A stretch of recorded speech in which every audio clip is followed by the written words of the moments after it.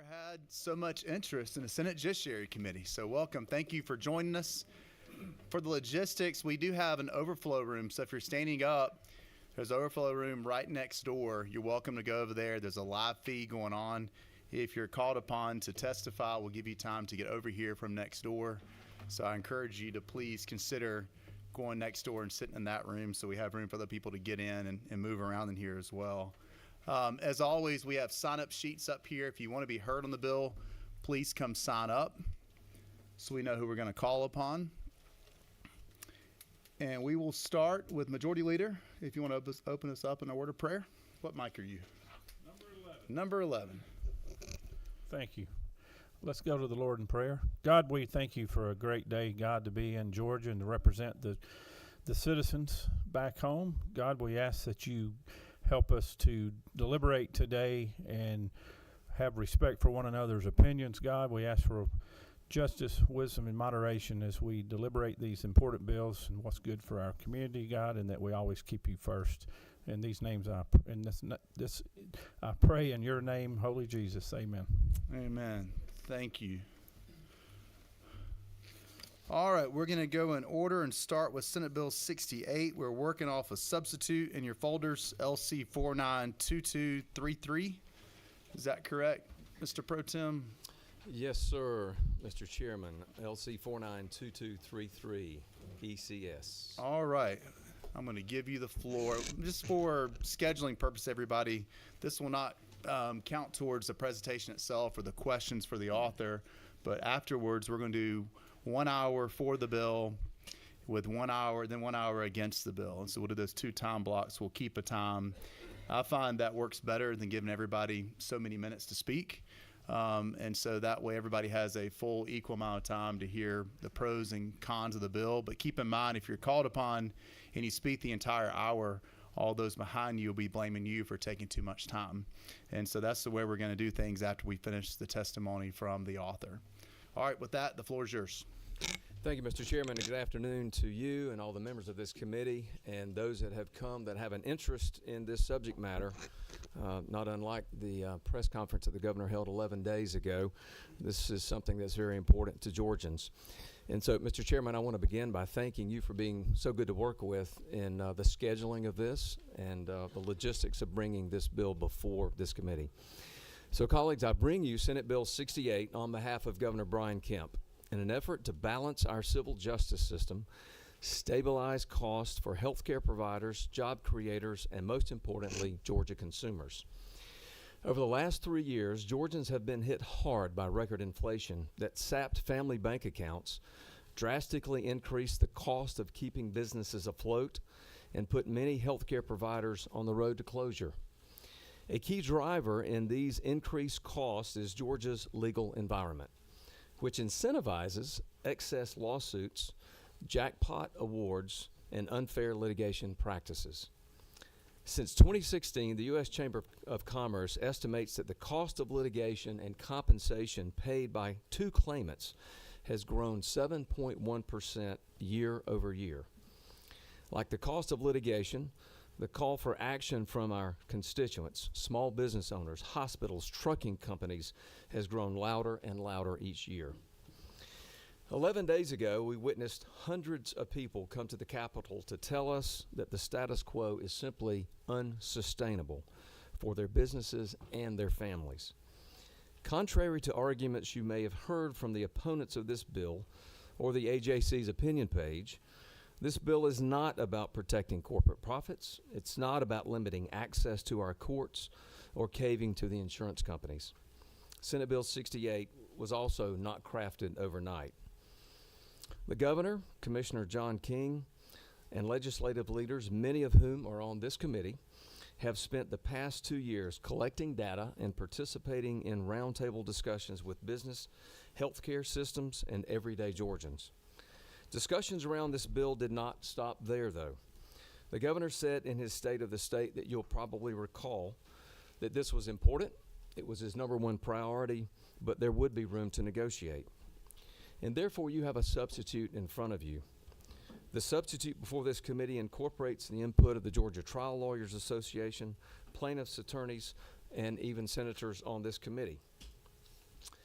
I believe that the substitute before you contains 8 reasonable solutions intended to bring balance and stability to our civil justice system.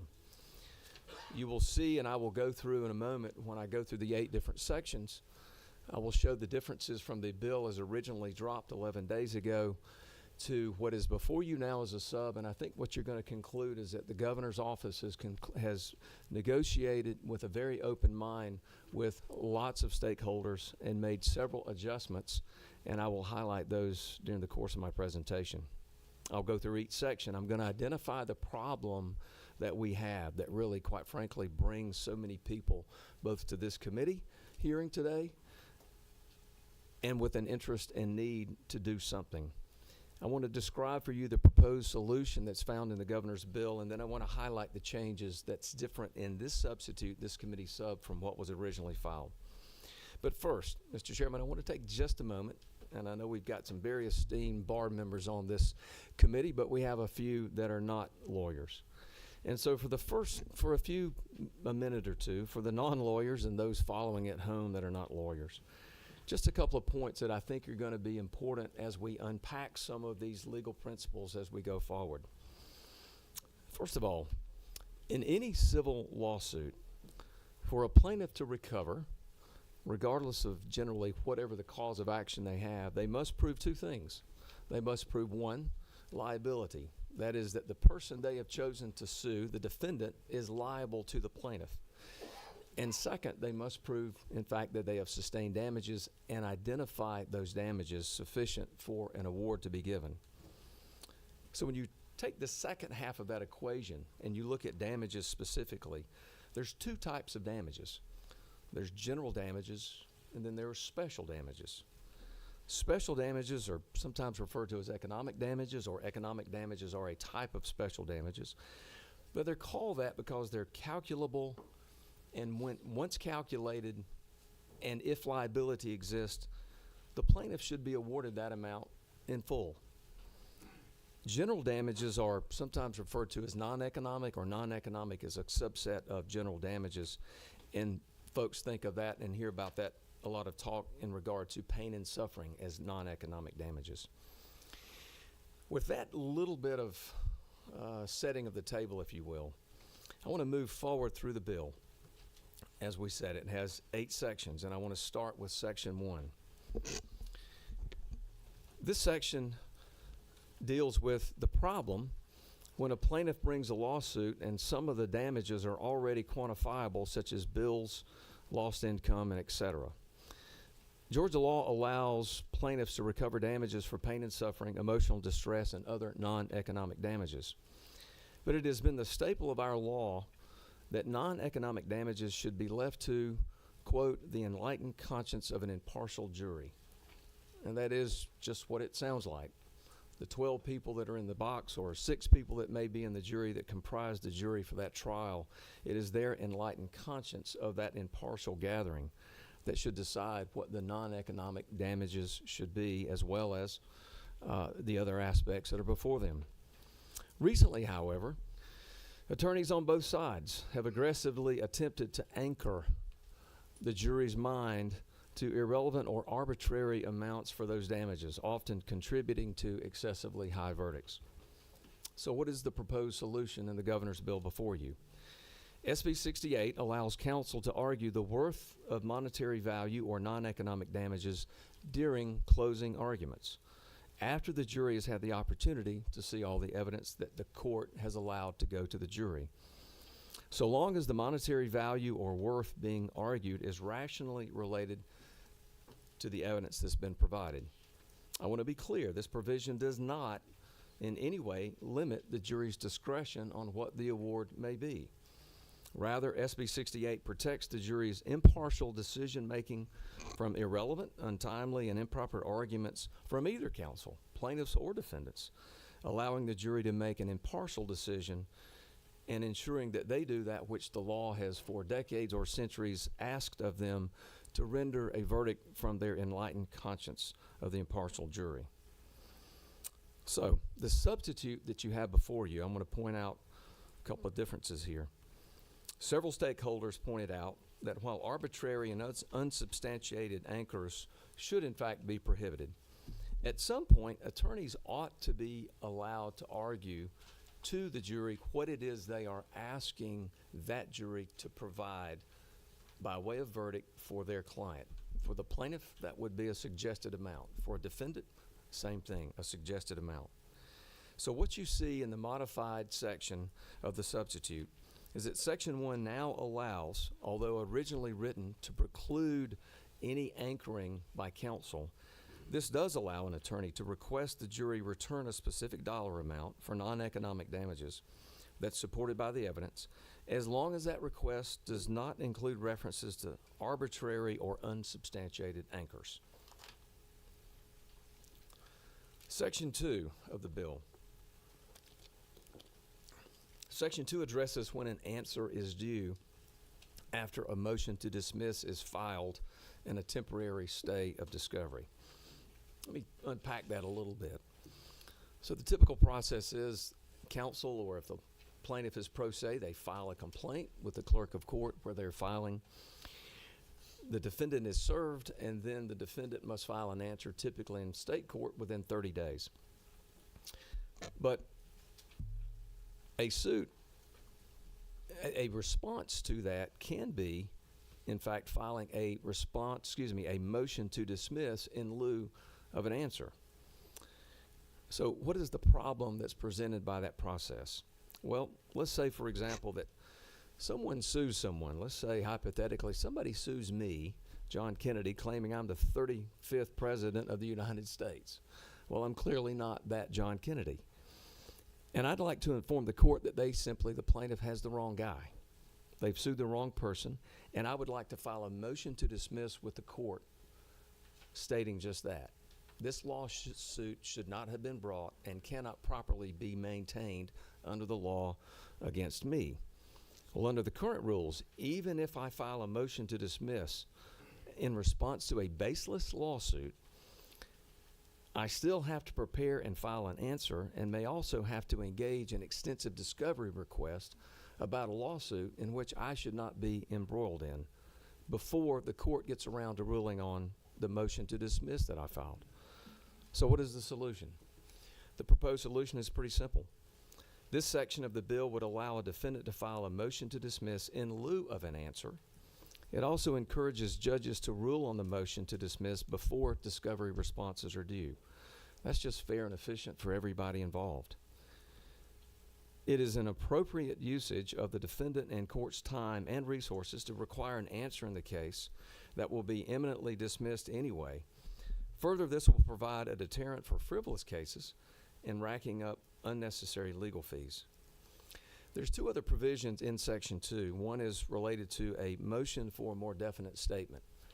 That's one of the rules that we have under our Civil Practice Act, where a plaintiff typically files a pleading in which the defendant really can't formulate an intelligent or articulable response to the specific allegation made because the allegations are so vague.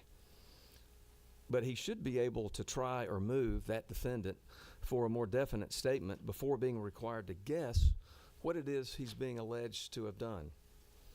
So what you will see with the substitute is that staying the discovery prohibits,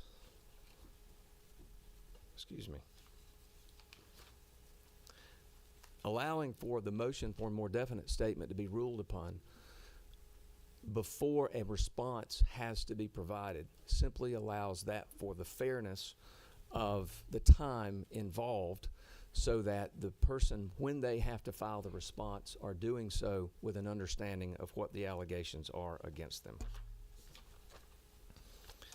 There is one other section or provision of Section 2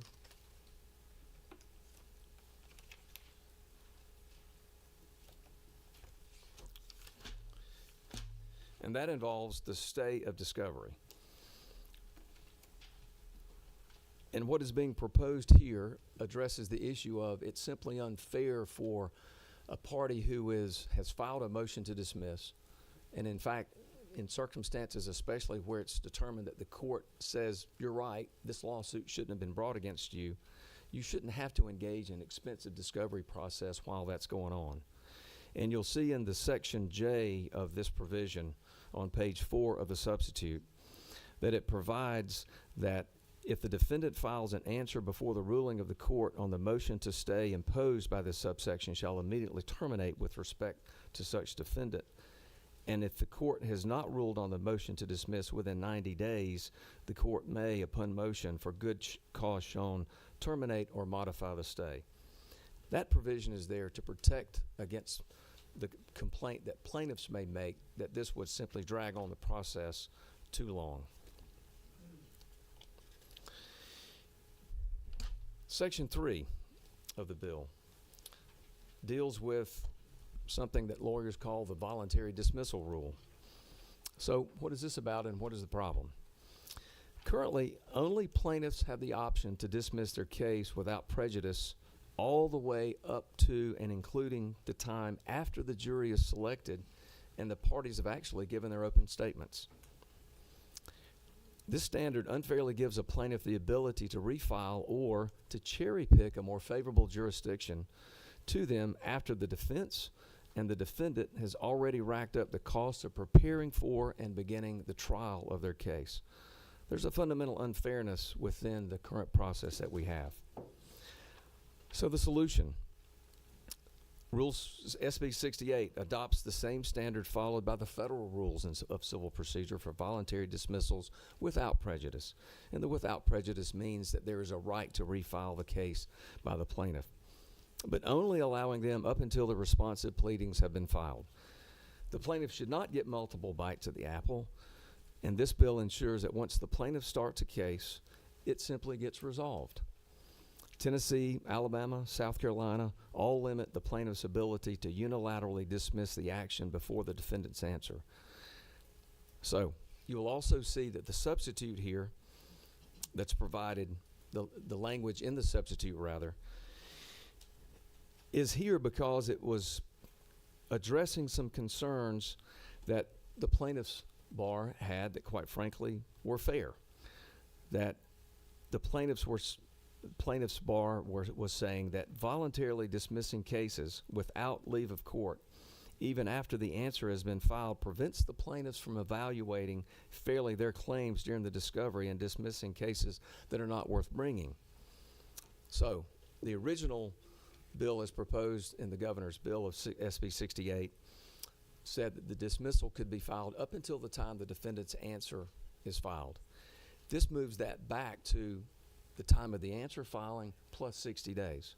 So the plaintiffs have sufficient time to get those critical bits of information that they need to evaluate for themselves, have they in fact perhaps brought a case that they don't want to pursue as they presently postured it, and it gives them the right to dismiss. There's also a section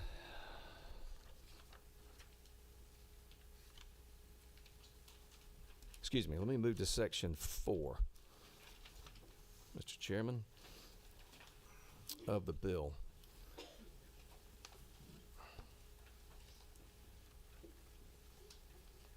That's on page 6 of the sub that you have before you.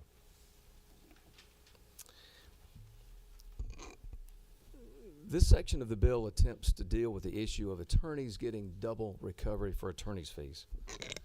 The general rule is that everybody pays their own way here in America for your attorney's fees. But we have multiple statutory provisions that actually can shift fee burdens to the other party based on certain exceptions, based on certain conduct, but there are exceptions to that. So notwithstanding the general rule that everybody pays their own way by paying their own attorney, we do have attorney's fees provisions. So what is the problem? The problem is that we've had some attorneys that have used multiple statutes to make claims for multiple recoveries of their same attorney's fees. So that's simply wrong. It's not supposed to work that way. But without the statutes being clear that that's prohibited, it can happen. And this, of course, is one of the many things that's driving up the overall cost that everybody is paying. So the solution, Section 4 of the bill simply makes clear that this is not allowed, and it clears up that attorneys' fees awards must be based on one rule, and that is the fees must be reasonable and necessary, and they can be recovered if the statute allows one time. Section 5 of the bill, which begins on page 6. This is something that we have talked about and debated in the past, and this deals with the law that is currently on our books of non-seatbelt use inadmissibility. We've got an old statute on the books that I understand is attributable back to Speaker Murphy, that non-seatbelt use of someone involved in a car wreck is inadmissible in the evidence.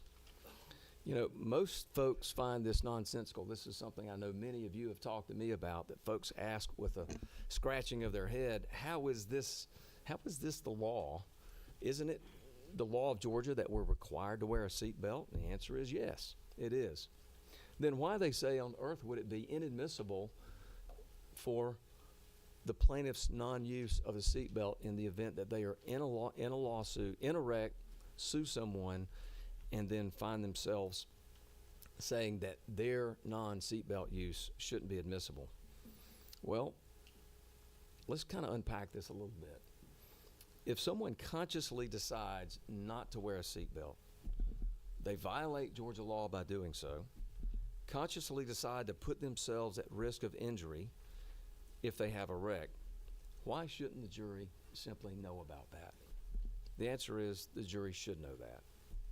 So the problem is the current law doesn't make sense. Jurors cannot properly address the extent of negligence without knowing this information. So the solution is simply allow seatbelt non-use to be admissible. It's relevant evidence. This doesn't force changes in a jury's decision. Subsection 2 is also there to protect the plaintiff, subsection 2 of the bill. Section 6.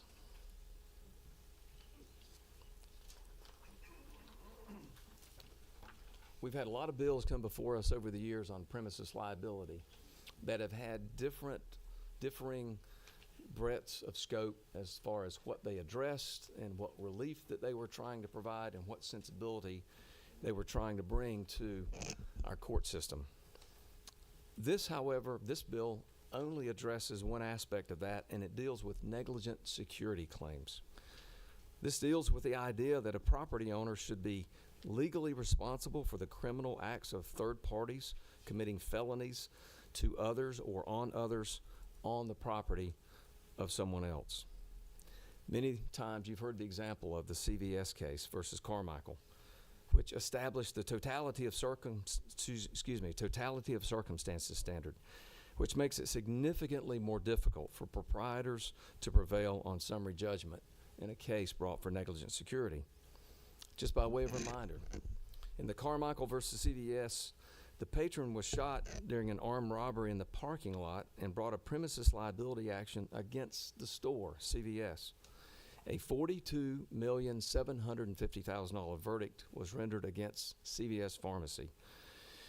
The court relied on the testimony of numerous employees and managers of the CVS where the customer was injured that the store was in a high crime area and a poorly lit parking lot and made to feel unsafe.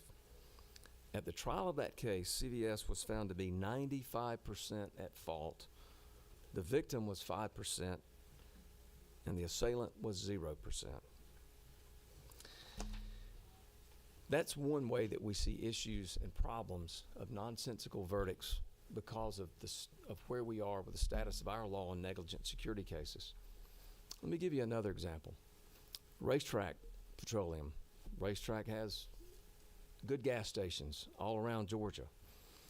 Just down the street from where we sit, a well-loved convenience store that was located here in Atlanta was placed there specifically because Racetrack wanted to serve that community. We had a Georgia-based business that was not only providing fuel, affordable food, and essential products to our community day and night, but also a business that had invested substantial sums of money, substantial time and resources into providing an asset to those who live in the downtown area.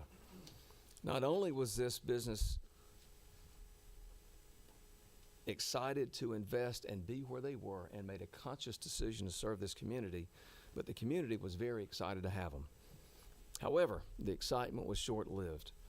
Following the burdensome litigation that ensued following a very tragic shooting near the business, not on but near the business, Racetrack was forced to close its doors, and it was never able to reopen them for that community.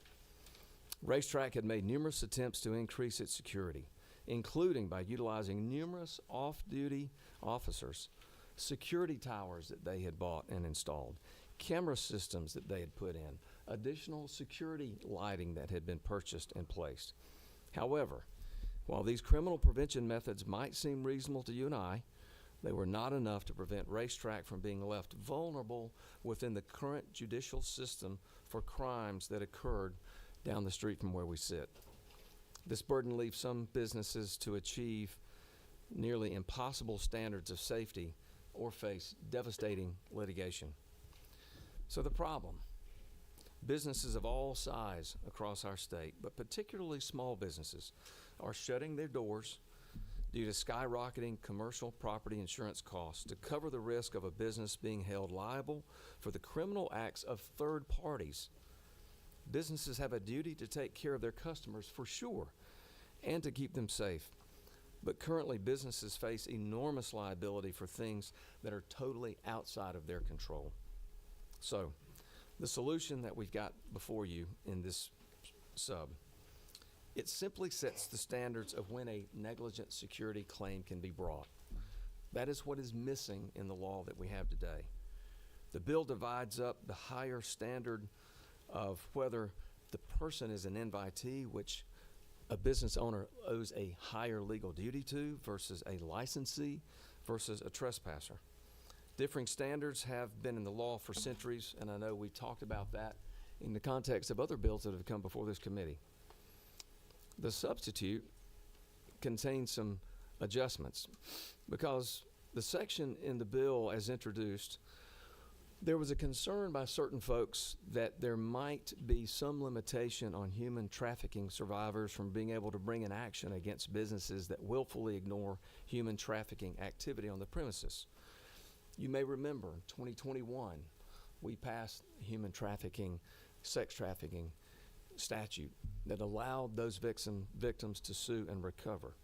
So while the original language in no way limited the ability of a survivor of human trafficking to bring an action under Code Section 51-156, that's the bill we passed and that became active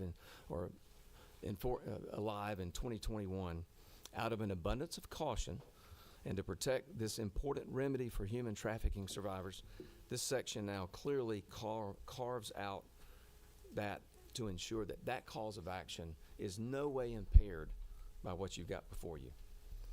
So, functionally, the issue now really is one of foreseeability, which the owners simply can't win the way cases are litigated. This bill seeks to put some standards in the law that plaintiffs and owners can rely on so that owners know what they need to do.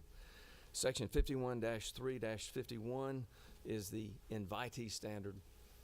That is followed by 51-3-52, which is the licensee standard, and that is when a licensee can bring a claim against the property owner for negligent security. You'll see in 51-3-56, which is the apportionment model, that is provided for in this statute. And then finally, the bill concludes talking about and referencing specifically security contractors, those people that are paid to provide security. A security contractor, and when you read the bill, understand that a security contractor is not and cannot be the law. They're not law enforcement. The fact that owners have a security contractor shouldn't be the standard of liability or create a higher standard of liability or a higher chance of being found liable simply because they have a contractor. In fact, the opposite would be true. We want to encourage property owners to hire security contractors if there is a need for that. So hiring a security company or contractor simply holds them to the same standards as the owner, and logically they should be held to the same standards as the owner. Section 7.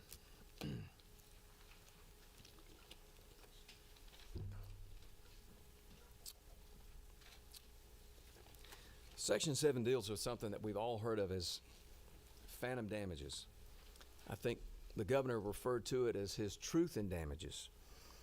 I would tell you this really deals with inflated invoices. Whatever you want to call it, it's something that's critically important because it is a significant driver in the cost of litigation costs that we have here in Georgia.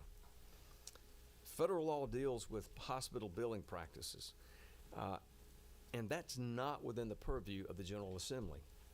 Why do I say that? Because what you're going to hear in this discussion about two types of invoicing and two types of billing hinges from that fact that hospitals have billing practices that are driven by and governed by federal law, which is not part of what we can address. But this section, Section 7 of the bill, deals with how special damages are presented to the jury. Remember at the top of my comments, and I talked about the two types of damages. We have special damages that are calculable, and then general damages, which can be awarded for pain and suffering and other things that are not calculable in a mathematical way, but are left up to the enlightened conscience of the jury. This section of the bill, Section 7, deals only with special damages and specifically the reimbursement that a plaintiff seeks for medical bills that they have incurred. This opportunity problem stems from the way that medical care providers bill and get paid. There is their rack rate, that is their retail rate, and then there is the contract rate based on the negotiating prices that many healthcare providers have negotiated with healthcare insurance companies. That world is very complex, and I will tell you, I don't understand it, but all I know is that there are two prices, and it creates this opportunity problem that is being leveraged in a way that is costing all of us a lot of money. Let me give you an example.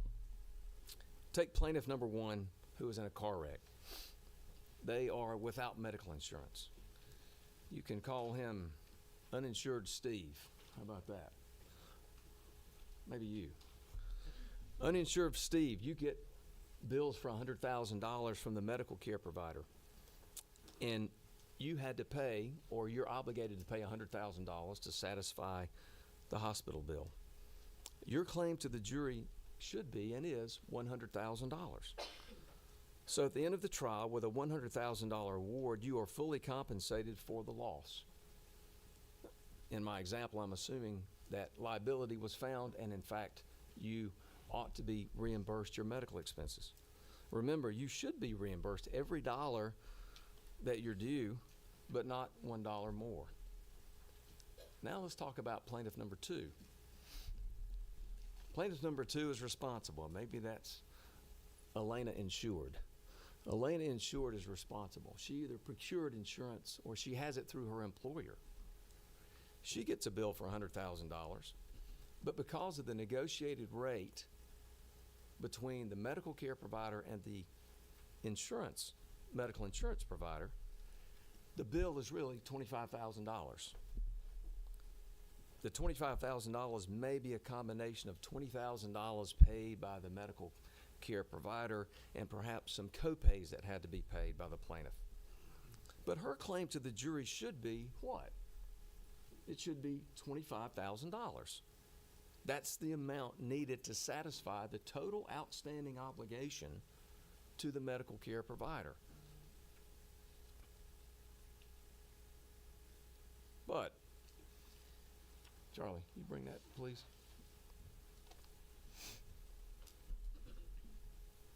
Bring that down here, please. That's not how it is presented to the jury.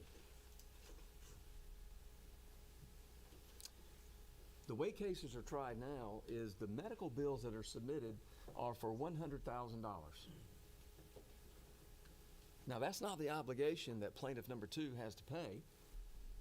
It's a total of $25,000, but that bill that artificially inflated bill, that fake amount, is what is told to the jury that her obligation is, even though she knows it's not, the plaintiff's lawyer knows it's not, the defense lawyer knows it's not. But that's the obligation that's presented to the jury. So, she presents that to the jury awards $100,000.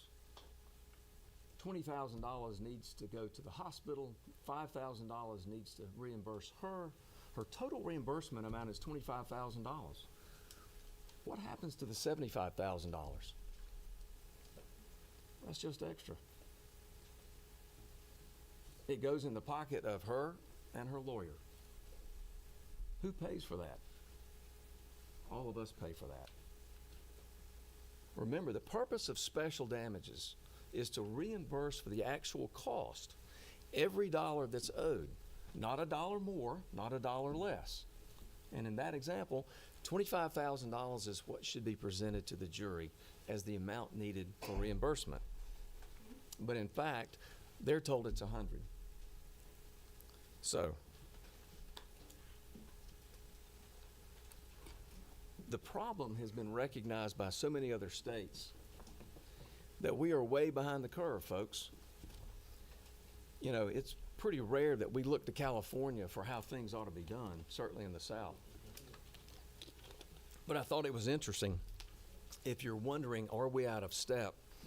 Alabama, Kansas, Indiana, Missouri, North Carolina, Ohio, and Texas all allow the jury to hear evidence about the true cost of the medical care.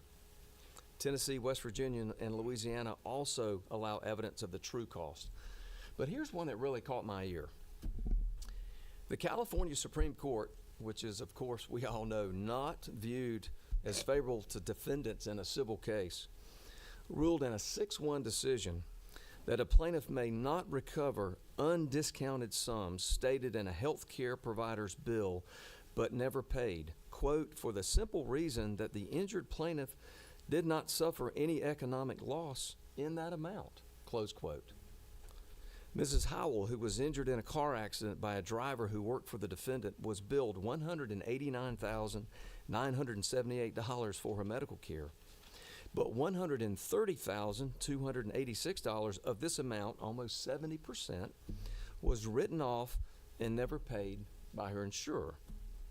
The jury returned a verdict for the full invoiced amount, the $189,000, which the trial court reduced by the amount of the phantom damages. The California Supreme Court ruled that where a health care provider has accepted less than the billed amount as full payment, evidence of the full billed amount is irrelevant and inadmissible. Folks, if California has figured this out, surely to goodness we can.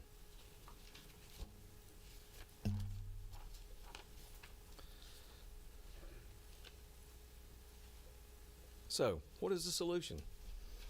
The solution is, just as in every other type of special damage that a plaintiff goes to a jury and asks to be reimbursed for, the plaintiff should submit the actual cost and the amount needed to reimburse him or her so they're back square. Every dollar, but not a dollar more. Why? This just makes sense. It's fair, and the plaintiff gets a full reimbursement, and the defendant and society doesn't pay the extra $75,000 in that example. Let me mention 2 more things before I move on from this. One is, if you look at that board and think about, well, is it just $75,000 on a $100,000 claim? Well, in this example, it is. But as these type cases are typically tried, it is very common for a plaintiff's counsel to understandably suggest to the jury that the amount of the non-economic damages, the pain and suffering, ought to be a multiple of the special damages. But the numbers that's used in the example is not a multiple of $25,000. It's a multiple of $100,000. So now you start to understand of how we get significant cost added to the way this whole process works. One other example. Add 1 digit to that. let's assume that the total medical bills are $1 million and that the total actual cost to the plaintiff is $250,000. Now you've got $750,000 that's awarded because the jury doesn't know the truth about the amount that is due for reimbursement. That $750,000 is not needed by the plaintiff to pay the bill because the $250,000 paid it in full. So where does that $750,000 come from? It comes from all of us. And I would ask you one last thing. Think of it this way.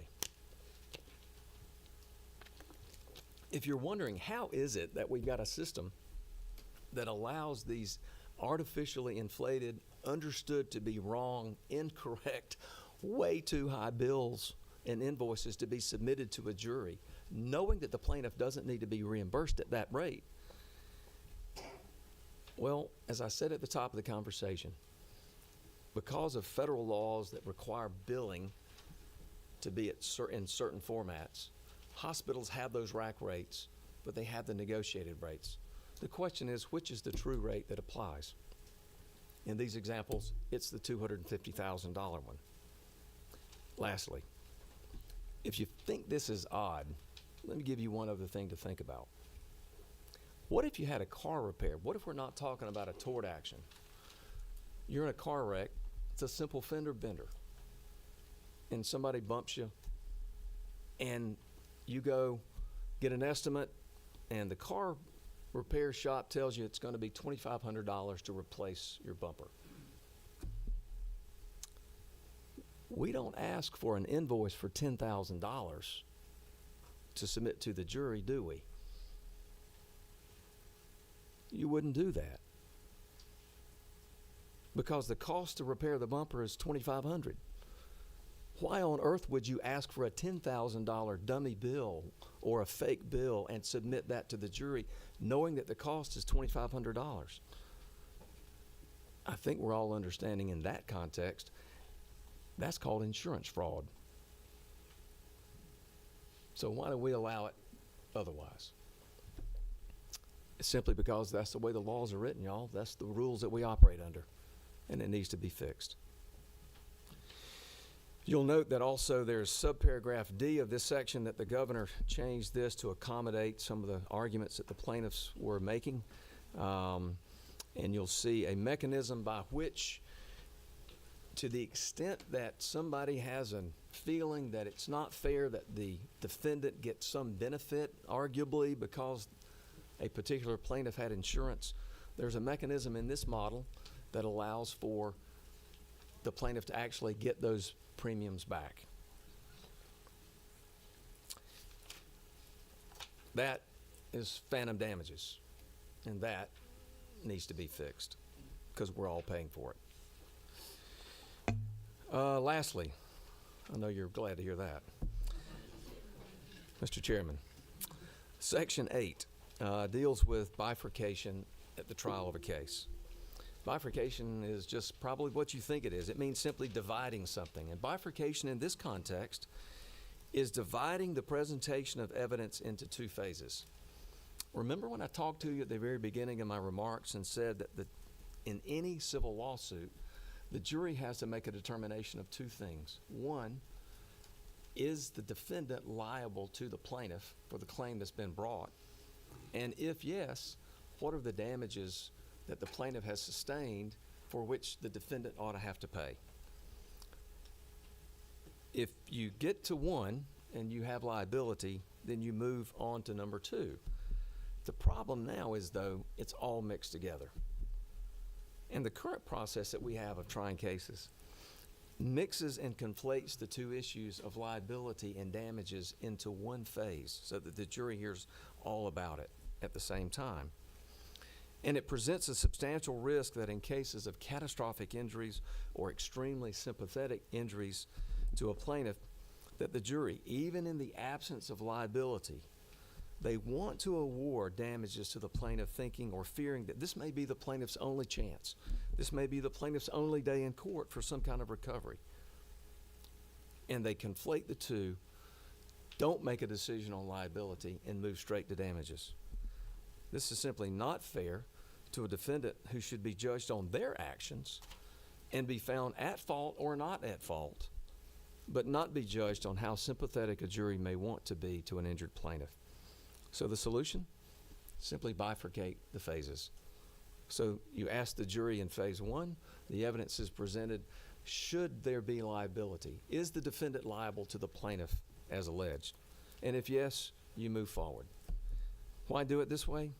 It's simply what's fair to everybody, levels the playing field, in no way restricts what the plaintiff can present by way of evidence or otherwise, and it's fair to everybody involved. Mr. Chairman, these are my 8 reasonable solutions to rebalance our civil litigation system. Each of these have been carefully crafted by Governor Kemp's office. I want to take a moment to reiterate the reason why we're here, using some of the stories that were shared with many of us over the past 2 years. Eggs are not the only cost going up at Waffle House. Georgia accounts for roughly 22% of all Waffle House locations in the country, but 37% of their litigation cost. Waffle House's liability insurance premiums have gone up 235% since 2018 alone. And their average cost for a negligent security lawsuit in Georgia is 5 times higher than it is in Florida. Waffle House cost of dealing with a negligent security case in Texas, well, it's 9 times higher here than it is in Texas. And it's 21 times more expensive to deal with that issue in Georgia than in South Carolina, and 27 times the cost of a similar lawsuit that they have to deal with in Alabama. Let's look at one other good Georgia company, Coca-Cola Bottling Company. Comparing the cost in Georgia to our neighboring states, the average claim cost per truck on the road in Georgia is 8 times the cost of what it cost them in Florida. The average claim cost per truck for Coca-Cola bottling is 9 times in Georgia the cost of Mississippi, 8 times the cost in Alabama, and 50 times the cost of that claim in Tennessee. Finally, let's take a look at maybe something that hits us all, maybe every afternoon, maybe every evening if you're going to go to dinner this evening. Not just business owners, but our constituents back home across this state. Currently, 21% of the cost of Uber rides in Georgia are going just for the insurance cost of that ride. That's a lot of money. But let's unpack that and see, well, how do we compare to other states? In this regard, Georgia is more closely aligned, sadly, with those numbers seen in California and New York. For instance, in Texas, the average Uber ride costs 13% of the cost of the insurance. In South Carolina, it's 11%. Tennessee, 8%, and North Carolina, 6%. Georgia has become wildly out of step with our neighbors. So what does that mean? The same $20, $24 Uber ride that we have to pay for in Georgia that has baked into it these insurance costs in Texas is only $22.60. South Carolina, $22. Tennessee, $21.60. And only $21 in North Carolina. That's just one more example of the system we have and how those costs are being incurred by not just the people you see here today, but the people that are using businesses all the time. Senate Bill 68 is a pro-consumer bill. Folks, our current model is simply not sustainable. I ask you to consider this bill. I'm happy to answer questions. Let's make some changes and help folks. Thank you, Mr. Chairman. All right, questions from the committee for the author of the bill. All right, you have no questions at this time. Oh, we do have a question. Senator Jones. Thank you. I was looking at page 9, line 192. I just had 2 questions, Mr. Chair. Okay. Senator line, page 9. Yes. Okay. Line 192. Okay. Was any thought given to maybe kind of defining what a security contractor is a little bit more definitely instead of just kind of saying any person? Maybe actually put some guardrails of what would constitute a security contractor? Well, as you see, it's defined as any person that contracts with an owner or occupier to provide protective or security services upon any premises or any director, officer, employee, or agent. Are you mean to try to help me understand the question? If you kind of look at it, it's not necessarily even a requirement that the person that they contract with even has a business of being a security contractor. It just says any person who they contract with. Who could that be? Could it be anybody, or does it have to be actual security company, or what does that mean? Any person? Senator, I think the purpose of defining security contractor in this is to identify what the parameters are for potential liability for a security contractor. I think there are, and I can't give you the site, but I think there are other provisions in the code and regulatory provisions that define what one has to do to meet the standard to be a security contractor. And I have one other question. Sure. Page 10. Okay. Line 223, 224 on the foreseeability issue. Yes. Where it talks about on line 224 well, let's go to 23. I start with was a reasonable foreseeable consequence of such third person exploiting a specific physical condition of the premises. Can you just kind of tell me what that means? How would we know they exploited a specific condition of the premises? Just from a practical standpoint, how would that work? Sure. So the structure of this obviously deals with invitees only. That's what 51.351. And you'll see it's not just, that's not the totality of how we're defining this. And there are 5 separate subdivisions, that define that. But as to subparagraph 3 on line 223, of course, it follows let's start with the one above it, maybe put it in a little bit of context. The injury sustained by the invitee was reasonably foreseeable consequence of such wrongful conduct by the third person. And such wrongful conduct by the third person was a reasonably foreseeable consequence of such third person exploiting a specific physical condition on the premises known to the owner or occupier. And it continues on.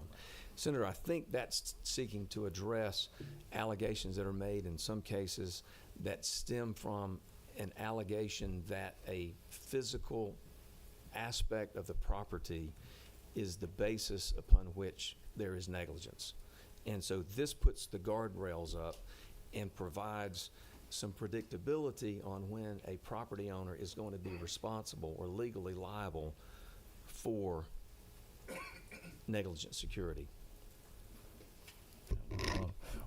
And that, I would say that's exactly correct. So in other words, sometimes the cases may say there was bad lighting. That would be the condition. But how would a person be able to show that the perpetrator exploited specifically bad lighting to actually show to prove their case in this situation? Because that's what the cases say. They may say it's bad lighting. They may say it was an unlocked door. But how would we know that they exploited that specific condition? So somebody's been robbed. How would I be able to show they exploited bad lighting? We know for a fact that's what they exploited. Well, again, you're taking one aspect out of this where there are 5, in fact, that are referenced under the section for invitees. So it's not limited, the statute is not limited just for that. But that is one of them. Yes, that's one, yes. Leader Hatchett. Thank you, Mr. Chairman. President Pro Tem, thank you for carrying this piece of legislation and for working with us. I have a couple questions, and I think these may be oversights or maybe they could be intentional.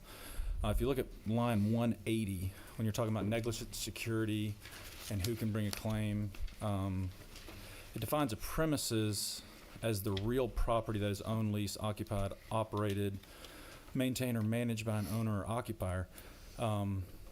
In my district, which I know a lot of people in rural areas have, we have trailer parks. And I know there's an effort now, I think the Chairman of Agriculture, but right now a trailer's not considered real property. And so was that a intentional, like to leave trailer parks out? And I guess it would apply to the movie industry with trailers and things of that nature. I'm curious as to why we picked just real property, and just want to see if that had been thought of, or if you'd be open to maybe sitting down and changing to include that too, so that those people have some protections when it comes to negligent security. Senator, I can't tell you that was consciously excluded, so to answer that part of the question. But I think when we're defining premises, I think that necessarily needs to stem from real property. And I think what you're saying is, do we want to include something that's not deemed real property, which is personal property, as premises? And I'm having trouble understanding how that would make sense. I think that would be very different, if not kind of adverse, with all the other provisions of the code that I'm aware of. When you think of premises, you think of real property, not something that's personal. Right. I think the only issue I have is, residents who live in an apartment building could bring a negligent security action, but if you're living in a trailer park and that trailer that you live in isn't considered real property, then technically you wouldn't have a negligent security claim. But we can talk more about it. I just wanted to flag that. Sure, but I'll further add, I don't know that someone living in a trailer or mobile home, that mobile home is still on a piece of property that I think would fall under the definition of premises, right? Well, because it has to sit on or be affixed to real property. Dirt. correct. Right, but unless you own the trailer and the piece of property that the trailer's on, it's not considered real property as codified in Georgia Code now. So if you own your trailer and you're leasing a lot or a lot in a trailer park, then it would never be considered real property unless you own both, unless it's affixed to a permanent structure, which is my understanding. And I think this is just one of those things, and this is not a huge pushback. This is just a, hey, sure, can we talk about this just to make sure if we're going to do this, everybody's protected. Yeah, and happy, after this proceeding to look, if you want, and look and see if we need to make some. And then the second thing that I was going to ask about is on page 14. This is line 335. Okay. In no event shall a security contractor be subject to liability for negligent security to an extent greater than the liability for the negligent security of an owner or occupier. I want to unpack this just for a second. If I own a Waffle House, for example, and I've hired professional security company ABC, and something happens, let's say that security guard fell asleep, they let something go, why would the policy, and explain to me if I'm wrong about this, but the way I'm reading it is that if that were to happen, the Waffle House would be held at the same level of liability as that security company, because the security company could never be held at a higher bar of liability based on the way this line's written. I think the landing spot you've got with that is correct. I think the way you're getting to it is a little bit backwards. Okay. Let me respectfully tell you why I mean that, why I say that. So the law sets the obligations and duties on the property owner as set forth herein. This provision is specifically there to make sure that for a security contractor that's hired, that there's not an argument that the security contractor has a higher duty than the actual owner of the property. And if you think about it, if that were to be the case, that would be a very perverse set of liability analysis, and no one would want to be in the security business, would they? If you got a higher duty than the actual owner of the property. But this provision also makes clear that the security contractor doesn't have a lower duty than the owner of the property. They're one and the same. Okay. Now, my idea was, I know in Georgia, you have a non-delegable duty to keep your premises and approaches safe. Personally would like to be able for a property owner to delegate that duty to someone that would take it on, but I didn't get to help too much in this. But I think business owners would like that too. Yeah, I don't know that, you may be right about that. I cannot imagine anybody wanting to get into the security contractor business if that were the law in Georgia. Those are the only two questions I have, Mr. Chairman. Senator Parent. Thank you, Mr. Chairman. Thank you so much, Mr. Pro Tem. Quick question right now. On Section 5 about seatbelts, I remember, I recall, I believe you said, hey, you're required to wear one under the law. I'm looking at page 6, line What page? I'm sorry. 140. Page 6. Okay, Line 140, or it's beginning really, I'm 143. okay. Quick question for my own clarification. I recall you saying, hey, you're required to wear them under the law. Is it not still the case that you actually we do not require people to wear them under the law in the back seat? Is that still correct? So that's a great question. It seems to me we had a bill come before us in the last 3 or 4 years involving rear seat restraints, and I just don't remember exactly how we landed on that. You probably do. I do not believe that Okay. law has been changed. All right. Am I right? No. I'm like, someone knows. Someone on this panel knows. He's new on the Judiciary Committee. Go That's easy right. He on would him. know. Why would he know? He may not Maybe even a be a legislative lawyer. counsel can tell us. Thank you. Chairman Tiller, you have questions? I have a few, if you don't mind, Mr. Chairman. Fire away. Do you want me to just ask one and then wait till you go through the circle? I've got a few I just want to walk through. Walk if that's through 'em okay now. if that's okay. Sure. Thank you, Mr. Pro Tem. Thank you for your arguments, too. I want to walk through the bill with you. I heard you on anchoring, understood that one pretty well. I want to go to the motion to dismiss. When you were presenting it, I enjoyed your example of the 35th president. The question about, I think you said in your presentation that it encourages judges to make a ruling. And backing back into that motion to dismiss, make sure I understand it. I think I'm with you on this. You want to make sure that there's a ruling on the underlying motion to dismiss before anyone engages in expensive discovery.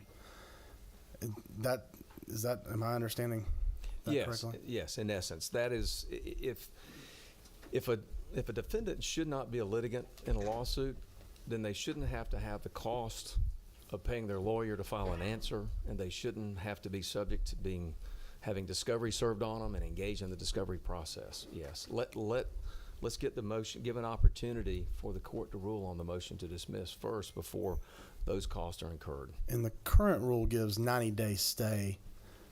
The current law, I'm just going on what's highlighted and what's been struck. It looks like currently you file the motion to dismiss, you get a 90-day stay on answering discovery. Can you direct me to what line you're on? Yeah, let's see. It's in section 2. Yep. It's not under the motions for an indefinite statement. Let's see here.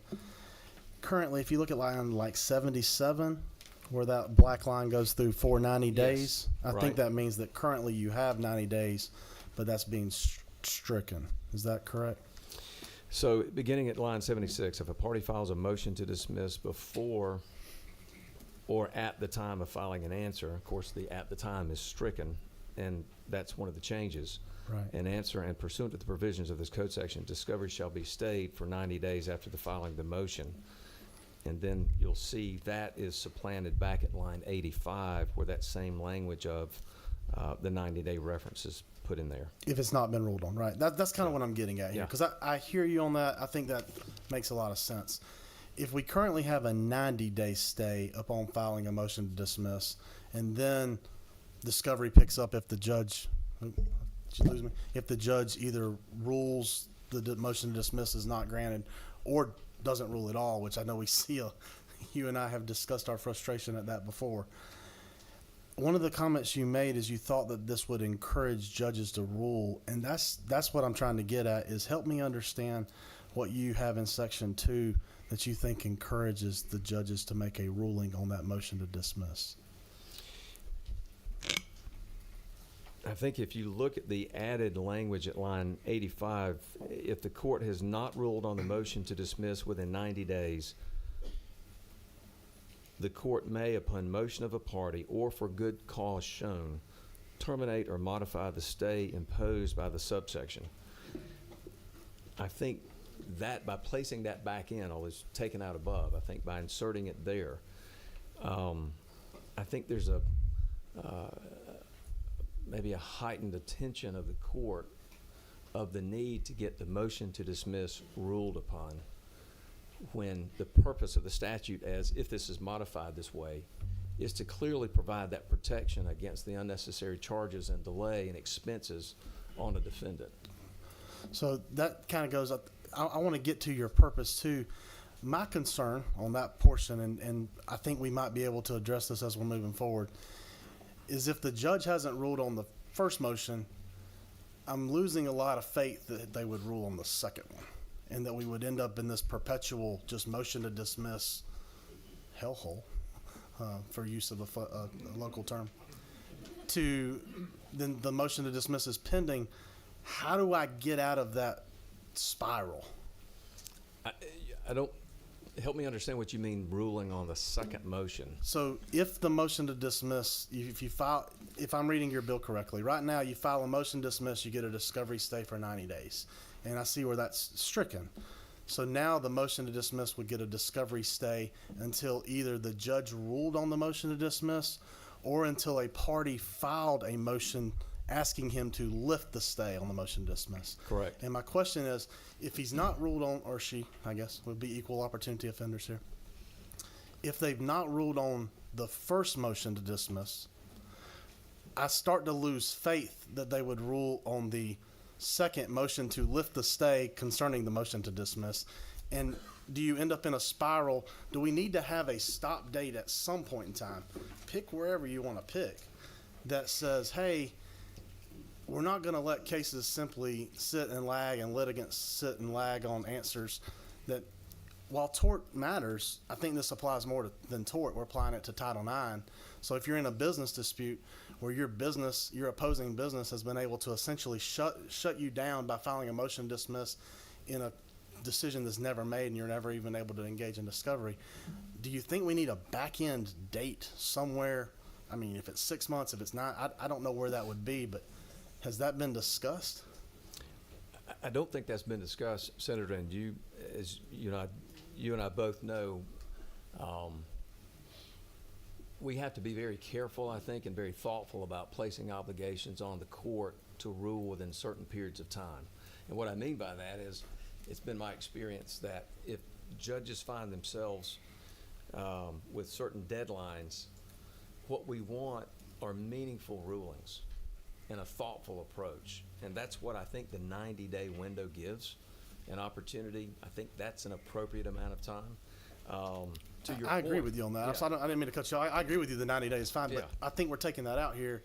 That's why I'm asking, is would another date further in the future be a more reasonable landing spot for Definity? If you've got a proposal, I would prefer not to have amendments to the governor's bill on this today. Not today. Okay, you'll But- keep working with me But on it. yeah, absolutely. Happy to continue discussions on it. And I don't mean this next point tongue in cheek, but it's something I want us to think about because I know many of us are attorneys. Do you create with that section by saying, hey, this stays everything for 90 days? Do you create a situation where then to not zealously advocating for your client, create attorney malpractice if you didn't file that motion to dismiss? And I want us to think through that, because then what we've done is essentially create a 3-month stall in the judicial system, which I don't think is what anybody's trying to do. Nobody's trying to do that, and I don't think that's a valid concern for this reason. As you know, as a practitioner, we're all subject to the rules when we sign the pleadings. And if you're filing frivolous pleadings and you're filing a motion to dismiss for which there is no basis, you're now not behaving ethically, and you're subjecting yourselves to having the judge say that, and you're wasting your client's time and resources. Gotcha. On the voluntary dismissal, I think I had a question about that. It looked like and I have to go through, and luckily we have Lexis, on lines 103, subject to the provisions of subsection E of 91123 and then 91166. I know line 1123 I think is class actions, and then 91166 is receiverships. So why do we treat them differently in this provision? Because of As to 911-23, there are different provisions on the dismissal of class actions. And under 911-66, the party who files a petition for the appointment of a receiver cannot dismiss an action in which a receiver has been appointed. That requires the order of a superior court judge that appointed the receiver. So those are two examples where the parties cannot dismiss the action. So you would naturally want to carve those out, or you would create significant confusion. You would mistakenly be suggesting a right to file a dismissal when other provisions in the law say that you cannot do that. Gotcha. On section 4, I'm with you on the double attorney's fees.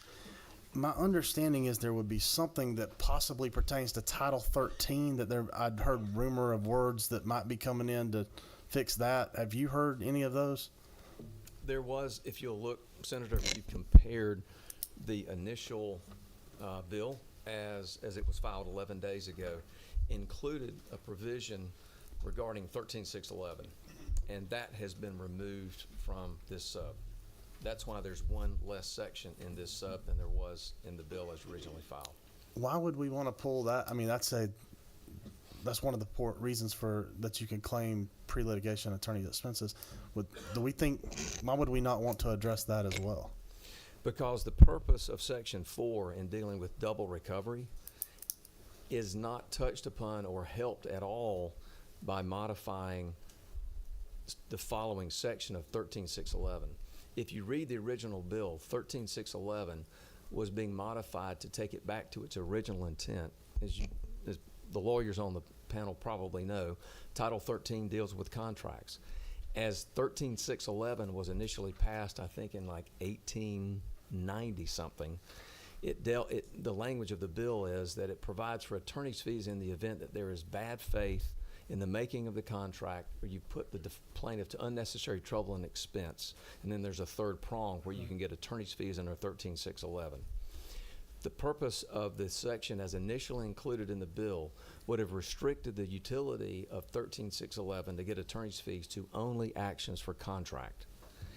There was a decision made because, quite frankly, there were objections to that, not only from the plaintiff's bar, from others, and the decision was made not to modify or restrict 13611 to only for contract actions. So there's no change being proposed to the usefulness or the applicability or the breadth of 13611 in this bill. So with it not being here, I guess that's the only way I could bring in to talk about 13611. So as I've defended some of these cases before, one of the things that was always really frustrating to me is I'm defending someone who I feel is not done anything wrong on their property or in their business, and I then can't assert a Title 13 claim for attorney's fees without finding some other way to bring a claim. Have you encountered that in your practice? I have, and that, depending upon who you're representing and what the kind of case it is, it can be frustrating. But the limitation is there because the language of the statute says it's only available to plaintiffs. And if you also look at the case history involving 13611, the availability of that as a fee-shifting mechanism hinges upon and is determined on pre-litigation conduct, not post-litigation conduct. You probably know that is seen in 915.14 as the statute that allows recovery of fees for that. So for 13611, it's been pulled out of here. Not when I say pulled out, it's been removed from the bill. So there's no changes being proposed to 13611. You've asked me not to propose an amendment today, but if I were to propose an amendment that dealt totally then with fee shifting, with loser pays, would that be something you would entertain? What do you mean loser pays? The loser of the lawsuit pays, because that's what we're trying to get after here, right? Is the cost involved in the litigation shouldn't be borne by the innocent party. So if I was dealing with like what we talked about in Title 13, if I can't bring that counterclaim for pre-litigation expenses for what it took me to defend the business that we were representing against whoever brought the claim against said business, I don't think that's fair to my client as a defendant. The only way I see to fix that would be to switch in a loser pay argument, and that's what I'm sort of trying to do and asking if you'd be interested in that, on either 13, in Title 13 or Title 9. Senator, I would tell you that that's a different issue for a different day. Not here. It's not what the governor wanted to propose in his tort reform package. That provision is available, as you probably know, in the event that you are a counterclaim plaintiff representing your defendant. 13611 is available, and I think the case law states that. So there are circumstances where you, in representing a defendant, where you think you're having to pursue a claim that you shouldn't have to be incurring fees for, under 13611, you can do that. So But you it's not interested in loser pay on this? It's not that I'm not interested in loser pay. This is the governor's bill, Yeah. and this is what. On this, that's what I said, on this, not. Yes. On Section 5, seat belts, are you suggesting they should be used for liability or for damages? Their admission. Well, let's look at the language. Okay. It says that the failure of an occupant of a motor vehicle to wear a seatbelt may be considered in any civil action as evidence admissible on the issues of negligence, comparative negligence, causation, assumption of the risk, and apportionment of fault, and for any other purposes, and may be evidence, and then it continues on as originally. So all 5 or 6 of those items that are identified would be the appropriate use for when non-seatbelt use would be admissible. So both? Well, if it's one of those 5 senators, then Okay. it's those. Gotcha. On Section 6, I heard you on the human trafficking carve out, and I want to go there for a second. I think that's going to be around lines 252, 257. 257, you said? Yes, sir. Okay, got it. Nothing in this article, and this is 257B, nothing in this article shall be construed to limit any cause of action brought pursuant to Code Section 51-156. That code section I did get to look up. That's the Attorney General's human trafficking provision. Correct. And then, or a violation of 16546. That's the criminal statute as to the trafficker. Correct. I'm not suggesting we fix this here, but this is something I hope we can work on as we move forward. I think that code section right now would mean that nothing in the prior new parts of Title 51 that we're adding in Chapter 3 here would prohibit you from bringing a cause of action against the actual trafficker. And my understanding of what's happened in the Red Roof Inn cases, all the stuff up Buford Highway, is they've been going after the property owner because of their acquiescence or simply not paying attention to the fact that trafficking was taking place on the property. If we're only going to make sure that this statute doesn't apply to those 2 titles referenced, I think it's only applying to the trafficker, and I don't think that's what you want either. I want to work with you to make sure that we're applying it to the property owner when the property owner had these foreseeability measures that you talked about earlier. But look at those I will, thank you, and we'll look at that. Happy to look at that. I don't think that's a valid concern for this reason. If I remember 51-156, it affords a recovery by the victim not only against the trafficker, but anyone who benefited therefrom. And that's where, as I understand it, some of the liability theories extends to property owners and hoteliers. reading 56 right now, I don't see that, but it's not fair for me to be able to have it right here and ask you a sure. question. What is that Yeah. code section again y'all are referencing? 51-156. And you would think that might be in the definition of perpetrator. Okay. Gotcha. And Mr. Chairman, you want me to stop, or you want? Those are all the questions that you have at this time. Well, the next one got to section 7. Don't make it take longer asking me if you can ask more questions. Just ask your questions. Understood. Well, backing up to the I think we have to ask ourselves a question, and this isn't directed at you, Mr. Pro Tem, but if we think it's advisable to carve out human trafficking, are there other crimes that we are now setting on a second tier and saying that those are less. I always want to make sure that we're still focusing the attention on the perpetrator.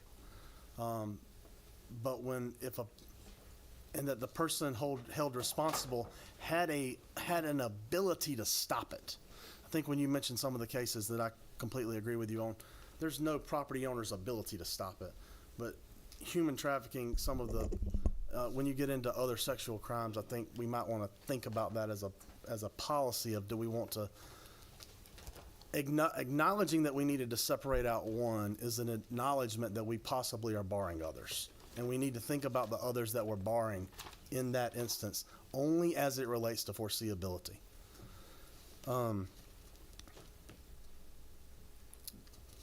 the phantom damages question, one of the concerns I have is we obviously have a public policy that we want to encourage insurance. And I appreciate what you did, or what the governor's office did if they were the drafters, to add in the insurance provision that you referenced when you talked about Section 7. It sounds like, though, that section admitting how much you paid in insurance premiums, whether it was $2,000 a month or $5,000 a month, let's use the big number, use 5, that you're only able to claim those insurance premiums from the time the accident happened until the earlier of when treatment ended or when the trial concluded. So if it took 2 years to go to trial, I've got 24 months of $5,000 of insurance premiums, or just use 1,000. It's easier math. $1,000 of insurance premiums. If there's future cost that we're getting an award for, if someone was hurt and they have future medical costs, I don't know how we're factoring the insurance in there. And then the bigger question is, they did what we wanted them to do, right? They went out and got insurance. And so they, as you said, blackboard a lower dollar because of the screwed up complexities of medical billing than the person who did what we didn't want them to do. I understand what you're saying is, hey, it's all about an economic whole. But there's a realization in your argument, too, that economic whole goes towards a non-economic argument of pain and suffering. So do you put yourself in a position where the person who did what we want, the mom of 3 who has a car wreck in her minivan, had insurance, Blue Cross Blue Shield, went and got treated, is she now at a legal disadvantage because of the fact she had insurance versus someone who did exactly what we didn't want them to do, didn't have insurance, went along with that? And I love your comments. Yeah, sure. And thank you for the question and the example. The short answer to your question is no, not at all. And here's why. We're talking about special damages. We're talking about the reimbursement of the medical cost of that element of special damages.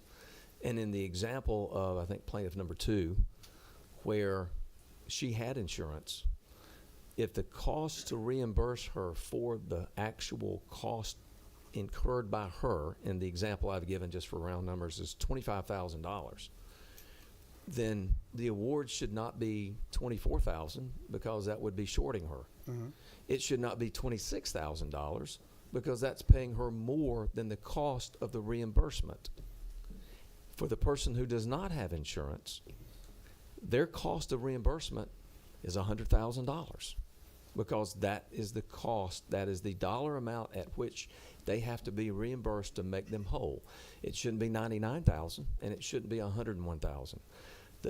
The problem that's being addressed here in this bill is the example of where the person who is insured that has the bill, that the cost of reimbursement is $25,000, but the document that goes back to the jury that they use to write in the verdict form is $100,000.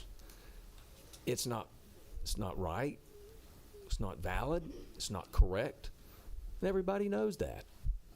But it's allowed because under the structure we have, the $100,000 bill is what is sent back.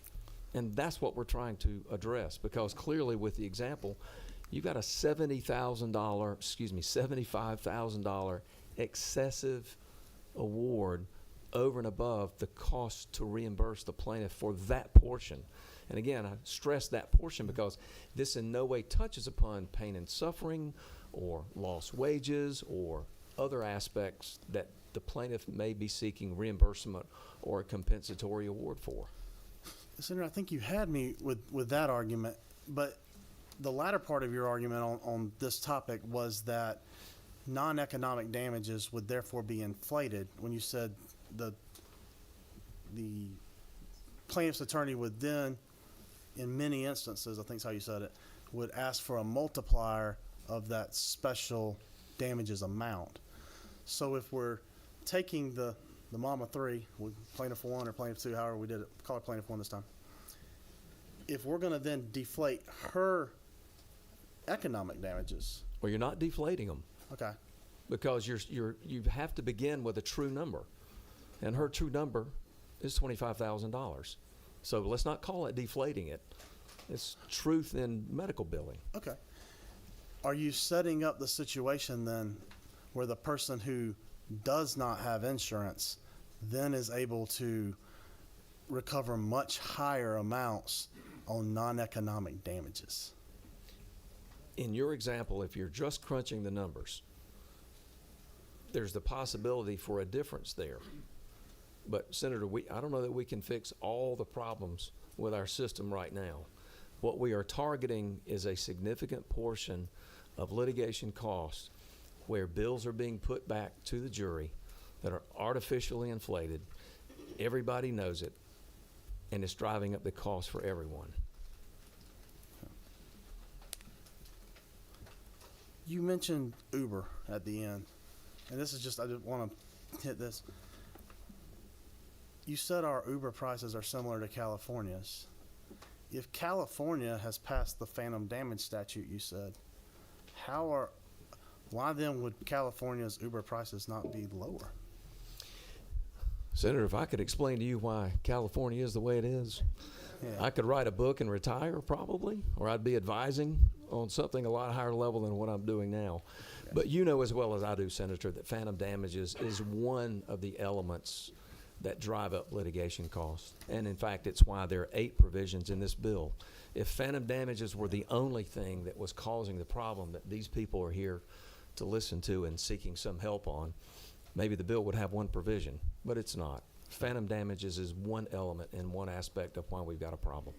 And my last question goes back to something Senator Hatchett said on 335 through 337. And thank you. It's not your fault that we were all reading this real fast with you. I know you've been writing up until now. I'm sorry, where are you? 335 through 337. Lines 335? Yes, sir. Okay, got it. Thank you. In no event shall a security contractor be subject to liability for negligent security to the extent greater than the liability of the negligent security of the owner or occupier. I think I'm with Senator Hatchett on this one. I actually want the negligent security company to be liable, not the property owner. So if the property owner get a verdict of, we'll use your $1 million example, 100,000, it's on the board. Your 100,000 example, do we now have to argue that the property owner is liable for the negligent security owner to be responsible? Or is that reduced in, it's not proportionate, but that's what it is. And the phrase I'm thinking of here. Don't help me. I really don't know what you're talking about. So Apportionment. sorry. Apportionment. It's not okay. proportionate. All Sorry, right. apportionment. All right. So you go to trial. The jury says, "Yeah, you're right. It's a $100,000 case or a $100 million case." The negligent security contractor is 99% responsible. The property owner is 1% responsible. Is the negligent security contractor's liability now reduced to that 1% since the property owner's liability was only 1%? I'm not sure I follow the question because I think the premise is either I don't understand it or maybe flawed. Yeah. And it's simply because of this. The way that the law is now, and I think what this certainly makes clear, is that the duty on the security contractor should not be, and cannot be more than the duty on the owner. Now, I understand you're trending towards some idea that maybe it ought to be more.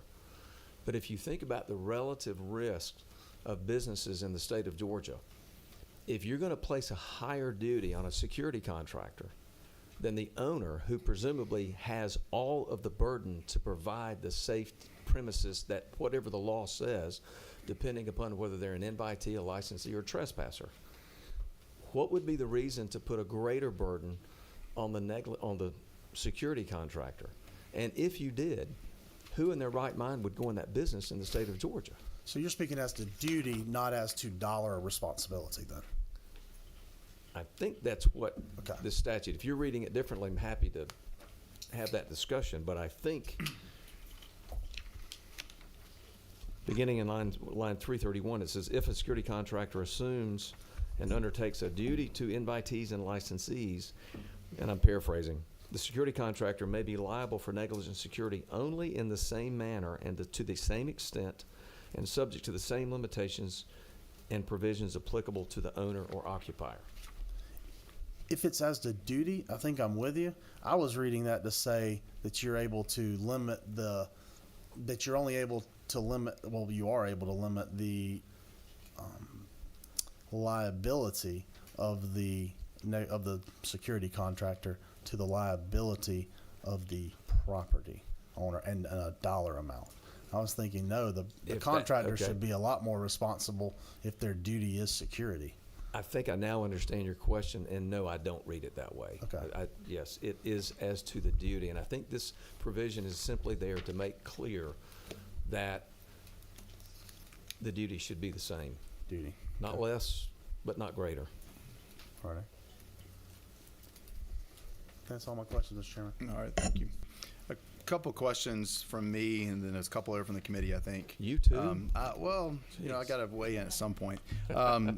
The changes in the collateral source doctrine back to Section 7, Okay. which I want to ask you about, and Chairman Tillery took a few of my questions, but I want to ask you about the addition in the sub lines 368 through, 378 in particular.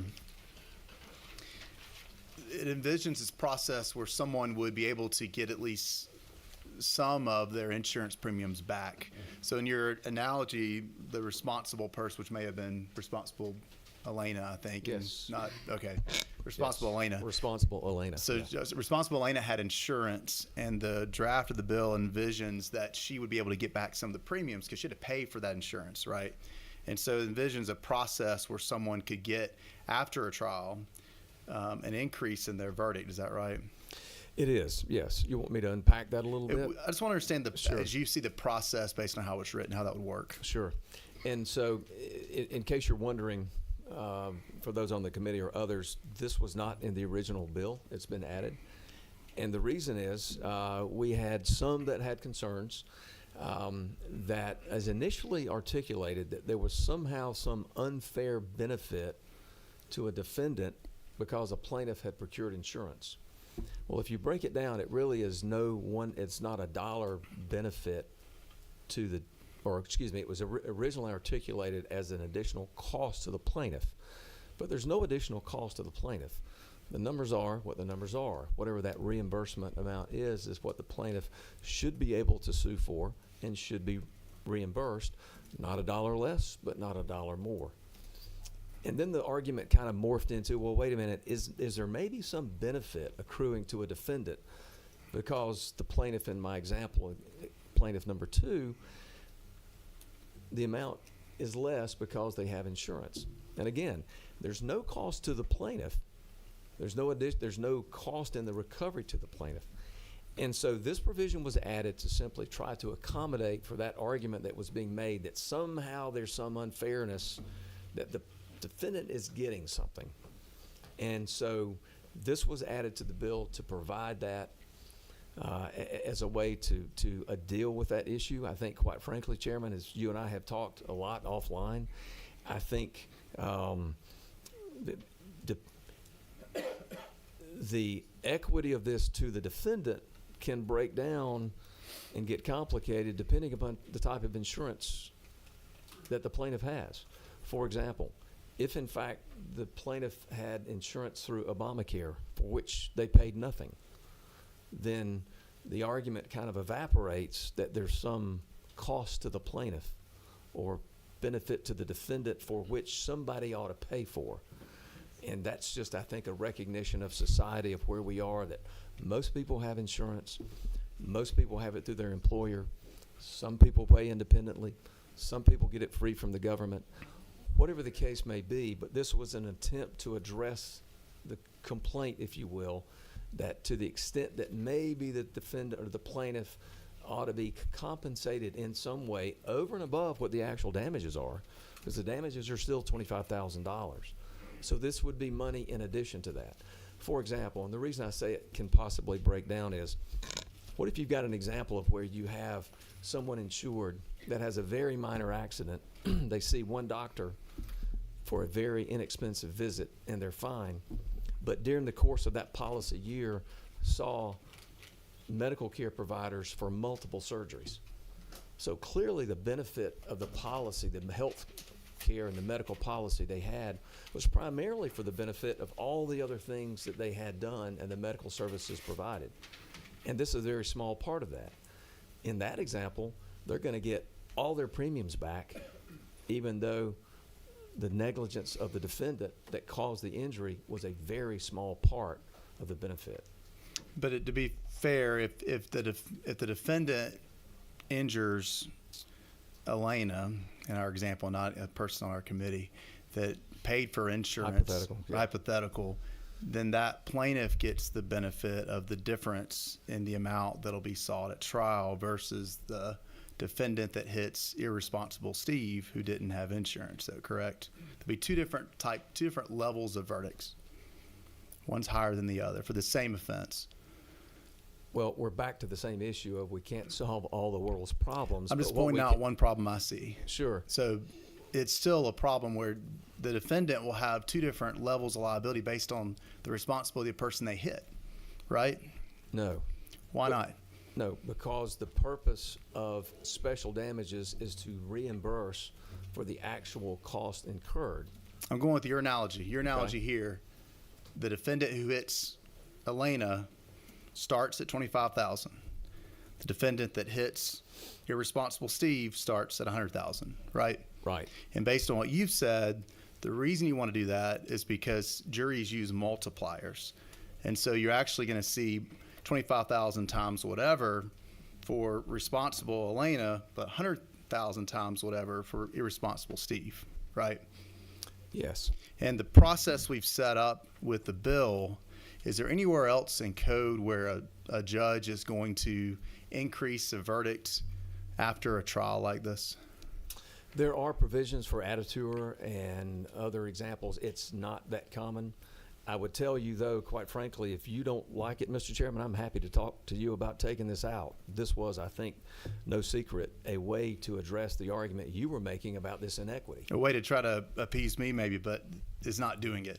Because Well,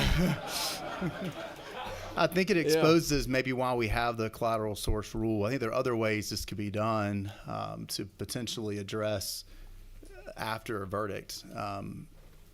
maybe so, but I would say if it, and I'm open to ideas if you want to work on I've got ideas. other ways to address it. What I do know, the idea that doesn't work is to leave that system in place. And if your suggestion is that we just leave the system in place where people continue to get reimbursed at a multiple beyond that which they really are owed, and that is used as something that exponentially multiplies other damages, that's the problem we've got. I just don't want to do it in a way that creates another inequity is my point. You have other questions? Okay. Senator Jones? Thank you, Mr. Chair. My last one. Going to page 12.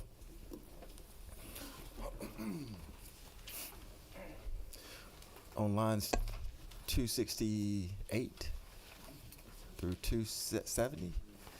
Give me just a minute. Yes, absolutely. You said page 12? Yes. Okay, I'm here. Okay. On lines 268 to 270, was there any thought given, instead of having a blanket rule that if something happens off premises, there would be no liability, to maybe put in some type of, 100 yards or 50 feet or anything of that nature? Well, I think you'll find elsewhere in the bill that there's a reference to the distance of 500 yards that you'll see starting at line 214. Now, this is under the section 51-351 for invitees. Correct. That's correct. And But- so it addresses where you've got prior occurrences of similar wrongful conduct on the property of adjoining premises or otherwise occurring within 500 yards of the premises of the owner. But that's to establish the duty. Okay? On, Right. on page, which we're talking about on line 268, it actually starts on page 11.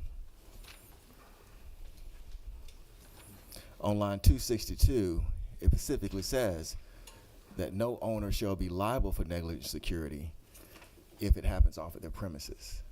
Yeah, and the reason is, Senator, or excuse me, Mr. Leader, you're in a different section. You're dealing now with trespassers, where the legal standards are different and the duties owed by the owner of the property are different to the persons, and that's why the language is different.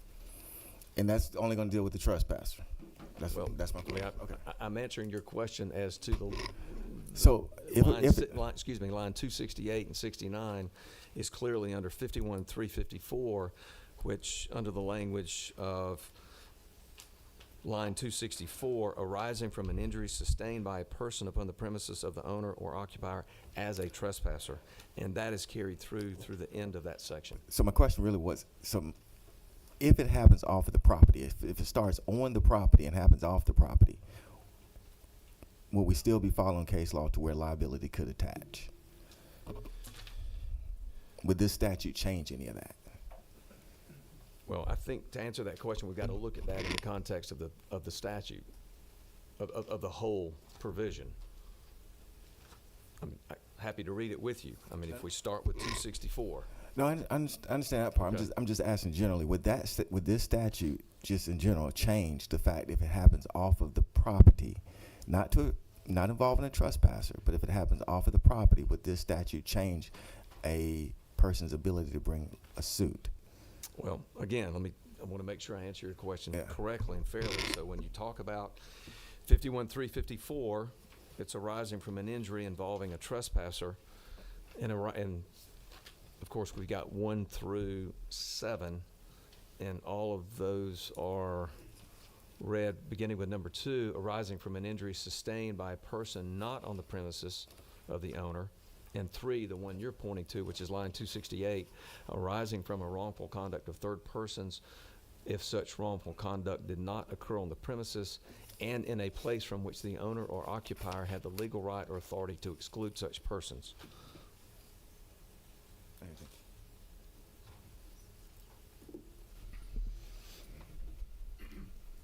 Leader, were those your questions? Yes. Okay. Senator Rett? I think you answered it. I was just going to try to give a better example. Suppose I was at Elena's smorgasbord and there was a fly in my soup. We got into an argument. Then I went down the street and she came after me and we got into it. You know, I was just trying to give an example to help them out. Okay. All right. Thank you, Senator. Senator Parent, I think the last question from the committee, I think. Thank you. So, final question. It involves a little bit of a scenario, so it'll take a minute or two. But would you agree that at times lawsuits have had a role to play, both in recent years and sort of throughout, our history, in setting up a system of incentives for businesses, let's just say businesses right now, although clearly they go well beyond that, setting up a system of incentives to sort of keep the public safe, especially when we're talking about this negligent security or premises liability segment of the bill, which is definitely the longest, at least in terms of number of lines. Would you agree with that?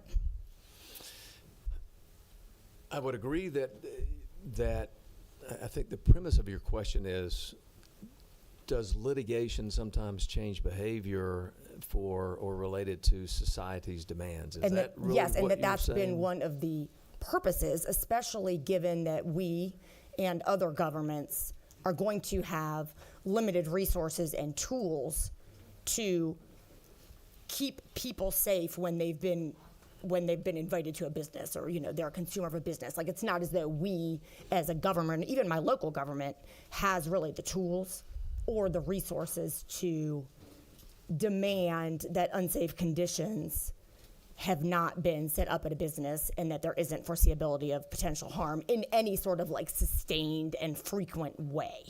And that part of the way our system has been set up is to shape behavior of businesses, but many more, through the risk of if your actions then have led someone to be harmed on your property, you are then liable. And that has been like foundational. I mean, am I not right about that?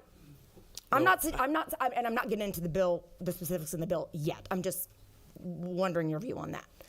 So I think, Senator, there's sort of a lot of concepts and probably a lot of philosophical thoughts that are embedded in that one. Certainly litigation can impact things. They can impact things positively. They can impact things negatively.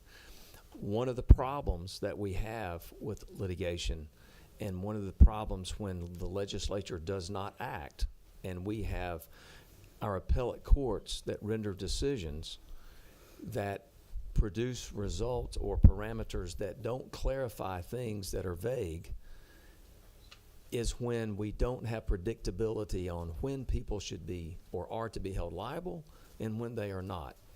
And that's part of the problem we've got right now. That's part of the problem with businesses in Georgia, is that there's not sufficient rules that are clear of when is a business owner or a property owner going to be legally liable for negligent security. And so that's why this bill is so desperately needed. And it is that predictability that provides the stability going forward. And I would suggest to you that, you're an attorney, we read cases from the Court of Appeals, and at times in the Supreme Court, they will say, there's a problem, the legislature needs to act. Yeah. And that's exactly where we are now. Thank you for that. So I'm a little bit struggling, and I'm going to get into why I'm going down this road. Wrestled a little bit with whether to bring it up, but I feel like I have to, and now's the best time. So I'm struggling with this claim that this has to do with consumer protection, all right? And there's an example from my county that makes me doubt it. One of the counties I represent that actually just happened down here last year. DeKalb County is one of the counties I represent in the Senate. And in DeKalb, it turns out that there have been some gas stations where there's been an inordinate number, higher than average, or that there should be a number of, assaults and murders. And I don't know if only DeKalb has experienced that problem with certain gas stations or many gas stations. So I don't want to speak to anyone else's county, but I know, in fact, talking to county officials today, that has been a problem in DeKalb. So the county commission got together last year while we were in session and passed a whatever they call their statutes or regulations, ordinance. Thank you, Dr. That gas stations need to have cameras. And that was brought about because in one particular murder, a county commissioner actually went to the scene. And she was there with the police and watching they were trying to go through the video, and it was all snowed out. And they were like, okay, we can kind of see who did this. And she was like, man, this has got to work. This is common sense. Like, these are dangerous. This is not the first time this has happened here. We need the cameras to work. They passed an ordinance. Next thing you know, it's maybe even sunny day, and I'm down here, and a senator brings a bill on behalf of a business that I believe is a member of this coalition. And it says, a county, municipal, corporation, or consolidated government shall not require the placement of video surveillance equipment in the interior or exterior of any business or location where the retail sale of automotive gasoline occurs. And that passed on a party line vote, and that is currently the law.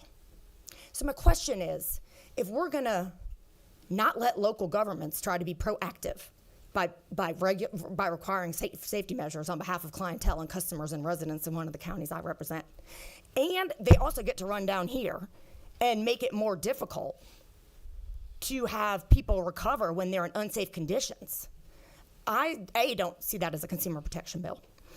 And B, I have real concerns about where are we going with protecting the public? Because a legislature that just goes ahead and passes that over the objections of all of us that represented DeKalb County at the time is not that worried about who might get murdered at DeKalb County gas stations. At least it doesn't appear they are. And so when you put these things together, it all comes off to me that this business, claiming, oh, woe is me, but we really need this to help the people. It just strikes me as real disingenuous. And so I have a hard time on the premises when I saw exactly what that General Assembly did when my county tried to make a business safer. Love your thoughts on that. Isn't it true? Isn't it true? Was there a question in that somewhere? Yeah, I want to. Yeah, the question is, if we're doing both things, where are we trying to? Yeah. And I want y'all to finish this, but let's stick. We have a long ways to go. Yeah, we have. I'm going to try give to a stick much to the shorter bill. I answer. understand. Maybe more for the argument at the end.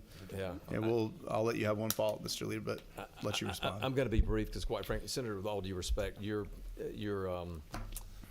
complaints of conduct regarding, and I mean that respectfully, complaints, your things regarding other bills at other times is not why I'm here. We're here about this bill. And you began by questioning, is this really a consumer protection or is this good for consumers? And I don't know if you were 11 days ago at the press conference the governor held about this, but it is widely viewed and I think almost acknowledged that it was the largest crowd at the Capitol that they've seen on any issue. And it's because businesses and individuals are struggling to make ends meet. Insurance premiums are continuing to go skyrocketing, and they're begging for some kind of help, some kind of relief. And the tweaks that are made here and the adjustments that are being proposed here, hopefully will do that. I will tell you, this bill does not go as far as some of these people want. The premises liability section, we're calling it that, and there are those of us on this committee that have dropped and proposed premises liability tort reform measures that were much more broad than this because this only deals with negligent security. So I would tell you this is a measured response. I think our governor is known to be thoughtful. He's taken 2 years to study this problem. He collected data for a year and a half, asked that the insurance commissioner produce a report on what those data points were to inform what we need to do. And I think that's what we have here. All right, thank you, Mr. Pro Tem. You're out of the hot seat for now. We will move into our those speaking in favor of the bill. You want to start me a clock. We'll start with Laney Allgood.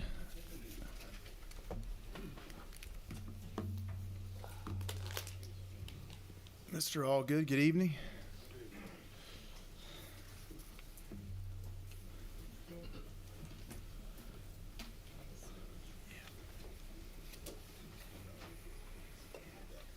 Yeah, the floor is yours. Okay. Good afternoon, rather good evening. Good Chairman evening now. Strickland and members of the Senate Judiciary Committee, I thank you for having me here today. I'm Lanny Allgood. I'm the owner and CEO of Singo. My company provides pest control and other home protection services in 5 Georgia cities: Atlanta, Augusta, Dublin, Savannah, and Douglas, and also Charleston, South Carolina. Founded in Dublin, Georgia by my father, we marked our 50th year in business last year. I attended law school at the University of Georgia, and I'm a member of the state bar. I also serve as the director of an insurance program that serves the middle market of my industry and covers my company. I appreciate your interest in my testimony and the opportunity to share my experience. This evening, I will give context as to my liability exposure, describe how Georgia's civil justice system impacts it, and offer why I think Governor Kemp's legislation is a measured approach to bring balance to our system. My company business model requires every revenue producer drive a light-duty truck on public roads all day long. And we operate a fleet of over 100 vehicles. So highway risk is our number one safety concern. We were early adopters of GPS technology 20 years ago. We banned handheld use of cell phones 8 years ago, 2 years before the General Assembly did so. Last year, we completely prohibited any cellular communication while the vehicle is in use. That in particular was hard, but 7 months later, I have the experience to validate it was the right decision. Unfortunately, though, all the safety measures in the world will not protect me or my company from a Georgia civil justice system that has gotten out of balance. The reality is that people make mistakes and people have accidents. My drivers are not immune from this, and neither are all the individuals that they share the road with. I believe injuries and losses that result from those accidents, including pain and suffering, should be compensated, but they should not be inflated by medical charges no one will ever pay and by lawyer tactics that blur the line as to the monetary value of a loss. Landowners in Georgia are currently facing a strict liability standard, and Georgia's auto liability standard for commercial fleets is also headed down that path. As I previously mentioned, I manage our risk through a captive that runs a small, traditional but small insurance program nationally. Interestingly, since I serve on the board, that puts me in charge of my rates. But I haven't been able to temper my own rates because I know that in the last 5 years, we can't raise them fast enough to keep up with claims. Otherwise, the health of that program would be in danger. This is not about out-of-control accidents. This is about a runaway system. In 2019, my company spent $150,000 on auto liability and umbrella coverage. 5 years later, that cost was $354,000 and does not account for the fact that our per-vehicle retentions have increased fourfold. Yes, my company has grown nicely during that time, but not over 200%. In the last 5 years, company revenues have grown 21%, auto liability has doubled, and umbrella coverage has quadrupled. In contrast, our health insurance, which historically gets the most attention, has only increased 50%. Now, I can't believe I actually said that, but only 50%. And workers' compensation, where medical recovery amounts are prescribed by law and a company's individual risk history is factored, has actually decreased. The common denominator in the runaway categories of auto and umbrella coverage is Georgia's civil justice system. So why is that? 20 years ago, trial verdicts in the plaintiff's favor typically awarded pain and suffering on top of medical costs at a ratio of 3-to-1. Today, that ratio is closer to 5-to-1.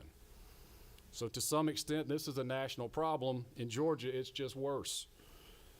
Today, when our claims adjusters receive a trial evaluation for a particular claim in Georgia, pain and suffering is estimated at 10-to-1. And since medical damages in Georgia don't have to reflect the amounts actually paid, but rather an inflated number, you can see where this math gets out of hand very quickly. This is not an insurance carrier problem. Their raw goods are claims. And if the cost of those claims is exceeding what they are charging for them, those costs just keep getting passed on to the consumer, whether it's a commercial fleet or a private passenger auto. And if the carriers feel their ability to get a fair hearing in Georgia's trial courts, they have no choice but to settle at anything less than what they believe could happen through an expensive trial proceeding. To summarize, auto rates are rising because the claims paid each year exceed the actuarial estimates upon which the rate was based. As more of those claims reach the umbrella layer, the umbrella carriers price that in. And because all carriers fear Georgia's nuclear verdicts, they settle cases to avoid max exposure and to minimize litigation expense. Also, I might add that paying claims is not wholly up to the insurance provider. Many successful Georgia-grown companies self-fund and administer claims brought against them. Those companies will not have to wait for this law to law change to work its way through insurance rate over time, phantom damage reform will immediately bring balance for them. Opponents of this legislation argue that victims will not be compensated and that the trial bar is a necessary component of the compensatory system.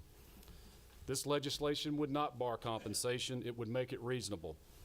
And the legislation has no effect on obtaining counsel, although it might reduce the number of billboards polluting our highways by folks running lawsuit factories.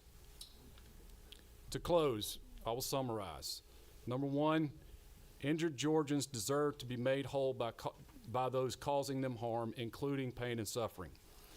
But the system exists to make people whole, not to create or transfer wealth, and certainly not to enrich lawyers and third-party litigation funders like private equity funds and payday lenders.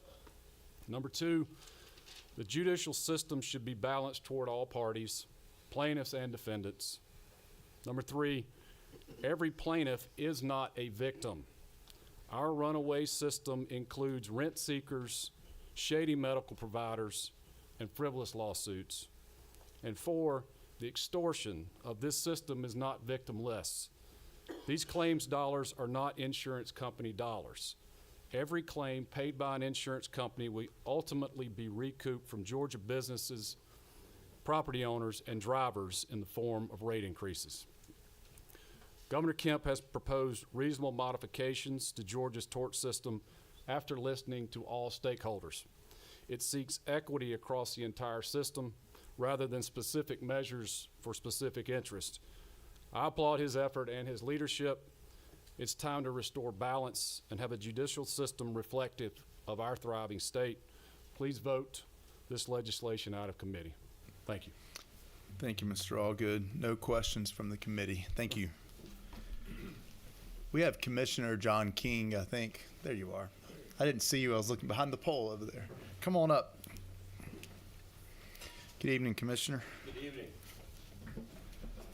Floor is yours. Thank you so much. Just to kind of address, before I start my remarks, I wanted to address a couple of the questions that y'all already asked. Senator Parent, drivers and front seat passengers are required to wear seat belts, and anyone in the vehicle 8 to 17 is required. Back seat folks are not. Why? Because of the fatality rate of folks being ejected out of their vehicles, especially in rural parts of our state. It's about 60% higher, and that's one of the drivers. It's really a risk management tool that I think was applied. But thank you all so much. My name is John King. I have the honor and distinction of have you all's trust in the people of the state of Georgia to manage risk and to manage the marketplace of insurance. And I wanted to just give you all some brief points. I don't work for insurance companies. I want to make that really clear because a lot of people confuse that the fact that insurance commissioner, I'm not an insurance guy, I'm not a lawyer. I'm a Georgia consumer as well, and my job is to be the advocate for the consumer, and that is my number one reason. Only 11 insurance commissioners across the nation are elected. Georgia happens to be one of them, and so we are required and held accountable to the consumer, and so that's my primary duty. I'd like to really talk a little bit about, some of the statements have been made. A lot of people think that there's a great deal of profits going on, and a lot of people look at insurance companies' profits in their SEC filings. My job is to report to you all where the lines of insurance that you're trying to address the abuses, where they sit in Georgia and what is affecting the Georgia marketplace. Clearly, the areas that are the most concerning right now is private passenger auto, commercial auto, homeowners, commercial property coverage, and medical professional liability. I will tell you that the information that we received from the National Association of Insurance Commissioners, who holds the data of the profitability of insurance in our state.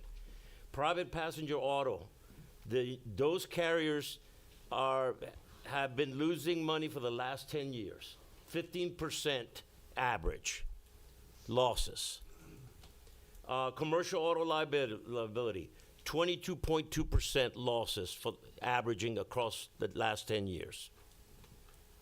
You don't have to write it. I'll give you a copy of that. So, commercial auto, totals 17.5%. Homeowners multiple peril, 4% losses. All of these are losses. Now, not all insurance coverage is running at a loss, but I'm highlighting where the industry is running at a loss for the last 10 years. Commercial multiple peril, 2.9% losses. And medical professional liability, 24.4% losses for the last 10 years. My purpose for addressing you all today, this is hard. I know this is not easy. This is probably, we've been kicking the can down the road for many, many years because this is really hard. I had the distinction of being an Atlanta police officer for many, many years. I never worked north or North Avenue. Senator Perrin and I got to become friends when I worked as the chief of police in Doraville. I'm speaking on behalf of that small convenience store down there south of the Georgia State Stadium. They can't afford to hire a security contractor. They can't hire an Atlanta police officer that will cost about $65 to $70 an hour. I caution you not to wrap your arms around security contractors, because guess what? Many of these small convenience stores, where the majority of people in Metro Atlanta, in our large cities, buy their groceries, is small convenience stores. They can't afford coverage. And so my pitch to you all is affordability and that access to insurance. These small convenience stores are being squeezed out. So when an incident occurs and the policy is paid, that company cannot afford to buy coverage that next year. And the only thing that can happen, they have to shut down. Why does this matter? Those folks now have to ride an Uber or a MARTA bus to go buy their basics, groceries, which is in fact causing food islands, food islands, because there's no access to food, because people are having to drive farther and farther away to buy basic groceries. And so I urge you, you've all made me very, very proud of the hard, there's some hard conversations going on in this committee, and I trust every one of y'all to try to reach some balance. My challenge is to try to make sure that we have a balanced approach, that we have access to affordable insurance, especially for our small businesses. But I caution you all to also not just pay attention to security contractors, because many of these security contractors are police officers and sheriffs working off duty at a small convenience store, and they're not a corporation. And so, unless you want to sue the Cobb County Police Department for allowing police officers to work off duty at a convenience store, I'm not sure they're too crazy about entering into that kind of. And what happens is, I worry about overcorrection. And so I urge y'all to continue working. This is a hard task that y'all have. I appreciate the opportunity to provide the data that we got. Some insurance companies did not want to give us the data. We had to force through our authority that you all have given us to obtain this data. And I purposely did not want to give you a magic bullet. I wanted to work with the governor to provide you a list of options that you all could pull levers to try to create balance again. And with that, Mr. Chairman, I appreciate the opportunity to come and chat with you all a little bit about this. And if you all have any questions, I'll stand by. We'll hold the clock for questions. Leader Gooch? Yes, sir. Commissioner, thank you for being here. We appreciate all you've done. You threw a lot of numbers at us in a hurry, and I hope you'll provide those to us at the appropriate time. I can, sir. Are those numbers just for Georgia? Yes, sir. That is exclusively for Georgia. And can you tell us, with your communications with the insurance companies, you deal with them every day, what are they telling you why they're having so many losses? A number of them is, you've already heard of them. They're terrified of walking into courtrooms because they know they have a severe disadvantage. Some of the factors have been inflationary factors, been part of that, but that affects everybody in the Southeast. But what exclusively, especially commercial auto, This is where a young veteran that served with me in Iraq in combat was trying to start a trucking company. One truck. His company was going to be one truck moving logs down in Bainbridge. He had to pay $17,000 to get insurance for one truck. On top of that, he had to pay for a lease for the tractor and the trailer. And then and insurance companies don't automatically will give him coverage. He has to have over 2,000 safe miles under the supervision to even get access to affordable insurance. You tell me what veteran coming out of the military can afford $17,000 for insurance for one truck. And so what's happening is that individual small business member is being squeezed out. And so you're going to have the large trucking companies, the large carriers that operate across multiple states that will basically have a monopoly in the transportation market. Our commerce has changed dramatically in Georgia, not only as a result of COVID. We buy things differently today. You all are receiving packages every day at your homes. Well, guess what? A commercial driver is carrying that package to your home. That is being passed on as additional cost to you. Every package you receive, there's an additional cost for the coverage of insurance that require that package to be moved. And so that's why this is not affecting. Now, the challenge that I have is that no insurance company has ever come to my office and got the rate that they wanted. I refuse to give them the rate that they want. But I give them the rate that will keep them in the market. Because ultimately, if I don't give them some rate, they do what they did in California or what they've done in several states. They just walk away from the market. And that is what, and ultimately, the people that will suffer will be our small business owners. I'll pass. Thank you. Senator Parent. Thank you, Commissioner King. Thinking back to the good old days in I know. 2011. Yeah. All right, so I have a couple questions for you. First is, I think you drew particular attention to auto rates. Yep. And convenience store, small businesses. What's your estimate percentage-wise on if this bill passed the way it is? What percentage do you think those rates could come down over, like, let's say 1 year, 3 year, and 5 year periods? I don't think you'll see an immediate 1 year. I think this will because the companies are going to watch. If this has a lagging effect, it will have to catch up. We're starting to see when Florida passed their civil reform, nothing happened for 6 months. Now companies are coming back into the market, and because of more competition, they're starting to drop. But it's going to be I think it's going to be a slow decline. But at least we can stop the rates from increasing at the rate they're increasing. A lot of people ask me, well, can you guarantee that the rates will drop? I can't guarantee that. I think it would be wrong for me to tell you that the rates, but I can guarantee you that they will go up if we don't do something about it. So maybe not down, but you think you can slow the rate of increase? Yes. And how much? I may have missed it earlier. Giving me, by passing this, you're giving me a lot more bargaining tools as I negotiate with insurance companies. So when they come up with a ridiculous rate increase, I can call their bluff and say, show me your books. Show me your actual books. In that, you're giving me more tools to fight them as they increase. Listen, if you want us to strengthen you as our regulator versus insurance companies, I will file that bill. I know you will. Okay? That's not what we're talking about right now, though. So what is your I may have missed it earlier. How much are you saying, for example, the auto rates have gone down in Florida? So far, and I have to track this down because I was just sitting next to the insurance commissioner of Florida yesterday. He's starting to see something like 3%. But at least they're not growing at the level because he's got now more carriers participating. When we have less carriers in the state, the rates only go up. And so by adding competition and holding them accountable, so when they come up with, I had a carrier that wanted to increase rates a year ago, 40%. Yeah. I told them to leave my office. They were not serious. Mm-hmm. And for the convenience stores, did you have that figure for Florida? That no, particular? I do not have that. Okay. One more, Mr. Chairman, if you're amenable. So I understand that claims of any kind, and certainly some would come from litigation, could cause an outlay.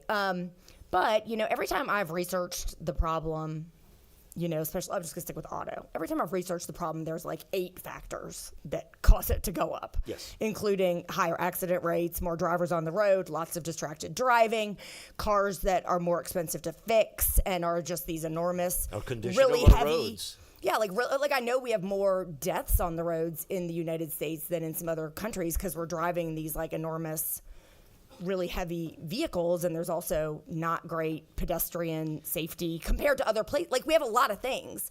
I think a bigger factor that influences distracted driving. Right, distracted driving. And so we've been trying to deal with that. So again, that's one of the things. Severe weather events, because lots of cars, if you got a hurricane or fire or whatever, all those go and burn up. So that's another factor. Apparently we have a high number of uninsured drivers here in Georgia. We have people that don't have sufficient insurance. So underinsured. Underinsured. Either, maybe both. Anyway, my point is simply that every time I research this, there's like this laundry list of factors. And I never hear anything about anything other than interrupting the legal system. And so I guess my question is, what are we doing on all those other things? We're correcting. We are providing, we're increasing education. We're doing it with the condition of roads. I'm advocating for the passage of laws that don't permit people to be watching TikTok as we see on 85 coming every morning to work. I mean, things like that. But this is the most tangible, most direct effect that is affecting our rates right now. Okay, thank you. And I do have one more. Look, I in my own personal life, have been flabbergasted by how my insurance company has handled several lawsuits. Like, to the extent where I'm like, I know you say you're worried about going in the courtroom, but you do understand that by behaving this way, you are perverting the entire system and creating incentives to be sued. Senator, they do not appear to understand that. I don't disagree with you. Well, then why are we fixing their problem? Well, I also am spanking them on a regular basis. I've issued more fines than any other insurance commissioner in Georgia's history to insurance companies when they misbehave. I wrecked them. I mean, you've given me tools that when we see excesses, I'm smoking them. As an attorney, some of what I've seen, I've been like, yeah, no wonder you're getting sued. You're literally asking to be sued constantly the way you're handling this. But we have a lot of authority also to correct. Let's meet. I wanted to talk with you. We've failed to get it on the calendar. All right, I'll give you a backhanded compliment on my way out. Let's focus on the bill. Let y'all set your date later. Chairman Tillery. Thank you, Chairman. Thank you, Commissioner. It's good to see you again. Questions about the bill? Yes, I was going to ask him about that. So these security cameras, I'm just kidding. Last year, thank you for your help carrying the direct action bill. I know it was a big portion of what you wanted to do last year, and we were able to get that across thanks to your help. And I was glad to carry it. I'm wondering, now that it's been in place for almost 9 months, what have you seen, or have you seen any reduction in insurance costs based on that bill?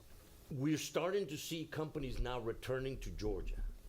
And that is what we're trying, and I really appreciate this being a measured approach to correcting this very big problem. Direct action was was probably the biggest when it came to commercial auto. You're going to make me gush. And we're starting to see some behavior changes in insurance companies wanting and interested in coming back to Georgia. But the monster that you all are dealing with today is right now is what's keeping them, they're tiptoeing. And they're not fully committed. If you pass any form of the things that you've discussed, this will give me more bargaining tools to tell, because this is what I'm telling insurance companies. If you leave the state, you're not coming back. There's a penalty for abandoning Georgia consumers. Let's go follow up then. The follow up on that. Quickly. If you wanted, I appreciate the heavy hand you're taking there. Should we help you out by repealing file and use? I think it's too early to tell, sir. Okay. I think we ought to let it at least, because my job now, you giving me authority, I plan to do data calls every year from insurance companies to continue to assess. Right now it's auto, private auto, but my plan is to get data from companies every year and report back to you all about where the state of the marketplace is. And if we do need to adjust, then I will come and ask you all for that authority to do so. But I think 1 year is too soon to really be able to tell those trends. But thank you.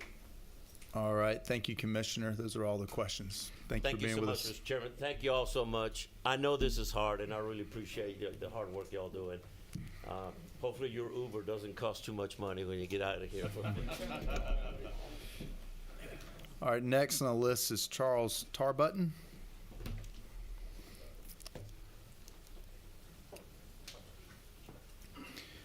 Good evening, good night, whatever it is now. Good evening, Mr. Chairman and members of the committee. I don't have a whole lot of prepared remarks because I only learned that I was going to be here earlier this afternoon. But I do have a few thoughts, have been around these issues a while. I am not an attorney. I'm a business person, and I have worked around safety-sensitive industries in transportation and manufacturing for 38 years. I'm the president of BH Transfer Company, a for-hire common carrier based in Sandersville, Georgia. We provide financial opportunities, employment to about 325 Georgians in over 25 counties, primarily in middle and southeast Georgia. My day job is trying to manage the risks in that company, and my paying job. And my volunteer job the last 2 years has been as the chairman of the Georgia Motor Trucking Association. Our association has about 600 members, but we advocate on behalf of over 100,000 motor carriers in Georgia. There are several 100,000 Georgians. In fact, 1 in 12 working people in the state of Georgia work in trucking. Well, you can do that math and you can tell that we represent the interests of an overwhelming amount of very, very small businesses, sole independent operators, very much like that was referenced, the gentleman that was referenced by Commissioner King. We're in every county, we're in every community. 80% of the inner city freight that moves in this country and in this state moves by truck. And 76% of the communities in Georgia are solely served by the trucking industry. So all of the consumables in those communities, 100% of it arrives by truck. In fact, I struggle to think of any consumable good or service that isn't at some point in its provision is not touched by the trucking industry.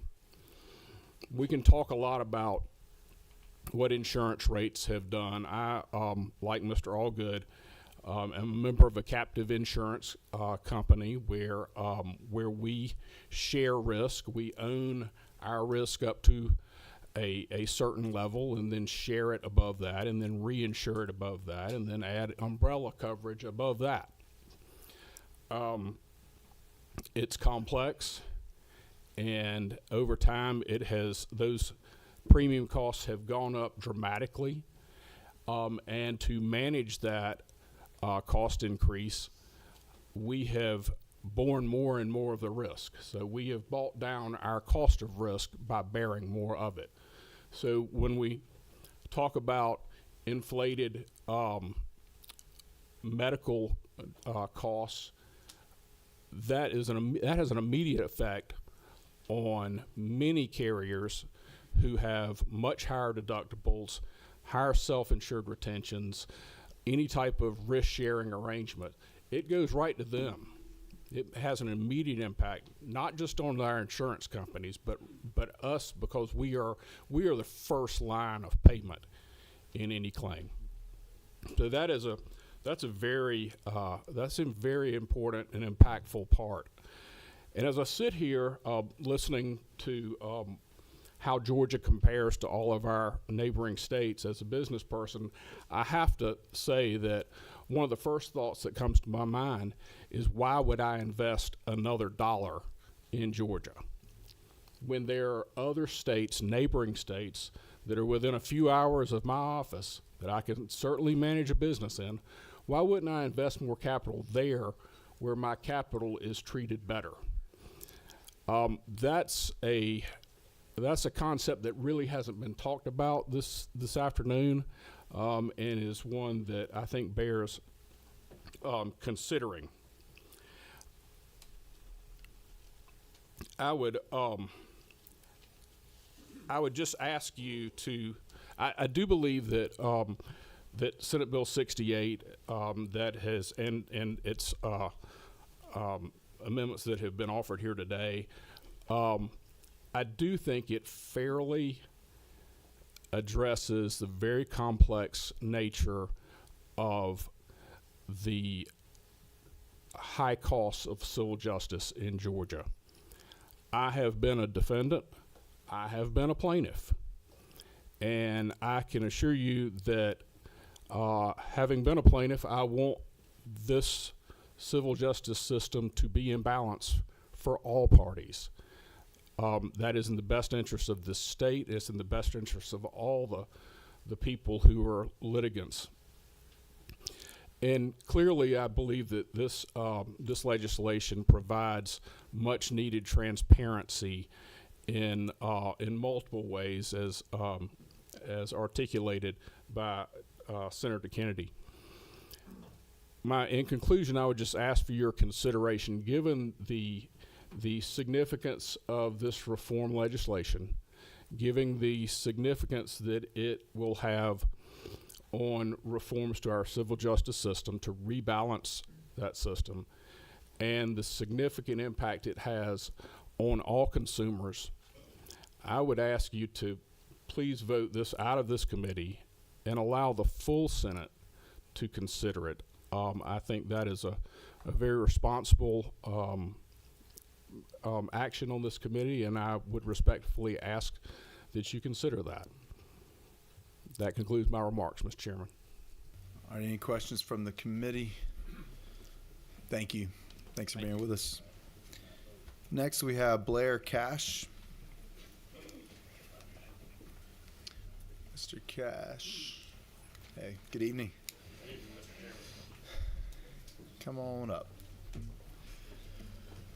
The floor is yours. Thank you, Mr. Chairman, members of the committee. We are getting on in the evening, and I will be as brief as I can. I am a trucking lawyer.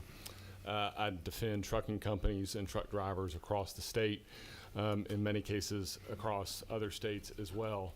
I can say that I am proud to represent the trucking industry. They are the hardest working industry in America, and as Mr. Tarbutton has stated, I would challenge you to look around the room and find something that has not been on a truck at one point or another, or multiple trucks. So I am also a member of the Georgia Motor Trucking Association. I serve as their general counsel and serve on their board of directors. So I've been a lawyer, going on a little while now. I know. Senator Tiller, I remember when you gave me Chick-fil-A biscuits when we were in law school together. You were campaigning for my vote. That's right. So I think a couple of comments that I would leave the committee with. The cost of litigation that many of my clients see because of the climate, they always ask me to prepare a budget at the outset of every case. And 10 years ago, that budget was a fraction of what it is now. And many of my clients have to pay their own defense costs. Nowadays, when I give them a budget, many times they have to settle that case to my detriment, because that means fewer billable hours that I can charge. So passing these types of reforms that make these claims, that bring these claims under control, is really against my own self-interest, but it would better my clients and it would better their businesses. And one thing that I think needs to be mentioned, many businesses across the state of Georgia insure their own risk. So, Senator Parent, to your question about, well, when will we see the benefits of this type of reform? You will see it tomorrow, because many businesses self-insure their own risk. And if they are able to settle claims for the actual value of medical expenses incurred as opposed to inflated value, they will start to see the benefit of that the very next day. So something else that I don't think it's been alluded to, but it hasn't been mentioned outright. There are very many medical providers in this state that they will have two separate sheets of rates. And we've seen this in discovery in many cases where one sheet has the rate for, for instance, with a shoulder surgery that I had 12 weeks ago, they have the rate that they charge me and my health insurance company because I'm an idiot and I had a bad shoulder and I was trying to lift too much weight like I was 20 years old again. So there's one rate, and then there's the rate for somebody who was in a motor vehicle accident. And that rate is higher. They're receiving the same treatment. There's nothing appreciably different about my shoulder that's jacked up because I'm an idiot and someone else's shoulder who's messed up because they were in an automobile accident. There's no difference in that treatment. Why is the rate different?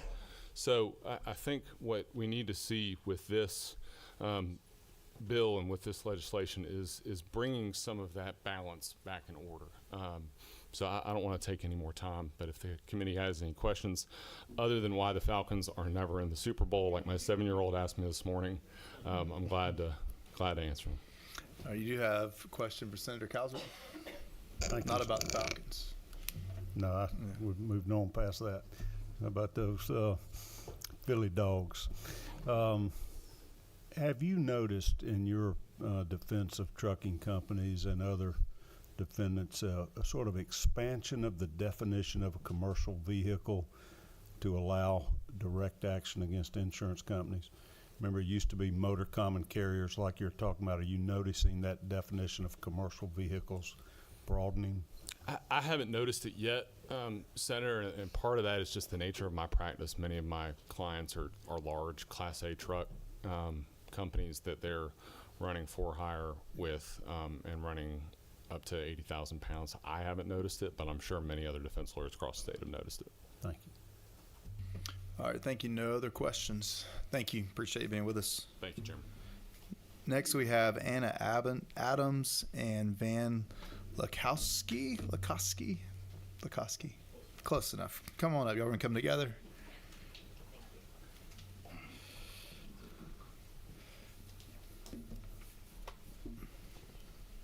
Have a little duo. Yeah. Thank you, Mr. Chairman, members of the committee. I am Anna Adams with the Georgia Hospital Association, and we have the pleasure of representing 150 hospitals in the state of Georgia, ranging in size of small rural all the way up to large metropolitan facilities.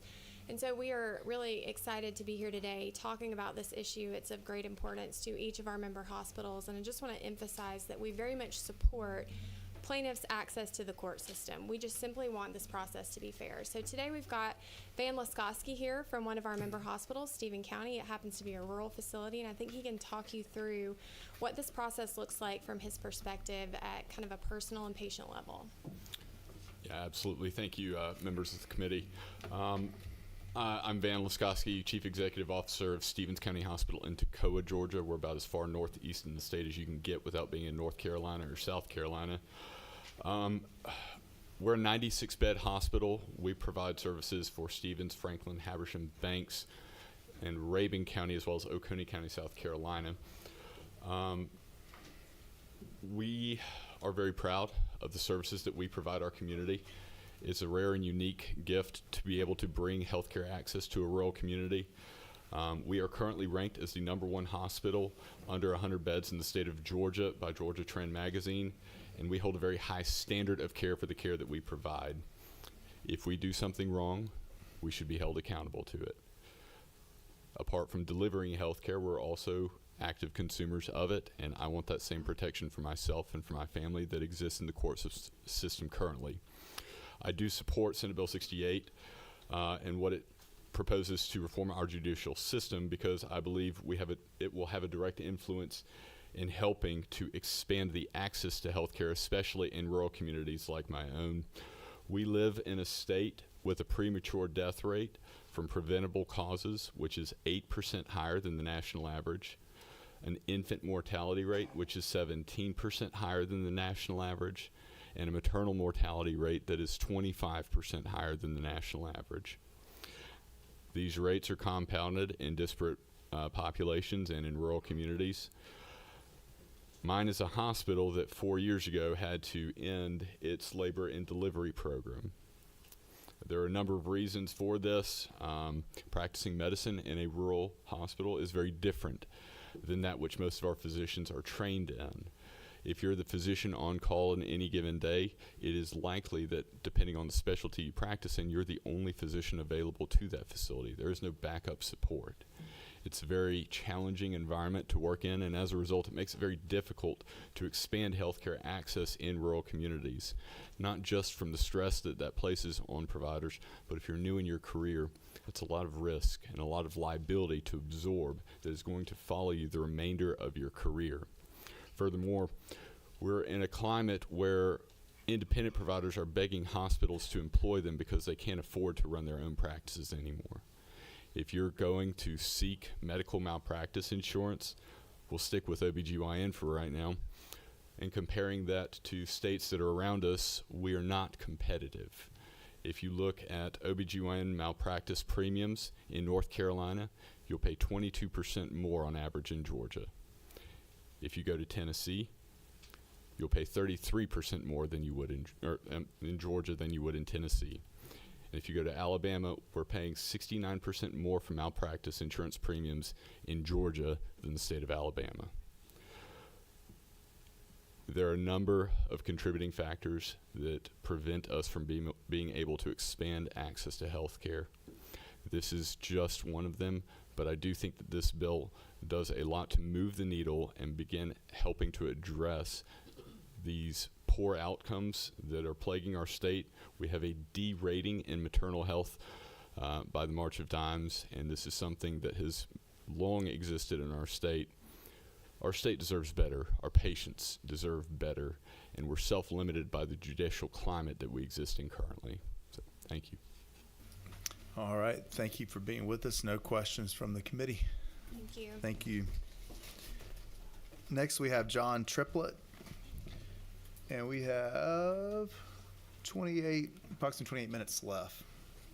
There's still many others. Oh, well, I was trying to be nice and not call it the commissioner and others, but I did take the top off. Anybody wants to donate for a good cause. Yeah. Thank you for having me. My name's John Triplett, and just to give you a little history, I'm kind of a born and raised Georgia boy. My wife's from Georgia. We're married. Grew up in rural Georgia, eating free lunch at public school. So did my wife. Both got the Hope Scholarship and went to college and graduated here in state school. My wife's a RN, labor delivery nurse, and I've just been an entrepreneur my whole life. So I want to start by saying thank you. You know, Georgia's an awesome state to raise children and to live in and grow up as a 90s kid in 2000s. I mean, there's a lot of aspirations I was given, which kind of led to our success now. We had a lot of opportunity. And as I grew older, I learned that we have a government and we have people on both sides that care and they're willing to listen. So thank everybody for being out here late this night. A little about me and my business. I own a chain of grocery stores in 10 counties.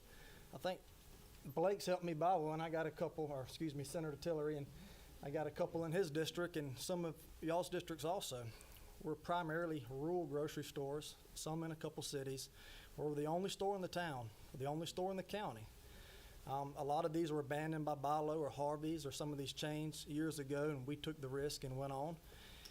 Mainly because we love small towns, we love communities, and we love investing our money where we live, which is Georgia. So growing up, I've always had the desire to have my own business and expand and be an entrepreneur. And the grocery industry is one that's tough. Everything's determined on the price of fuel, on trucking. Labor's tough, and the profit margins in the grocery industry are 1% to 2%. So I'm here today on behalf of all the grocery stores in Georgia, big to small. We're all here in support of changes that will help our business. As many of you are aware, insurance premiums have gone up, ours have gone up. We've had premiums in our grocery stores go up consistently every year. We have a hardware store where we lost coverage with no claims because they're no longer in Georgia. And we thank the Commissioner King for doing his hardest and doing his best to keep people in Georgia. We also realize that the insurance thing's been talked about a lot here. So kind of what I prepared, I'm kind of going to change directions a little bit. But I'd like to read a few notes from some people in our peers that was recently said. These would be other grocery store owners in Georgia. If the increase in insurance premiums continue to rise at the rate it's going, my company may be out of business in years. Another owner said, our agent said the real problem he had is getting companies to quote what our business is located, because our business is located in Georgia. One said the status as top state for business is not going to be sustainable if we fail to address the state's unbalanced legal environment. And last one said, it's time for all of us in the supermarket industry to communicate with our elected leaders that we are at a crisis point with Georgia's legal climate, and the future of the grocery industry is at stake. So I'm here today just a messenger to relay the message from the big guys to the small guys that the future of the grocery industry is at stake if something doesn't change because of the tight margins. I'm no expert. I'm no lawyer. I just really take a lot of pride in my wife and my 4 kids, and I'm more of a family man than anything. But today, these things hit personal when I'm outside my house playing wiffle ball in the yard, and my sheriff comes once a week as a joke to serve me because of frivolous claims constantly in our stores. And I understand everybody has their chance in court, and that's what makes America who it is. And I would love my chance in court if I was done wrong. And I think that what the governor is doing here is something that should be studied and looked at, and that as a grocery industry as a whole, we really support.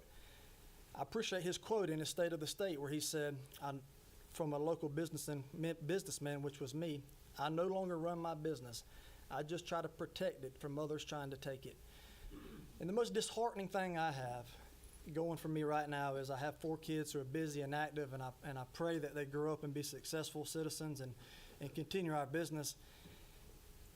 It's that I'm not running the business. I'm not enjoying it. I'm trying to look at everything in a sense of, is everybody out to get me? Is everything we're doing wrong? Well, of course not. We're better and better every day.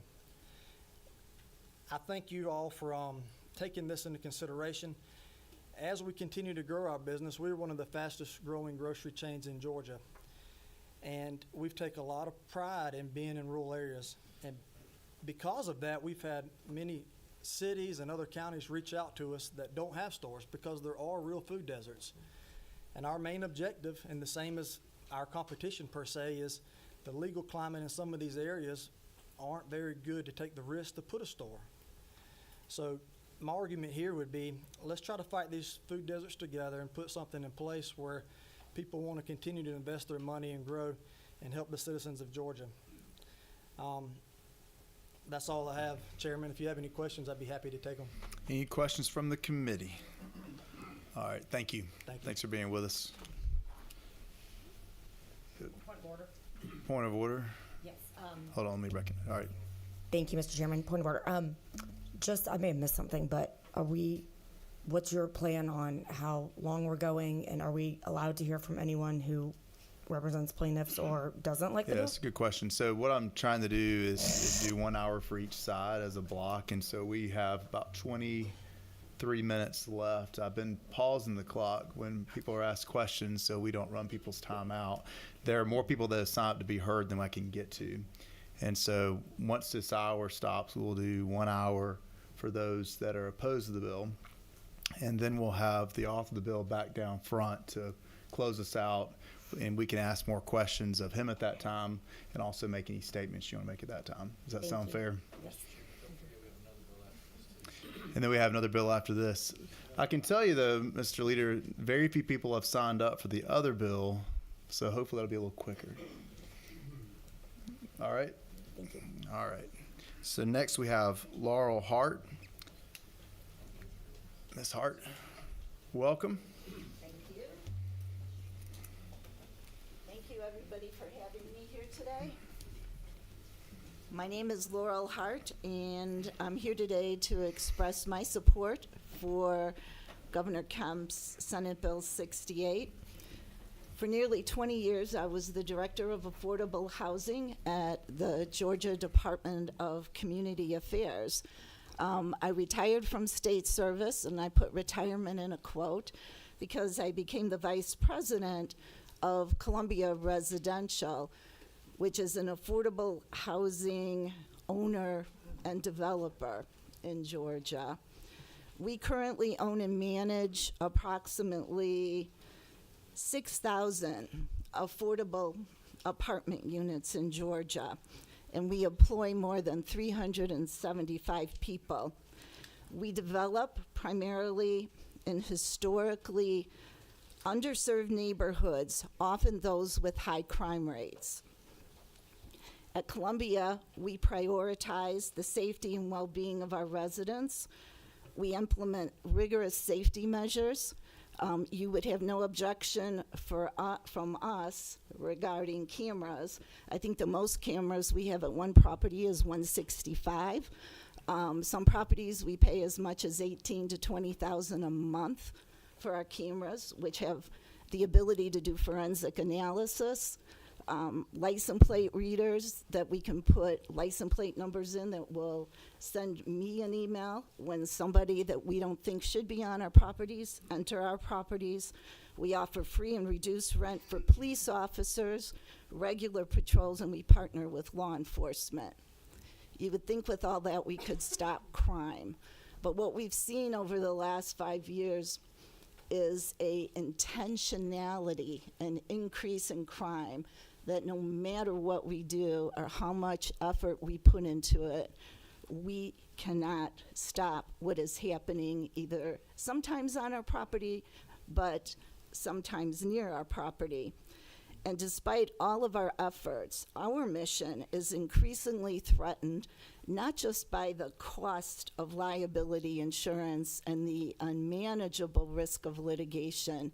We are finding it increasingly difficult to get insurance, not only for the properties that we want to build in some of the neighborhoods that most need our affordable housing, but also for our existing portfolio.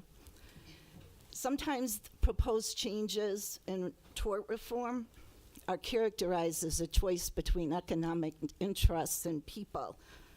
I don't really believe that. And I think there's middle ground for everybody that is in this room, because I don't think there's anybody, no matter where they sit or where they are on tort reform, really wants to see a Georgia where it's impossible or difficult to get insurance. We're finding that many of the neighborhoods we would normally build housing in and work with businesses to come in to provide grocery stores, pharmacies, and those things most in need, they're redlined under the crime rates, and we can no longer do that. We're also finding that it's very difficult to get in commercial loans to do the building that we have always done, because Freddie Mac and Fannie Mae have very aggressive insurance requirements. And sometimes I think those are just for Georgia. We have properties in other states, and we don't have that problem.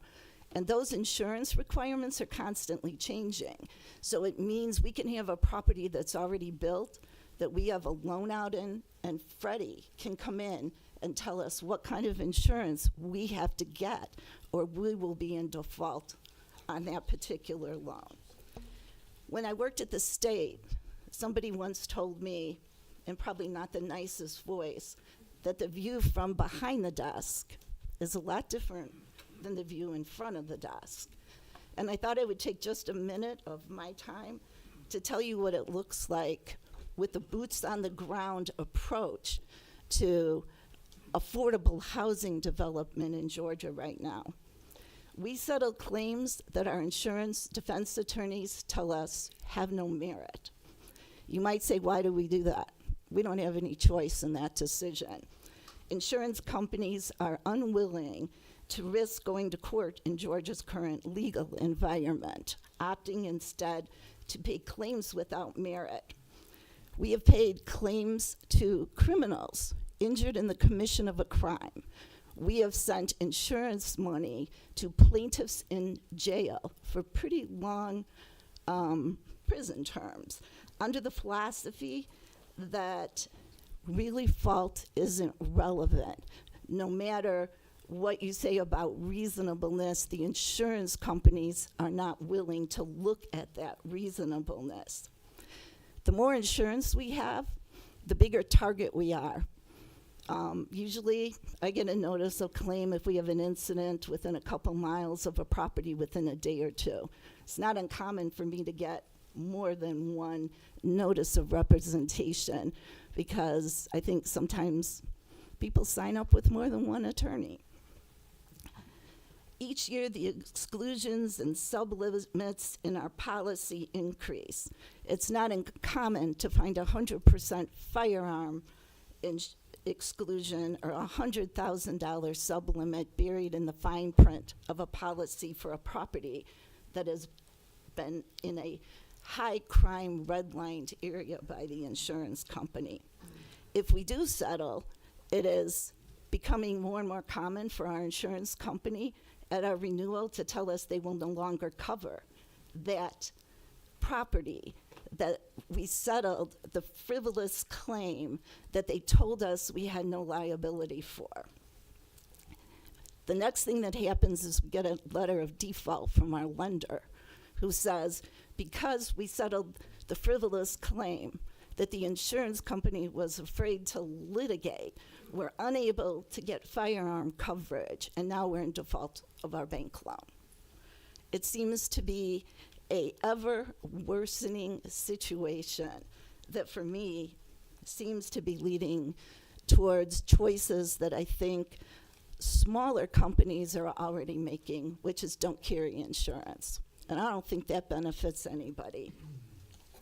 Years ago, we talked about cost of defense lawsuits. You know, that's kind of where you say, okay, my lawyer's gonna cost me $5,000, so might as well pay it and be done with it, right? That now, I went back and looked through some of our claims, $300,000 for attorney's fees and $300,000 settlement of a claim where the insurance company tells us we have no liability. That goes on our loss record, which makes it increasingly difficult to get insurance down the line. As a result, insurance companies, as you know, are fleeing the market and increasing premiums. It's so interesting when I heard some of this testimony because, you know, I think general liability maybe runs a little more normal. It's the excess and umbrella coverage that's required by lenders and investors that's so difficult to get, and that is directly related to the litigation climate in Georgia. In 2018, we paid $109,000 for $25 million of excess insurance. That last $15 million of insurance cost us $29,000. In 2019, we paid $244,000 for $25 million of insurance, $62,000 for $15 million of excess and coverage.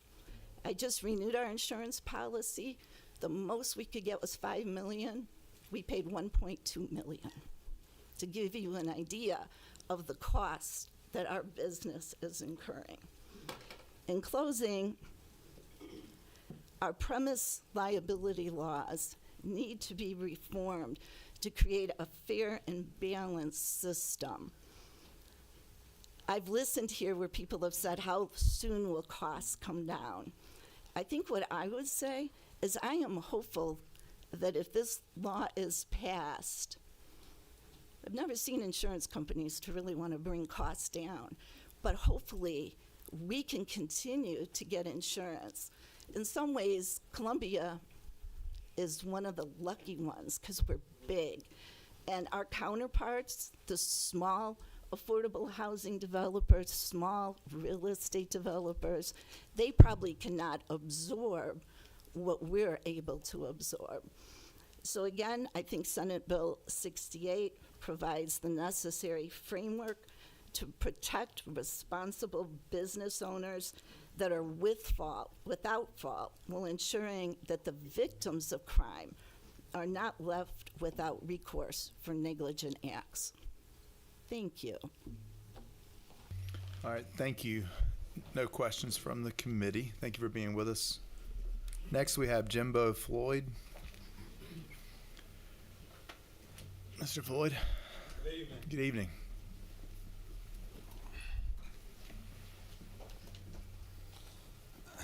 Good evening. My name is Jimbo Floyd, and I'm the president of Turner Wood & Smith Insurance in Gainesville, Georgia.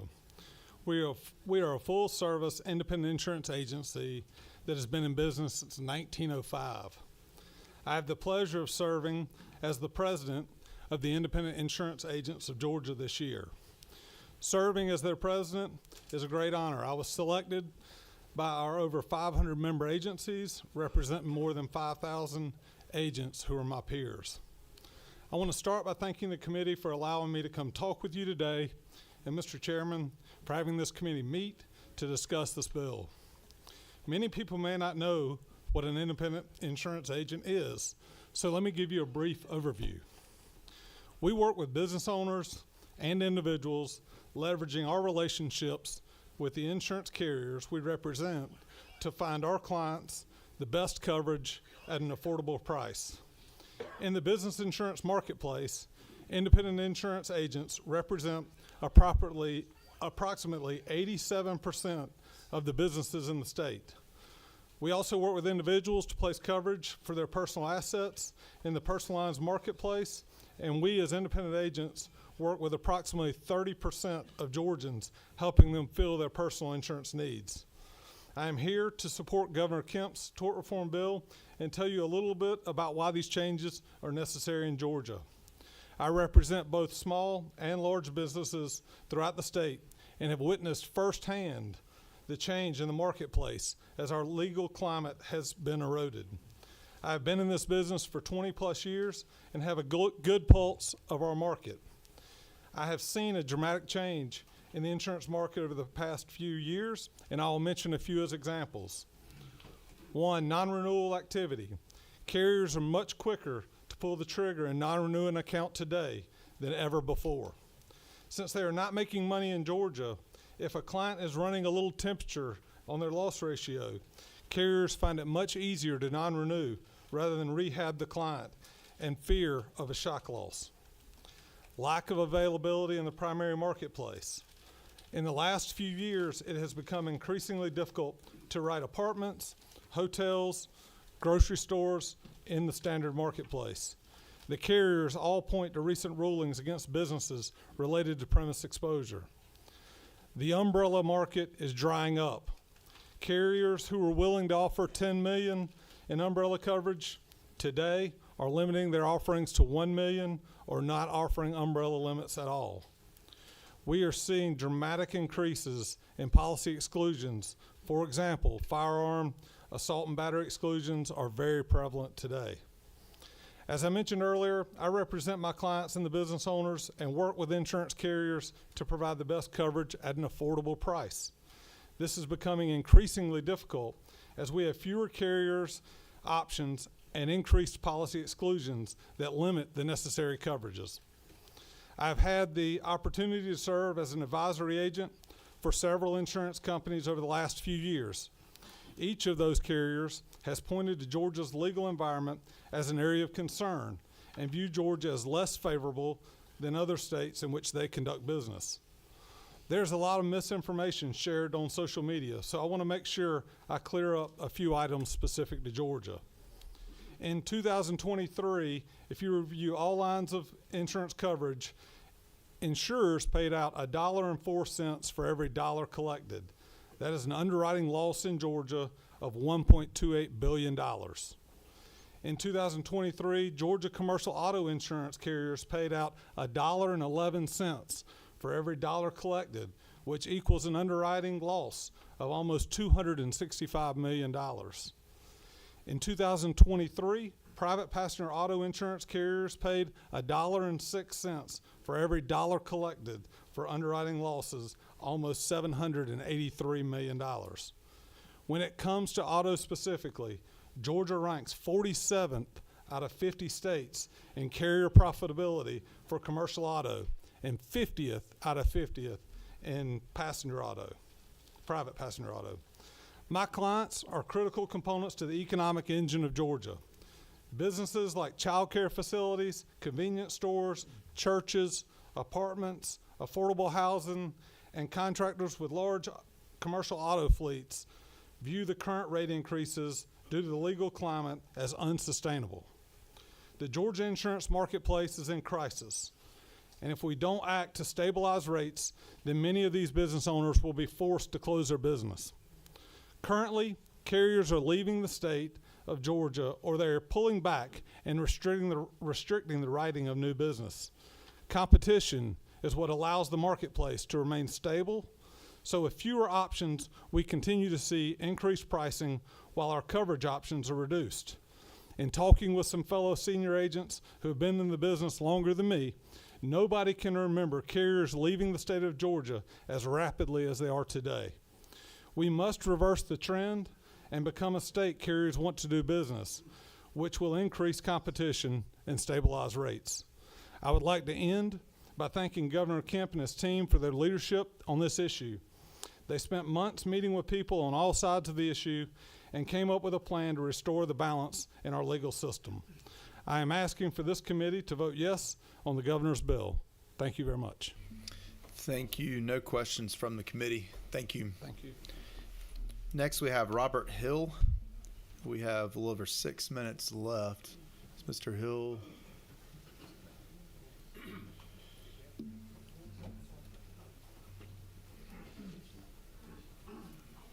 Come on down. I'm coming down.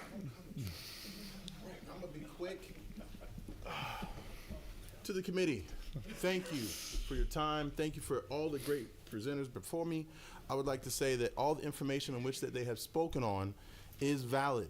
I am Robert Hill, one of the owners or COO of Cadazzle Child Care. We manage 150 employees and over 1,000 children. The issues in which that everyone has spoken of for frivolous and unnecessary issues regarding insurance is real. We have had a 100% increase in our insurance rates over the past 5 years. We have had one issue in which that a child, which we serviced, an infant child, the mother asked for milk. As being good customers and good, we want to take care of our customer service, we said, here, take milk home, no problem. She then called back 2 years later and said that there was maggots in the milk that we gave her, the formula that is ready to feed under the Bright from the Start rules and regulations. And now we had to pay a non-litigation fee to settle out of court. And so that increases our overall rates. And things of this nature, although this bill may not speak directly towards stopping these things for childcare, it does help lower the overall cost of insurance and then can have more competitors back into the insurance market for us to do the right thing. We want, as Senator here talked about, doing the right thing regarding having insurance. We want that. We have insurance. We don't want to be uninsured. And so with that, I hope you all vote yes for the bill. All right. Thank you. No questions from the committee. 5 minutes left. Sarah Gillis. And family, welcome. Thank you.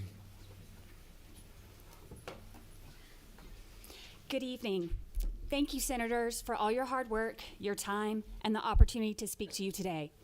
My name is Sarah Gillis. I was born and raised in Cobb County and still currently reside in beautiful Kennesaw, Georgia, with my husband, Jeff, and son, Jack, who are with me today.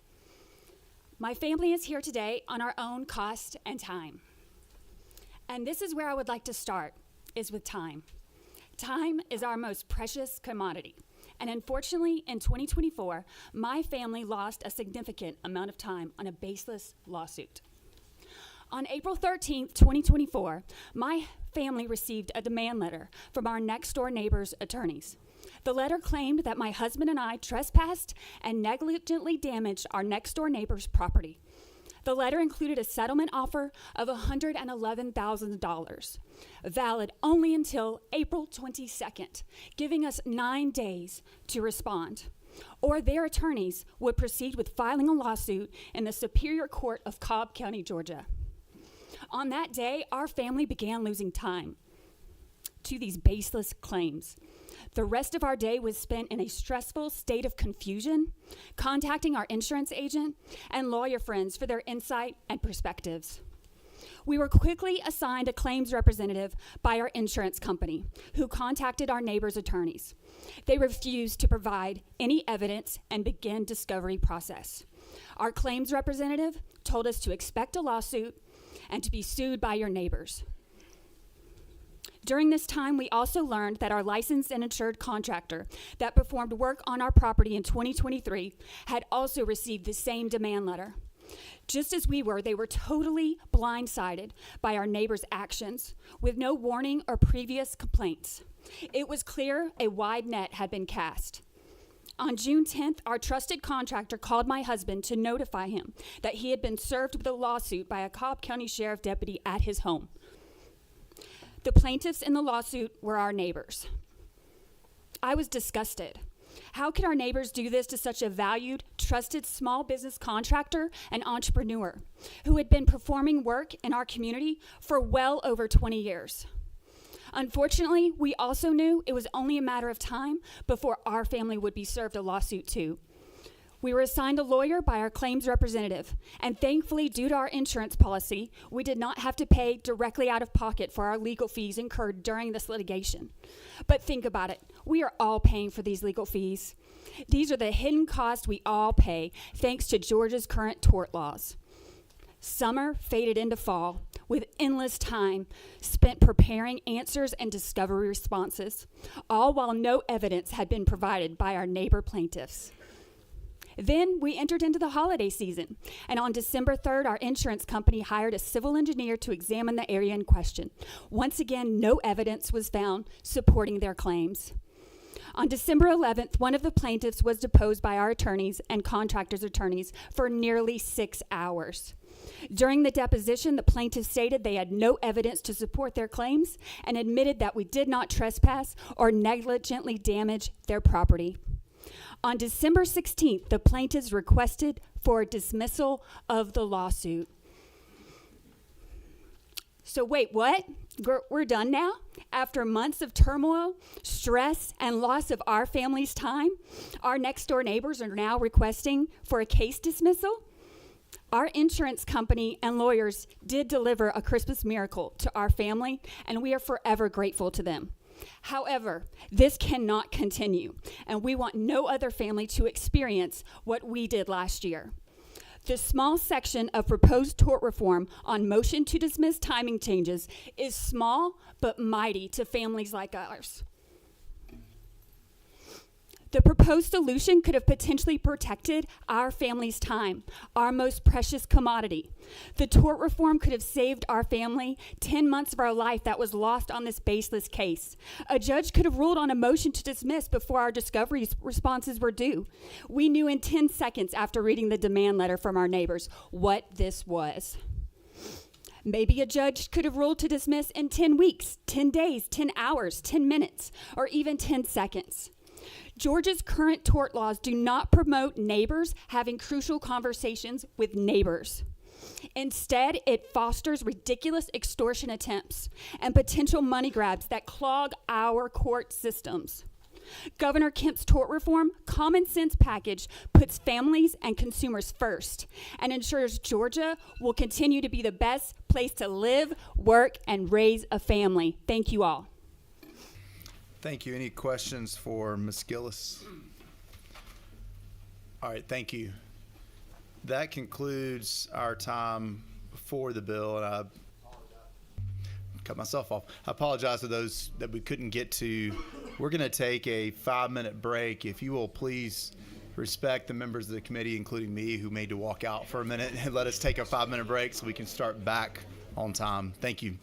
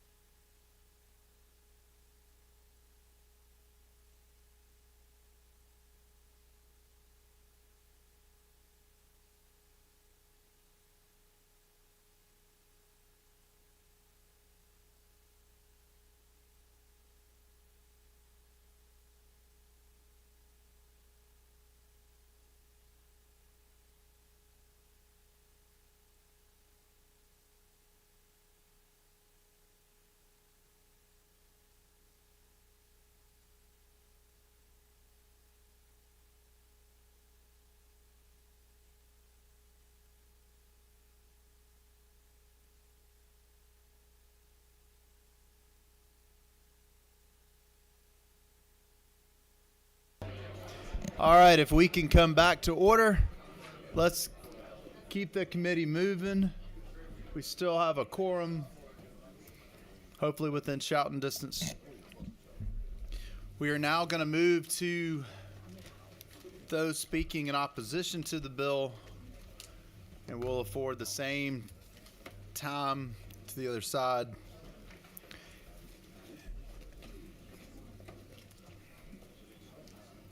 And we'll start with Alan Hamilton.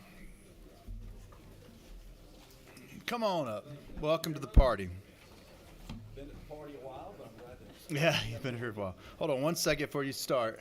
Let's get everybody back in their seats. There's now plenty of seats for everybody. If not, there's still the overflow room next door.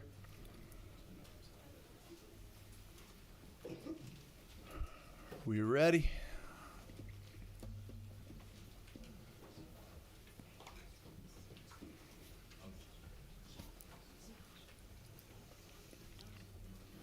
Tip jar is still open. You're a lawyer, so I guess you won't be contributing. Hopefully won't step on that. You can still say the line and donate. There we go. And I don't know what the money goes for yet. We haven't decided, but maybe dinner for the committee one night. Well, we're getting there. All right.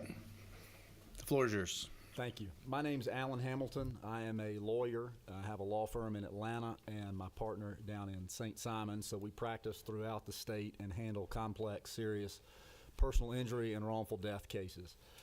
And it's an honor and a pleasure to be with you all. I appreciate your attention to our civil justice system and these important matters before the committee and before the Senate. We are committed to working in any way that we can to make the civil justice system better and more fair for all Georgians. One voice that I'm honored to get to speak to is that of my clients, because one thing all of my clients have in common is they never thought about much, probably like most Georgia citizens, until you need it. You don't think much about the civil justice system from a plaintiff's standpoint. So we're here based on experience in the trenches, helping real people who are hurt by the wrongful conduct of others speak for the value and the importance of the system as we have it, though there are always ways to improve it. I do want to say as a preliminary thing that we have sort of split these issues sequentially. So I'm going to address only the provision or section 1 known as anchoring or anti-anchoring, and then others will follow me. So I'm here officially speaking on behalf of GTLA as to that section, but really we're here speaking on behalf of the people of Georgia who have needed or may one day need the civil justice system to keep it fair and balanced from their standpoint as well. When I think about or we look at the anchoring provisions, which are section 1 beginning at line 19 of the sub that we have, there are still, though it has changed, and this version is better than the original that was dropped, no doubt about it, there are still significant issues. And I'll start with what I view to be the most significant and fundamental of those. That is that it calls for unequal treatment of different kinds of damages. And what that means in the real world is it calls for unequal treatment of plaintiffs who have different kinds of damages.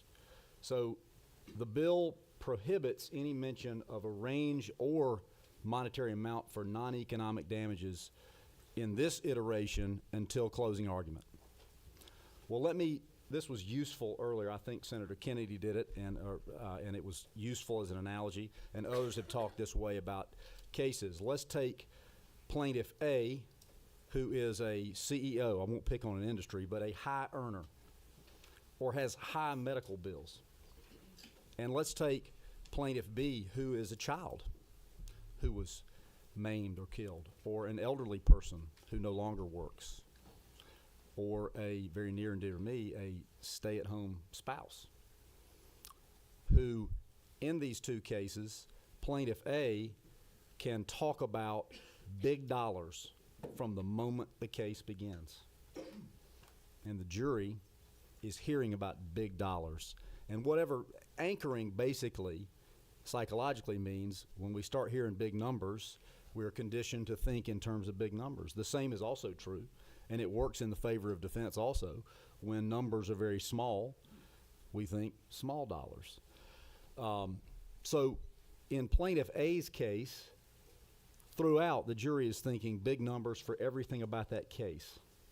Plaintiff B, the stay-at-home mother, the child that was lost, the elderly person, the disabled, or just the hard-working Georgian who makes a good living wage, but not a number that adds up to millions of dollars, like the other Plaintiff A, who made a lot of money but has the same injury and faces the same real-world losses.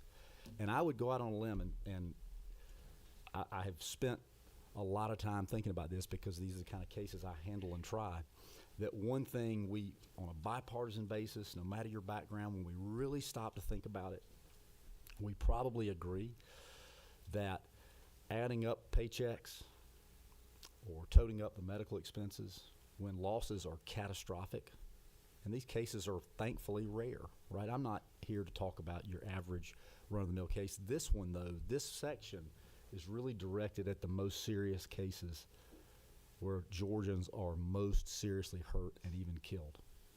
That's where this matters. That's where this really unfairly, unequally treats the wage earner from the executive, the person who lost it all in an instant versus the person who has high medical expenses. So to restrict and say you can talk money all day long throughout the trial from jury selection on about this category but not that raises serious equal protection constitutional and practical concerns. It's just not good policy. It's just not fair. A few specifics, and I want to pause and see if anybody wants to discuss this with me or has any questions, but it is a very important right, I would suggest, to practitioners on both sides. It is fundamental to get as fair and unbiased a jury as possible in jury selection. So I'm concerned that we lump in jury selection into this can't talk about money. I would submit to you, and I know there's trial lawyers on the committee as well, if you try these kind of cases, the most frequent area jurors struggle with and want guidance from the lawyers and the courts from jury selection on is, how in the world do I come up with a value for non-economic damages? So to keep us from being able to explore both sides of the V, it's not really a plaintiff issue, but to keep both sides of the V from being able to thoroughly vet and explore jurors' attitudes and potential biases towards this category of damages is practically a bad idea, and it reduces predictability and certainty, because one of the greatest tools we have on both sides, again, is the intelligent exercise of our peremptory challenges. So on probably the single hardest issue to assess and one of the most important drivers of a fair outcome for both sides, we are handicapping that. So one suggestion would be to at least not lump together jury selection with everything else in this bill. The change at line 40, so the structure of this, it went from the original version was you simply cannot argue an amount or even a range of amounts for non-economic damages. Now you can't mention an amount until you get to what this bill at line 40 calls after the close of evidence and at the time of such parties, continuing on to 41, first opportunity to argue.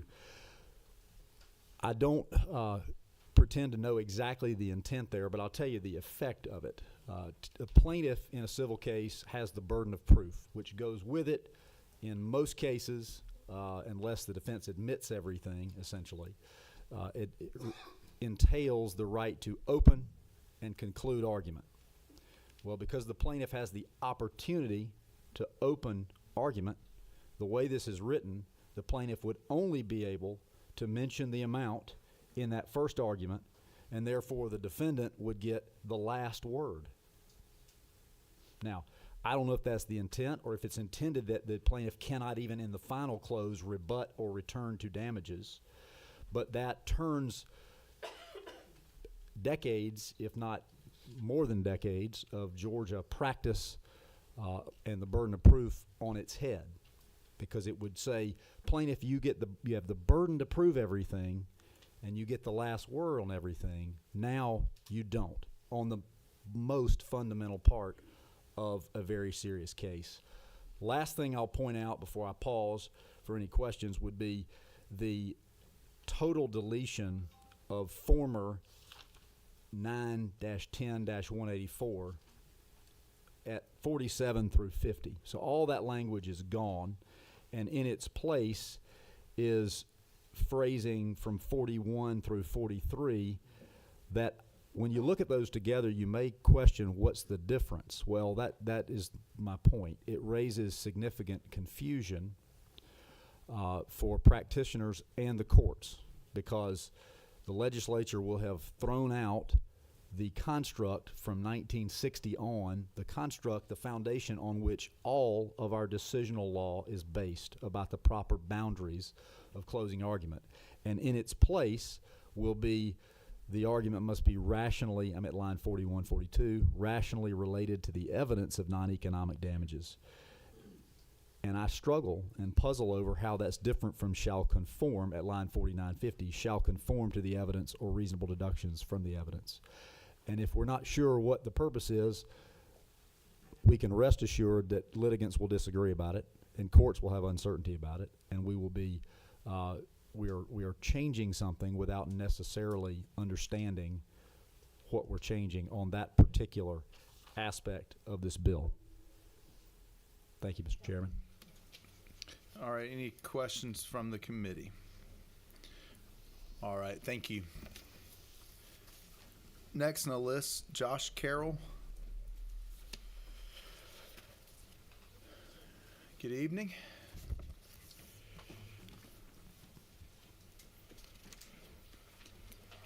Mr. Chairman, members of the committee, I'm going to talk about Section 2 of the bill, which is what we like to refer to as the unlimited stay of discovery, because it's really unlimited until the judge rules on it. In 18 years of practicing law, I've never had a motion for a more definite statement filed in a case. I don't know if some of the practitioners up here have. Generally, that's something you may see in really, really complex medical malpractice cases, maybe. But what we are doing with this bill, the way it's drafted, is we're inviting that to be the new defense de jure, where all you have to do is file a motion for a more definite statement because you don't like the way the complaint reads, and discovery is going to be stayed until the judge rules on it. We're not increasing the efficiency of resolving disputes. We're inviting other avenues for a defendant on the other side to delay the fact-finding process. Currently, under the law, there's a 90-day stay when a motion to dismiss is filed concurrently with an answer. And somewhere between 90 to 180 days from the time that an answer is filed, or that under the new bill a motion to dismiss is filed, should be plenty of time for a litigant to adequately articulate their position as to why a case should be dismissed. And it should be adequate time for a judge to rule on it. Unfortunately, again, in 18 years, I've only faced 3 motions to dismiss. I like to think that's because I choose decent cases. But currently, one of them is still pending in a smaller county down in South Georgia, and it's been pending for 15 months with no ruling. I've sent a rule NISI. We've called and requested a hearing date. But if this law went into effect, I still wouldn't even be able to conduct discovery in that case, which is just kind of crazy to me. 15 months, if the judge, we're putting no type of limit on when the court has to rule on this. And that's where we're not leveling the playing field. We're encouraging folks to file motions to dismiss every time they get a lawsuit. So I want to talk about some reasons why this, what I feel is an unnecessary change, will cost the system more. In complex cases, let's think of like a products liability case or a medical malpractice case where all of the potential parties to the case aren't known yet. If I have one of those cases, I'm going to have to file a lawsuit immediately instead of waiting to try to resolve the case with the defense, because I may need discovery to determine the other potentially culpable parties. And unless I go ahead and file that now, if I face another 15-month delay, I may be running up against the 2-year statute of limitations to even be able to identify the other correct parties. They may be parties that are more culpable than the person that I've included because they're the only one that I know.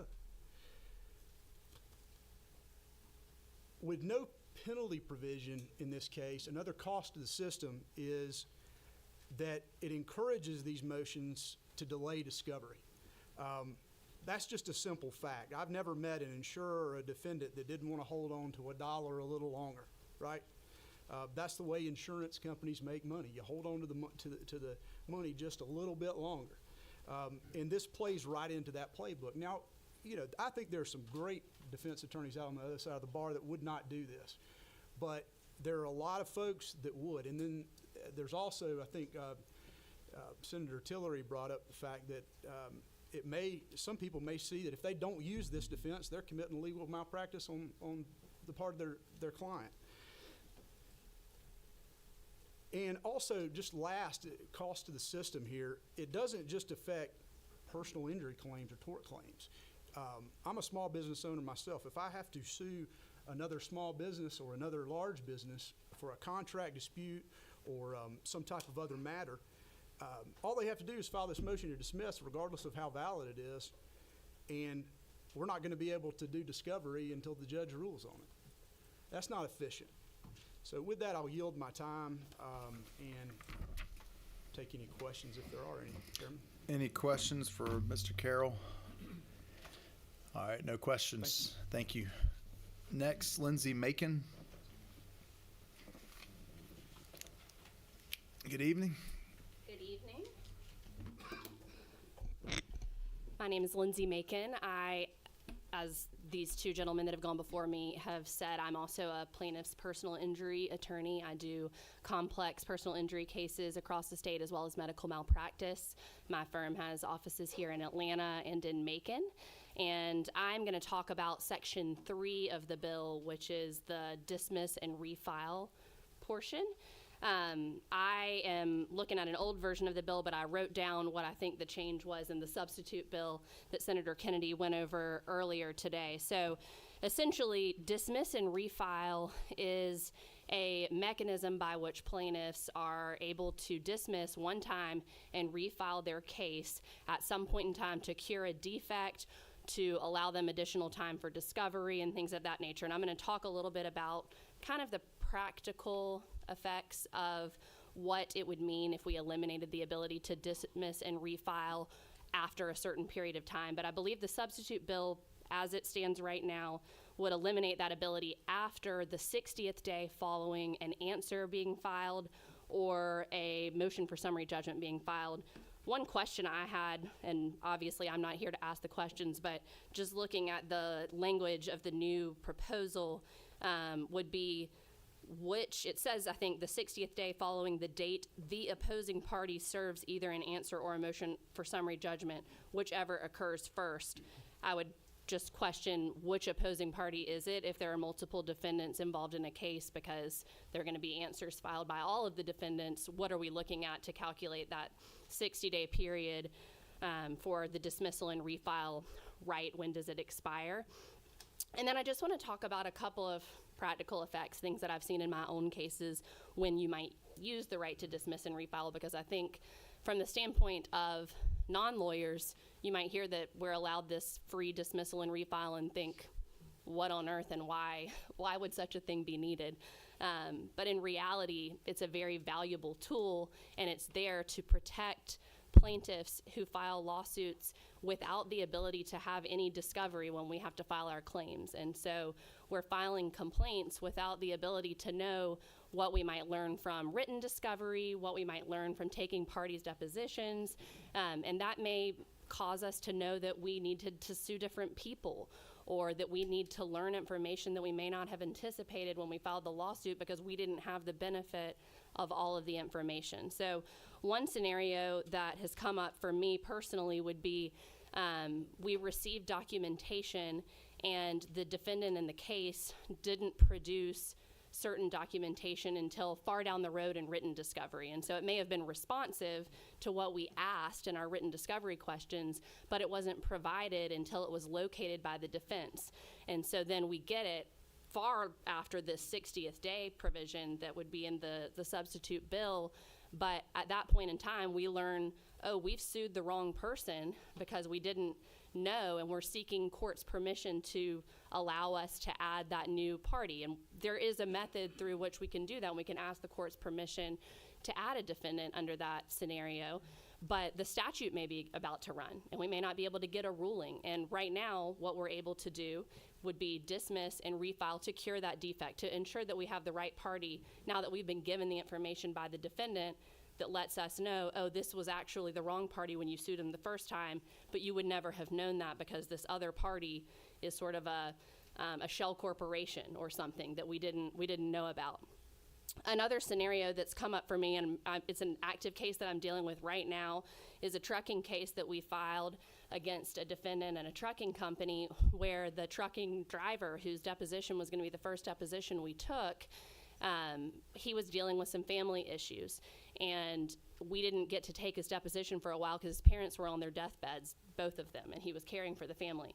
And we, out of respect for that defendant, said, no worries, we understand. We will wait to take your deposition until it's a time that's convenient for you down the road, give you a month or two, which we did. And we took his deposition. And after taking that deposition, we realized we needed to take a lot of other depositions that we wouldn't have known about before taking this truck driver's deposition.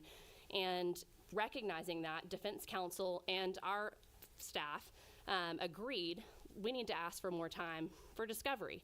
And we filed a joint motion for discovery, extension, and it was denied by the court. And in that scenario, where we're now going to be placed on a trial calendar without the benefit to do any additional discovery, which hurts both us and the defense attorney in this case, who would like more time to do discovery on some other claims that are pending, we are faced with a scenario where the only option to get additional time to do that discovery, because the court denied the motion to extend discovery, is to dismiss and refile if we want that additional time. There's otherwise no remedy for that, and it's not something we would have known in the first 60 days. So if you're a plaintiff who discovers that you need additional time to discover certain information in the course of discovery, and you don't realize that, which you never would in the first 60 days after an answer is filed, you're not going to be able to have the benefit of that additional time. So I see that as a practical limitation of this language as is proposed. And then the third scenario that comes to mind is the fact that in Georgia, under our current law, courts can set us for trial with 20 days notice. And that means that we can be placed on a trial calendar and told that we need to appear with our witnesses, our parties, our experts, everybody ready to go in 20 days. And if you are in a scenario where your expert may be testifying out of state in another case, or your plaintiff may be in the hospital, or your key witness may be in the hospital, it may be an investigating officer who needs to come testify about what happened at the scene of a wreck. You are faced with a scenario where you're placed on a trial calendar, and if the court doesn't bow to your whim to move the case, you're going to have to present your case, which the plaintiff, again, has the burden of proof to do, without your key witness or without your expert witness. And that would be a scenario where using the ability to dismiss and refile is something that people might practically do. At the end of the day, though, dismissal and refile is really not something that's used very frequently. And when it is, it's not something that's pleasant. Plaintiffs don't want to dismiss and refile. We don't use it to cherry pick the best evidence. We prefer not to do it because it wastes resources of ours as well. But we use it when we have to because we're dealing with a scenario where we have the benefit of new information that we wouldn't have known prior to filing suit and we wouldn't have learned in the first 60 days, or we're faced with a trial date and something that is a critical piece of evidence from a key witness is not going to be there, and yet we're going to have to stand up and meet our burden at trial. And so those are some practical examples of things that I've dealt with in my personal practice. The only thing that I wanted to note, other than what I've already stated, is just that this ability is already limited in a number of ways that I think are important to understand. We can only dismiss and refile one time anyway. This is not an unlimited right where we are just dismissing and refiling lawsuits repeatedly. We're still limited by the 2-year statute of limitations. It's not like this is just a freebie where you can add a new defendant after 3 years or something like that. You still are limited in your ability to actually have the right defendants within the statute of limitations. And if you've had major rulings in the underlying case when you dismiss and before you refile, those rulings generally still stand. And so it's not that you can just escape something bad that happened to you by dismissing and refiling. And the last thing that I'll say is I think sometimes, and one of the kind of key points that came out of Senator Kinney's presentation of the legislation initially is just that we have the ability to dismiss and refile all the way up until opening statements are given in a case, and we have a jury that's already sitting in the jury box that's heard what the case is going to be about. And I understand that sounds kind of wild and crazy. But again, that's something, I've never seen that done in my practice. I've talked to a number of people. I don't know people who have done that. So I think it's extremely rare that happens. And I have a hard time believing that particular concern has anything to do with insurance premiums in Georgia. So that's what I would say on that point. Are there any questions? I have one question I thought about when you were talking about this section. OCGA 9-15-14, I'm sure you're familiar with that code section. It deals with attorney's fees being awarded to a party that takes certain overly litigious actions during a case. My understanding is even with the dismissal, there's still the ability afterwards, when a court no longer has a case, for someone to move for attorney's fees under that statute. Is that correct?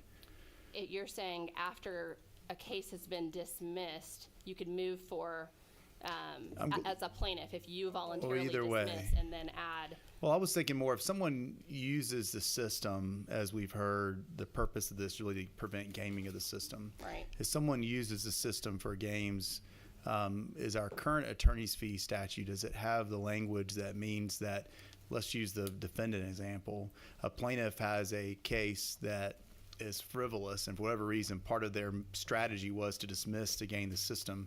Does the current attorney's fee statute allow that defendant to petition for attorney's fees after that dismissal happens?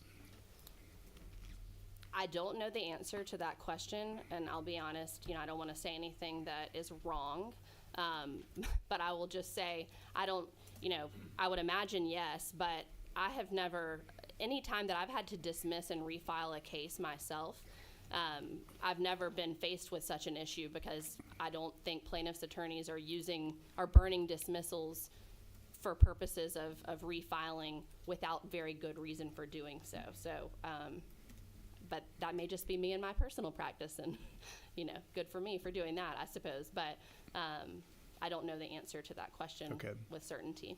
Any other questions from the committee? All right. Thank you. Thank you. Next on the list, Drew Ashby. Good evening. Good evening, Mr. Chairman, Senators. Thank you all for your time. I'm here to discuss, my name is Drew Ashby. I have significant experience in catastrophic personal injury cases as a plaintiff's lawyer, although I was on the defense side for 7.5 years. And I've had a lot of experience with seatbelts, and that's what I'm here to talk to you about tonight.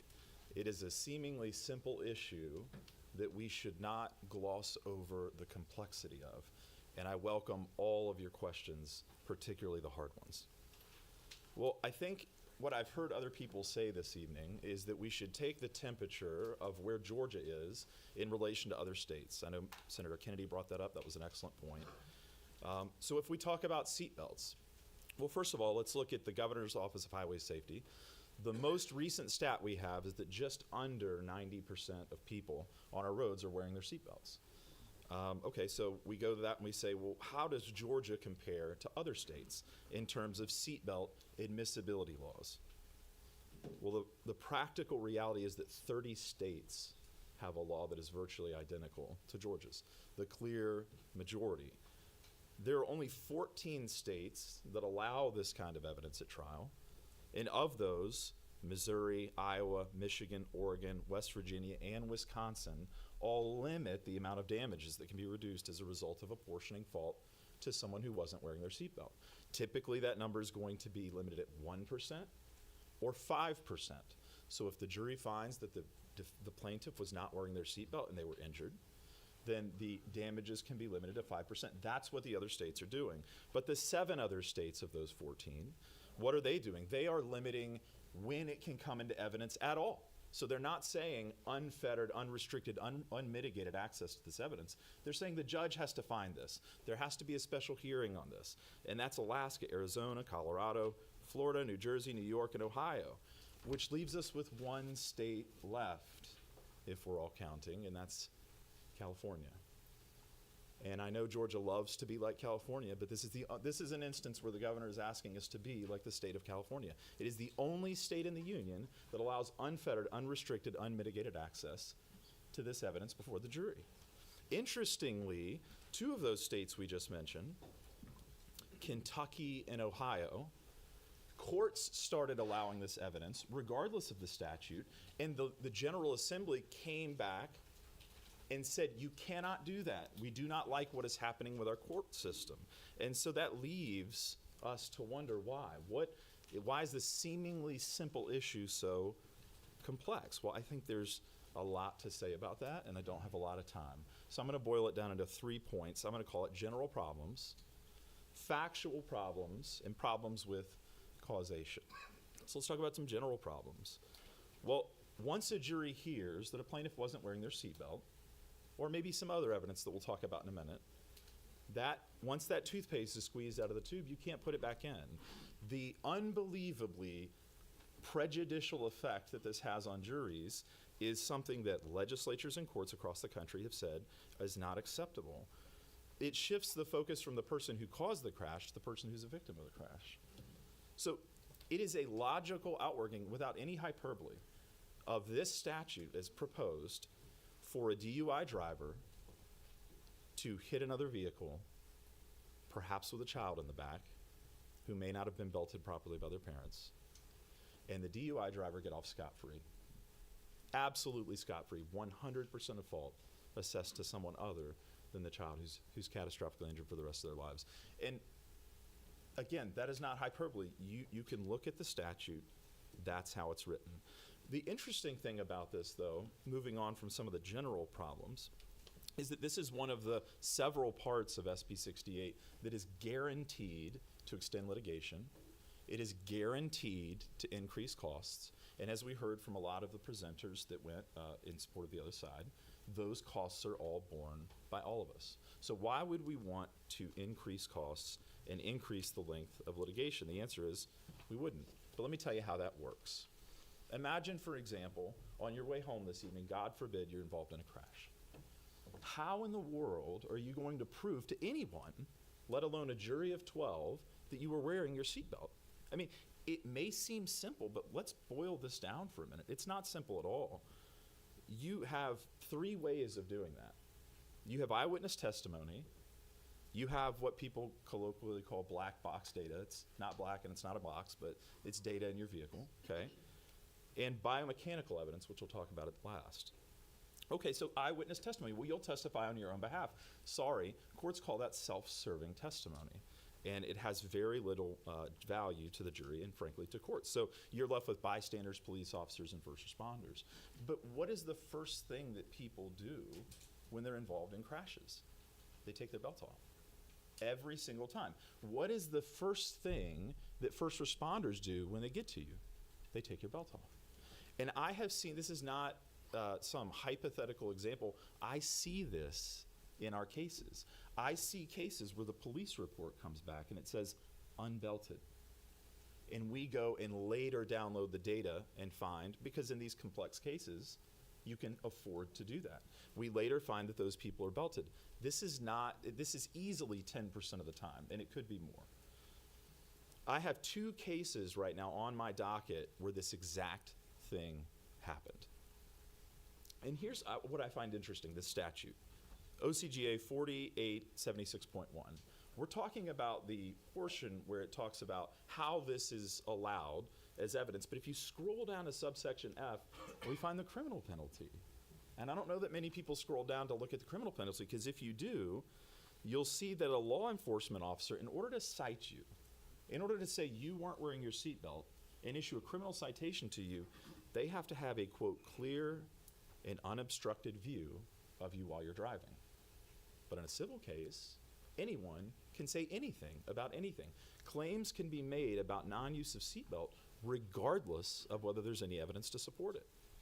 So what effect does that have? Well, it has the effect of driving up costs, forcing certain plaintiffs to prove they were wearing their seatbelt, and that requires experts and data. So let's talk about the black box data. Everyone thinks you can just go into your car and get all the data you want. Well, sometimes that's true, but many times it's not. A lot of people don't realize that before 2012, the data in the vast majority of all vehicles, with some exceptions, the vast majority of all vehicles was proprietary. The only way you can get that is if you get a decode key from the manufacturer, which I can tell you from personal experience, they're not giving you. And so you do not have any data available to you whatsoever. So the question is, how many cars on our road are before 2012? Well, Car and Driver every year puts out a survey. And right now, the average age, with the most recent data they have, of a car on the road is 14 years, which means more than half of every car on the road right now has no accessible data whatsoever. So that is an unavailable defense, or an unavailable way for you to prove that you're wearing your seatbelt. So, okay, now we've got to go to biomechanical evidence. We're hiring an expert to talk about the biomechanics of how your body moves inside of a vehicle when force is applied. That's what a biomechanical expert is. And they're going to charge between $350 and $550 an hour just in Georgia. You go outside of Georgia and it gets more expensive. And this is the additional problem that I think no one talks about, and it's insidious. It isn't just whether you're wearing your belt. If this is unfettered, unrestricted evidence, it's whether you were wearing your belt, quote, properly. And so as much as you may think that I'm making a big deal of this, I can assure you, I see this on a daily basis, there is a cottage industry of experts from across the country who will come in and testify, well, we don't think they were wearing their belt correctly, and so that's how it increased their damages. Based on zero evidence whatsoever, they will claim, and it forces the plaintiff to hire an expert, it increases litigation costs, and it extends litigation. So at the end of the day, we're talking about a provision here that deserves more time than I can give it now, is incredibly complex, and will increase costs, increase litigation, and increase the time with which cases can be decided. Thank you. Any questions for Mr. Ashby? All right, thank you. Thank you. Mr. Walker, I think you had an answer going back to the last section to my question of 9/15/14, or do you have an answer? 45 days after disposition, Mr. Chairman. So 45 days after disposition is my question. I knew the answer, but I didn't know if disposition, if a voluntary dismissal without prejudice is considered a disposition. You know the answer to that? Okay. I'm not trying to create more problems, but I was looking for more potential solutions to address that issue. All right. Next on the list, Mike Moran.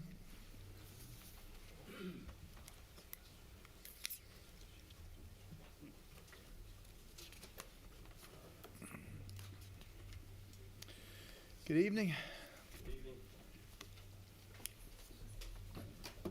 Thank you, Mr. Chairman. Members of the committee, again, I'm Mike Moran, originally from Jessup, down in Wayne County. I've been living in Atlanta for 30-plus years, been practicing law up here for 28 years, and for over 20 of those years, my firm's been handling negligent security cases. We've probably done as many of those cases as any plaintiff's firm in Georgia. And I'm here to talk about that section of Senate Bill 68. Senate Bill 68 would affect a sea change in the law in this area. This is not a tweaking of the law. Someone earlier characterized it as a tweak. And this change will severely limit the rights of innocent Georgians who are injured to have access to the courts. Ever since this law was dropped, I've been trying to think, and I've been asking around my office, can anybody think of a single case that we've had in 20 years that could survive this statute? And I can't think of a single one. This statute is so complicated. There are so many different elements in here and defenses that I can't think of a single case that would get past it. One thing that I also want to address, obviously it's important, just like it is when you're in court, when you're making legislation, to have all the relevant facts and to have accurate facts when you're passing laws. And the CVS case was talked about earlier as an argument for passing Senate Bill 68. And it was stated that the facts in that case were that the CVS was in a high crime area and that there were issues with lighting, and the plaintiff was shot in a robbery and a jury gave him over $40 million. Well, that would be absurd. And if you could do that in Georgia, I would help you guys write the statute to stop that, because that would be frivolous litigation, and juries would not. First, you'd lose on summary judgment with those facts. Second, you would lose to a jury. Well, that happened to be our case, and there were some significant facts that were left out that it's important for you guys to be aware of if you're not in considering this law. Less than 2 years before Mr. Carmichael was shot, a cashier had a weapon brandished at her, and she was threatened. That was like 20 months before his incident. 6 months before, robber beat a lady in the head in the parking lot. Less than 1 month before, somebody held a gun to the head of the cashier in the store. Now, after each one of those crimes, people at CVS testified they begged upper-level management, who's not in Atlanta, of course, not even in Georgia, they're somewhere else in the country, to please bring security guards back, and they wouldn't. The district manager testified that he repeatedly asked. So that case, even as egregious as those facts are, when you have employees begging for security guards and clerks with guns held to their head, could not survive this statute. There's been talk about how this statute would affect the sex trafficking statute, and the revision that was made to the statute would, I think, pretty clearly allow a sex trafficking victim to sue the trafficker. But I'm not so sure about suing the hotel. Maybe there's an argument that could be made that if the hotel could be charged with a crime under the criminal statute that is cited. This is line 257, Code Section 16-5-46, which criminalizes conduct. Perhaps there's an argument that if you could charge the hotel with a crime, then a sex trafficking victim could sue under this statute, but how often would that ever happen? So that carve-out is not effective here. Leader Jones had mentioned this earlier, asking about, well, what about if someone is injured off the property? And that is line 266, or I'll ask you to turn to line 266, which clearly says, you have to start at line 262, just as Leader Jones was reading it, and it says, notwithstanding Code Sections 51-3-51 and 51-3-52, no owner or occupier shall be liable for negligent security. If you go to number 2, arising from an injury sustained by a person not on the premises of the owner or occupier. So this law would immunize business owners if someone was abducted on the property and taken somewhere else and raped or murdered or tortured. You're giving immunity to the business owners, and it wouldn't matter how many times that had happened. If it had happened repeatedly at, say, a convenience store where a young girl driving home from high school, like all of us old enough to have kids have had it happen, stop at a convenience store to get gas, you could have had a series of abductions on that property. And under this bill, that business is immune from suit. Someone had asked questions about security companies, and if you all would look at line 327, I don't understand this at all. No, I'm sorry, 331 is a security contractor section.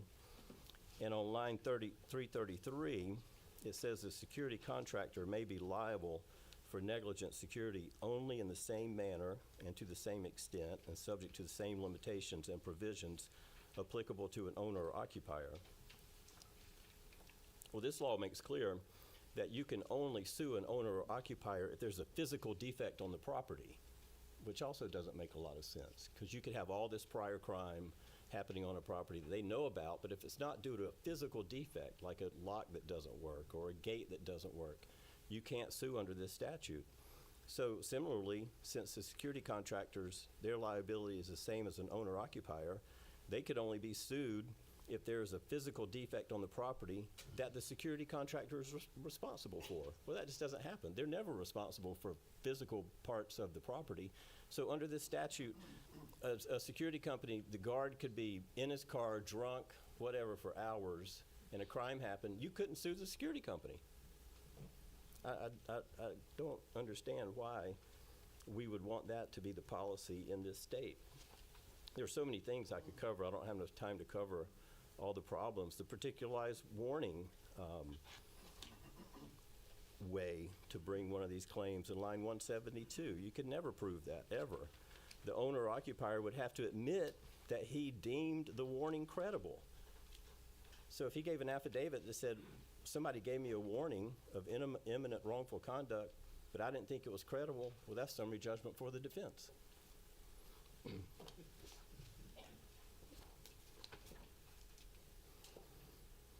As I said, every single crime has to be linked to, this is line 223. Line 223, and this is an element. This is under 51.351, so this is a mandatory element you have to prove. Line 223, such wrongful conduct by a third person was a reasonably foreseeable consequence of such third person exploiting a specific physical condition of the premises. We had a case last year in a local mall. Our client was abducted, taken off the property, and raped. In just the 12 months before the abduction, the mall had 32 weapons crimes on the property. 32 weapons crimes. This is a mall that I bet everybody in this room has shopped at and has been in those parking decks. They had internal records that said they should double the number of guards, which they didn't do. Under this bill, that mall's immunized. You cannot sue that mall under those facts under this bill because it's not related to a specific physical condition of the premises. The last thing I'll talk about is the apportionment.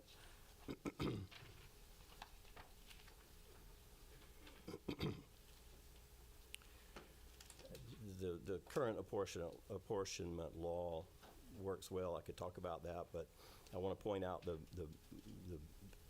think the biggest issue with this, line 324 says that if the judge were to determine that the apportionment's not reasonable, the judge then has to set aside the verdict and order a retrial of liability and damages. So you'd start the whole trial over just because there's a question of whether the jury apportioned enough to the criminal, and maybe the jury misunderstood the jury instructions, and there could be inquiries about that. That's the way trials work, and judges can make an inquiry about what happened. It would make far more sense to just retry it on the apportionment. Why would you retry the case on liability? I mean, that tells me whoever wrote this, they're just trying to get one over on everybody because they're like, hey, we lost. You know, the jury didn't award anything to the criminal. Let's just retry it and let's have another bite at the apple. This doesn't make any sense. It wastes judicial resources. Those are the highlights. I could go on for a while about issues in this bill, but I would ask you to not pass this bill. If there are reasonable things that need to be done, there are reasonable ways to do it where everybody could work together. I think Alan Hamilton talked about that, where both sides can work together and try to draft things up. This is punitive. This is not good for Georgians. I kind of laughed to myself when I was thinking about that, the bill. I can't remember who I heard say this one time, but talking about legislation and that you can look at the title of it and kind of figure out what it isn't. And talking about this is consumer protection bill. It's certainly not protecting consumers, and it kind of made me think about the Inflation Reduction Act, which didn't really do a very good job of reducing inflation, which is why somebody was talking about eggs earlier. That's all I've got. Thank you for hearing me. You have a question from the committee. Senator Tillery. Thank you, Mr. Chairman. I missed your name earlier. I apologize. Moran. Mr. Moran. The question I have, it pops up 2 or 3 times in the bill, but one time I see it is on line 227. This is the phrase, and I'm going to ask if you don't have a bill, if you can't comment to it, that's fine. But I'm trying to understand what it means. substantially greater than the general risk of wrongful conduct in the vicinity of the premises. You want me to comment on that? Yeah, help me, because I'm trying to wrap my head around In what ev- that means in the scope of practice. Yes, in every one of these cases, you would have to prove that the risk on the property as a result of the physical condition, because everything's linked to a physical condition, on this property was substantially greater than the general risk of wrongful conduct in the vicinity.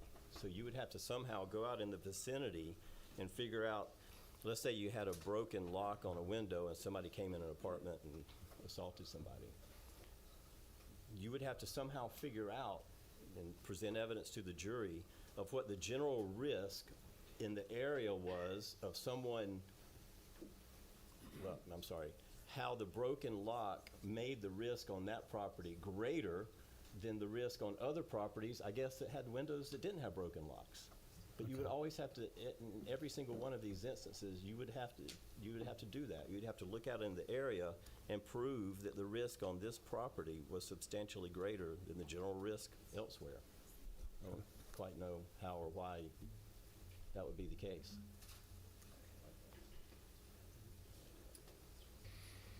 Any other questions from the committee? Senator Calzert. Thank you, Mr. Chair. So wouldn't the reason for that be otherwise you would never place a business in a high crime area? If because there's crime around you, you have to assume there may be crime on your property, I guess we are going to have food deserts and pharmacy deserts and gas deserts if this current system essentially is making you I'm sorry, responsible for knowing about crime that's not on your own property. You would encourage clusters of crime. You would encourage, like there's the big interest in sex trafficking, as there should be.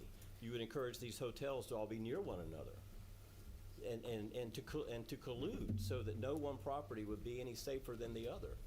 So, because if you didn't, if the risk was the same, doesn't matter how high the risk was. If it was the same, you can't prevail under this statute. So you would incentivize horrible behavior. Any other questions from the committee? All right, thank you. Thank you, Mr. Chairman. How much time we have left? We've got a little over 15 minutes left. Jason Branch is next on the list.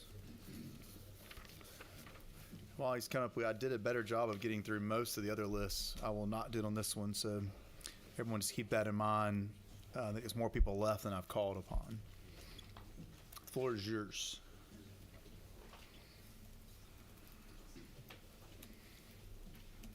Thank you, Mr. Chairman, and thank you, committee members, for enduring a long afternoon and night and allowing me and my colleagues to come and testify before you.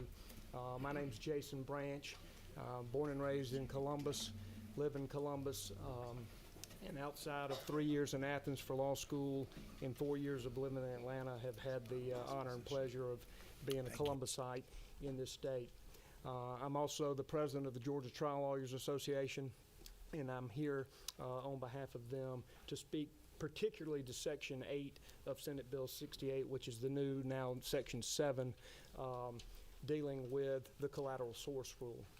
And Section 8, or I keep calling it Section 8, it was that until this afternoon. Section 7 of Senate Bill 68 abrogates the collateral source rule as it applies to payment for medical bills for injuries caused by a tortfeasor in a civil action. And I think what's important when we look at this rule and when we look at abrogating and taking away a rule is studying and trying to understand why is this the rule, what is its purpose, and why has it stood the test of time. The collateral source rule dates back to common law England, going back to 1823.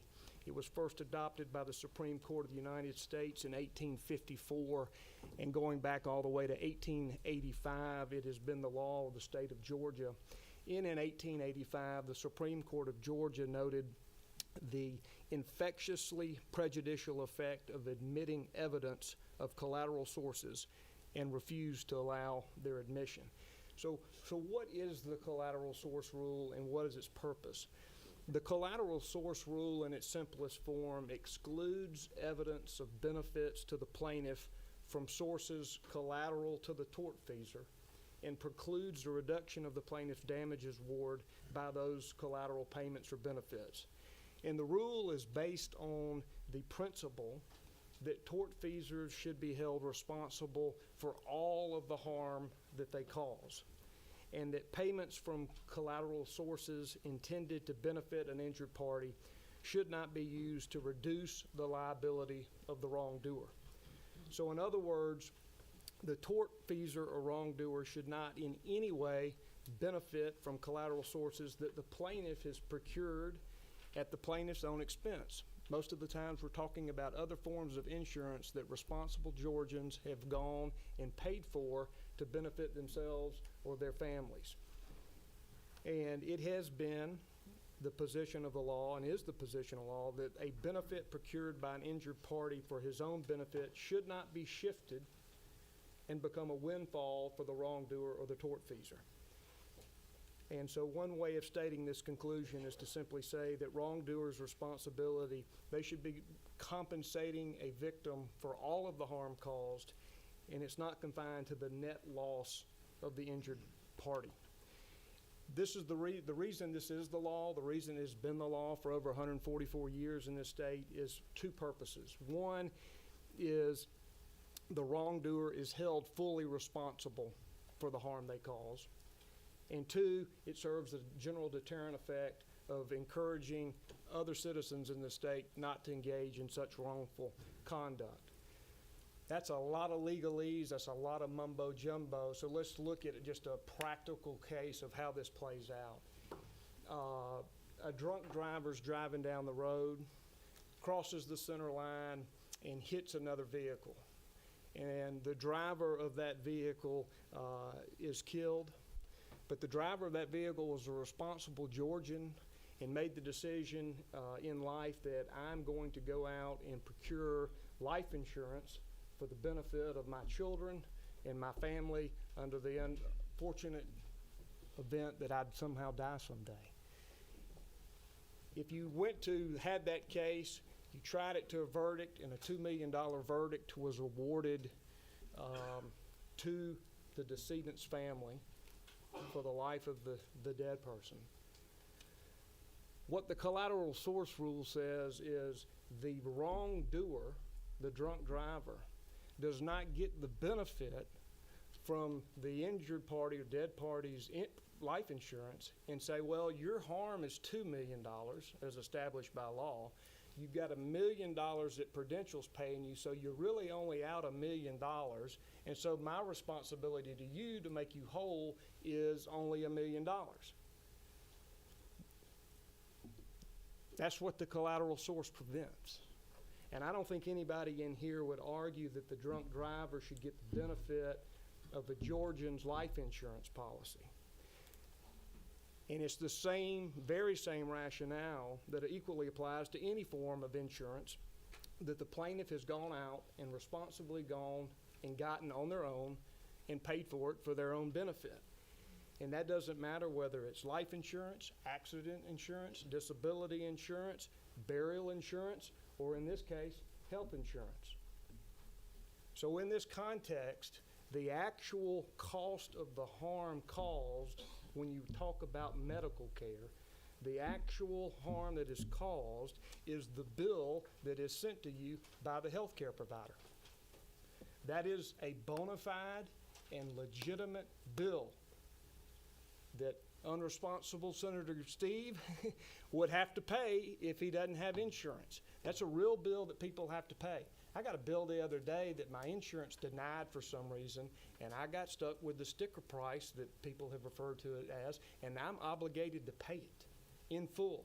So the bills that healthcare providers send, they're not fictitious, they're not phantom, they're not figments of people's imagination. These are real bills sent by real healthcare providers that they bill for those services. So that is the actual harm in these cases. And what the collateral source rule says is, just like with the drunk driver in life insurance, the collateral source rule says we're not going to let a wrongdoer take advantage of and get the benefit of an injured Georgian's health insurance policy, particularly one where they've gone out and paid expensive premiums year in and year out to have that coverage. That's the collateral source rule. And what does that do? It makes sure that the wrongdoer is held fully responsible for the harm. And it also provides a deterrent effect, and it also does not allow them to get the benefit from the injured party's insurance or in insurance premiums. Now, there are in addition to these foundational, that's the foundational principal concerns, is that a wrongdoer should be fully held responsible for their harm, and they shouldn't get the benefit for responsible people that pay for insurance or arrange other collateral benefits. In addition to these foundational principles, there are other concerns that abrogating the collateral source rule, if we enacted SB 68, would do, some of which have been noted by committee members themselves. First, it creates different classes of plaintiffs based on whether or not they have insurance, and then further subclasses of plaintiffs based on what particular insurance they may have.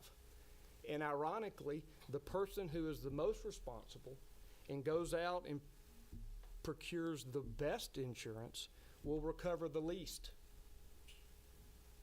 The most responsible goes out and gets the best insurance, recovers the least under this statute. While the person with no insurance, who's irresponsible, arguably, recovers the most. And most disturbingly, we are talking about people that are suffering and experiencing the very same injury. So you have the very same injury requiring the very same medical care, whatever that care is, and you've got those plaintiffs treated differently based on whether they were responsible and had insurance or irresponsible and did not. We've talked about this earlier, and I think it may have been Senator Tillery or somebody brought this up, is not only does this create disparate treatment among plaintiffs in terms of economic damages, but it will also lead to plaintiffs being treated differently in the assessment of general or non-economic damages. For it has long been established in the law that the proof of special damages, such as medical care, can provide a measure of damages for the jury to consider in determining the amount of general or non-economic damages. So what you're saying is, not only will plaintiffs be treated disparately based on their economic damages, when those economic damages are then considered in determining and assessing what general damages or non-economic damages should be, those lower reduced bills amount further is compounded and negatively impacts the responsible Georgian who has insurance, while at the same time somebody without insurance that has the very same injury has larger numbers that then get multiplied and used as a measure of general damages. So it will affect not only the special damages consideration of the case, it affects the entire case and the entire assessment of damages, and you have different plaintiffs being treated differently. Another thing, the introduction of collateral benefits at trial has long been found to be inherently prejudicial and readily subject to misuse by the jury, and that's why it's not allowed. And that's why you can't offer evidence of the fact that the defendant has insurance or the amount of the defendant's insurance. I'm being They give you the about hook? my time. Huh? They give you the hook? They're giving me the hook. You do have questions from the committee if you. All right, let me just run through the laundry list of a couple additional concerns.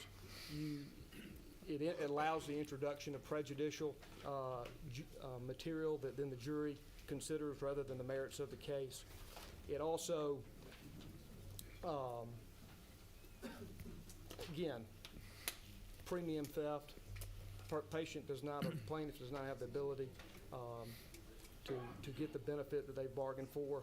And lastly, in its application, this law makes substantially more complicated, particularly in dealing with unpaid medical bills and future medical bills, because it only calls for the provision of care or the payment that's actually necessary, which will require expert testimony from healthcare providers or others to try to establish what that is. and I will stop there. All right, you have questions from the committee. Senator Cowsert. Thank you, Mr. Chairman. Well, I'm not reading the bill the way you do on this collateral source, because I don't see anywhere in here where it says it is admissible in evidence that those medical expenses were paid by insurance. It just says you can't recover an amount greater than the provider accepted as payment in full. And I don't see where it says you don't recover for these expenses, because we still let the plaintiff recover for all the medical expenses up to the amount that were paid, even though it's already been paid by the insurance company. Well, There's no admissibility of the collateral source permitted by this law. I guess the law doesn't contemplate how that would be submitted, whether you're having bills that are with columns redacted based on actual bills versus. We do it every day in trial. I know you do and I do right now. And the other thing is, it doesn't, again, the harm is the actual bill that was billed. That's the harm. The benefit is from the insurance company that the plaintiff is providing is still a collateral benefit. So it does abrogate the collateral source rule, because now it allows the defendant to take advantage of a health insurance policy and get that harm, which is the bill, reduced. But you concur that this bill allows that plaintiff who really didn't pay out of pocket for their medical expenses, maybe their deductible, to recover for that amount. Well, this is what would happen. You would have an amount that is reduced that is recovered. That would be further reduced by the attorney's fees that it took to procure that. Then it's further reduced by the premium payments that they've been paying for years and years and years to procure it. So in any analysis, the plaintiff is not made whole. The plaintiff is not going to get all of what they have paid by the time that they've paid their attorney's fees to procure it, by the time they've paid their insurance back for the medical expenses that are due, and then you factor in the premiums that they paid to get that reduction in the first place. But you would agree that this bill itself contemplates there are other provisions of law that provide for conditions under which a plaintiff may recover their attorney's fees. The general provisions are we're not a loser pay system. We're not a loser pay system. We have a lot of statutes that allow you to get your attorney's fees under. But there are other states and a lot of other states that have contemplated doing something similar to this, where they allow for the provision that the plaintiff is compensated for what it costs to provide for those. That's not in here. And when we look at what other states do, they're in North Carolina, South Carolina, Mississippi, Tennessee, all of those states would follow the same existing law in Georgia, not SB 68. Senator Steele. Thank you, Mr. Chairman. Thank you, Mr. Branch. I'm just trying to understand here. So I'm hearing the arguments about things, but being in Columbus, I'm guessing you do some work in Alabama as well? Personally, I don't, but I do have partners that do. And forgive me, I'm just going off your website, so just trying to learn a little bit about this. So in a 4-person firm, your firm has billed almost $500 million for the things that you're defending right now as a right to be able to continue to sue for. Is that about right? If you say so. $465 million is what you're advertising. Over the last 40 years, that firm, yes. Okay. It seems really hard that you can tell us that this bill is basically something that needs to be thrown in the dumpster without any real solutions on what to fix, but you've done very well keeping the system the way that it is. Well, I think my goal today is to point out of why we have the collateral source rule and why it's important to allow wrongdoers to be fully held responsible for their harm and not get the benefit from insurance or other collateral benefits that the responsible Georgian goes out and gets on their own. Got it. Thank you. No other questions from the committee. Thank you. Thank you. We have 3 minutes and 48 seconds left. Again, I will not get to a lot of folks, but next is Brandon Peak. Thank you, Mr. Chairman. I'll spare with formalities. I'm Brandon Peak. I'm a lawyer. I think this is lost on everybody here tonight, and I don't want it to be. Nobody's ever come into my office wanting to be there. People come in my office because they've been hurt, they can't go back to work, they've lost a loved one. That's the people we're talking about that are implicated by this bill. Those are the everyday Georgians. 95 to 100% of those people came in there and said, I never thought I was going to be here. I never thought this was going to happen to me. Those are plaintiffs. Those are the citizens we're talking about. I'm here to talk about Section 8 as it relates to trifurcation. There's lots of problems with this. I don't have a lot of time. But I do want to point out a few problems. Number one, it's totally unnecessary. 9/11/42 already allows judges to bifurcate or trifurcate trials upon motion of a party. What this does is make a judge have to do it if one party asks for it. This will only create bifurcation and trifurcation when there's no good reason to do it. Because if there's a good reason to do it now, the judges will do it. The other thing that's going on here is y'all are usurping a judge's ability to control his or her courtroom. Let's look at the garden variety car wreck case. Person who's a scene witness sees a wreck. They see who caused it. They go to render aid to the plaintiff. The plaintiff says, I'm hurt. Can you call 911? Then they go to the other car to check on the defendant as well. They may smell alcohol on their breath. Under this bill, that same ordinary citizen who did nothing but happened to observe a wreck is going to have to testify 3 separate times in the same trial. That makes no sense. It's totally inefficient. The other thing I hope y'all understand is how traumatic it is for people to testify at trials, both plaintiffs and defendants. It's a hell of a thing to have to go through. Think about burying your child and having to come to court and testify about it. Think about being sexually assaulted and having to come to court and testify about it. What this bill will do, if you pass this under mandatory trifurcation, it's not just bifurcation, it's 3 times, is I'm going to make that sexual assault victim testify twice. Number 1 about the rape, and number 2 about how it's affected his or her life. I'm going to make the parents whose child is in the back seat who died testify, 1 about the cause of the wreck and number 2 about what it's like to lose a child. There are lots of problems with this, but the fundamental point is bifurcation and trifurcation already exists. You just have to have a good reason for it. The last thing I want to say about who is not here today, Allstate, Geico, State Farm. Did we hear anybody from them? We didn't. Did anybody sit here at this table and say, if you do any of these things that restrict the rights of Georgia citizens, that they're going to lower your insurance rates? No, we didn't hear that. I hope you'll know who's not here telling you that they're going to do and going to fix the problem that you want to fix. Thank you. Questions from the committee? All right, thank you. I literally have 30 seconds left. If, on my notes, Dr. Polydor and Dr. Patel want to be heard together. I don't know if y'all want to briefly come up, we can close it out.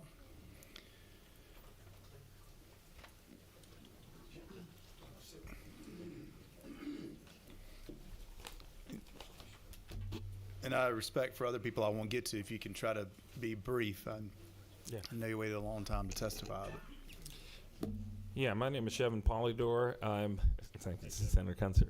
Yeah, I'm an owner of an orthopedic group and former president for the Pain Management Society. I just wanted to talk about Section 8 and also I guess it's now termed Section 7. The most important points that I wanted to make is it was about unpaid charges or unpaid bills in these cases, and those being then adjudicated at Medicaid rates later on, or if a person has Medicare or Medicaid. What that will do is preclude care from any or all of these patients who currently get care. Even if you were to take commercial insurance, if somebody with commercial insurance and you were to see this patient, and then 2 years later or 3 years later when the case settles, you were to get commercial insurance rates, you would not provide that care. And I just wanted to briefly present, because we are short on time, a patient of mine who has actually gotten care from who had insurance, but was unable to use her insurance for some reason, and she can talk briefly. My name is Betty Washram, and I had an automobile accident on November 18th, 2015, and I was T-boned and suffered injuries to my neck, lower back, hip, and knee, and went to Athens Medical Center and received emergency care. And after the accident, I had consistent debilitating pain. My mobility was severely limited, making it impossible to take care of myself. I was unable to work, and I felt hopeless, abandoned, unsure of where to turn. I was severely depressed, and no one would see me. I had Ambetter insurance, and I didn't know where to turn, so I sought legal A funding company. a funding company, which my attorney helped me find, and they helped me get to Dr. Polidor with Peachtree Orthopedics, and I saw specialists there to give me care and get me the medical treatments that I needed for my neck. I had a torn labrum in my hip, and I saw Dr. Dominic Carrera. He was world famous hip surgeon for professional athletes for the NFL, NBA, and professional leagues around the world. I was happy and thankful for the medical funding company, and I was able to access such good caring doctors. And my injuries were numerous, and Dr. Polidor was the main doctor coordinating my care. I had a herniated disc in my neck, and my spinal cord was compressed, and Dr. Polidor did several procedures to help treat my neck pain. Dr. Polidor also treated my lower back pain with injections. My lower back injections helped temporarily but did not give me long-term relief. Dr. Polidor explored other options and performed a temporary spinal cord stimulator trial, which gave me significant pain relief. I later had a permanent spinal cord stimulator implanted, which helped my pain significantly.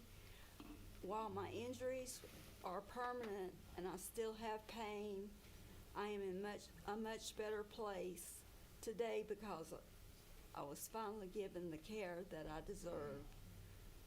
And it's been a long, painful journey, and I was given the quality care, and I appreciate the quality care that I was given at Peachtree Orthopedics.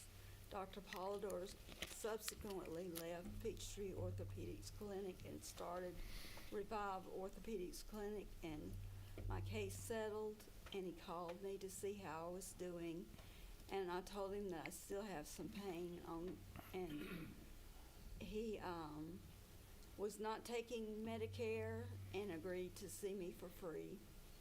And thank you for letting me Thank you. share All right. my story. Thank you. Any questions from the committee? Thank you. All right, we are done with the public comment portion. Senator Kennedy, you want to stay up here, get down there? However you want to do it, it's fine with me. Okay.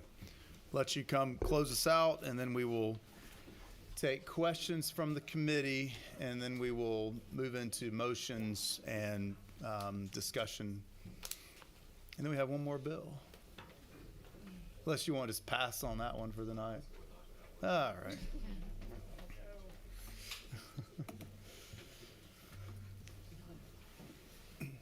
Senator Steele, this is how it always is in Judiciary. You really want to be on the committee? Let's go 4 more hours. Okay, we might. Yeah.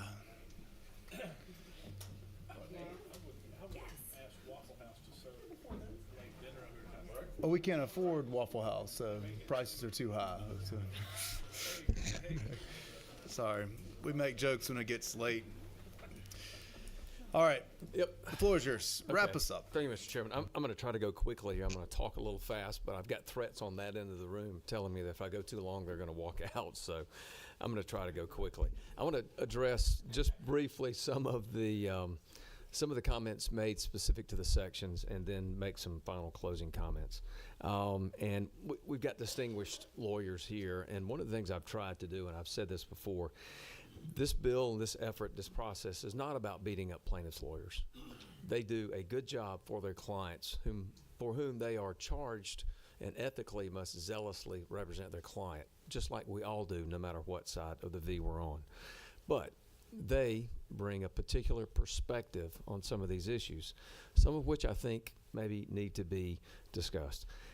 As to number one on anchoring, there is a reference in particular regarding some comments regarding line 41, and whether or not the plaintiff can talk about the number on the anchoring part in the first part of the close at the end of the case.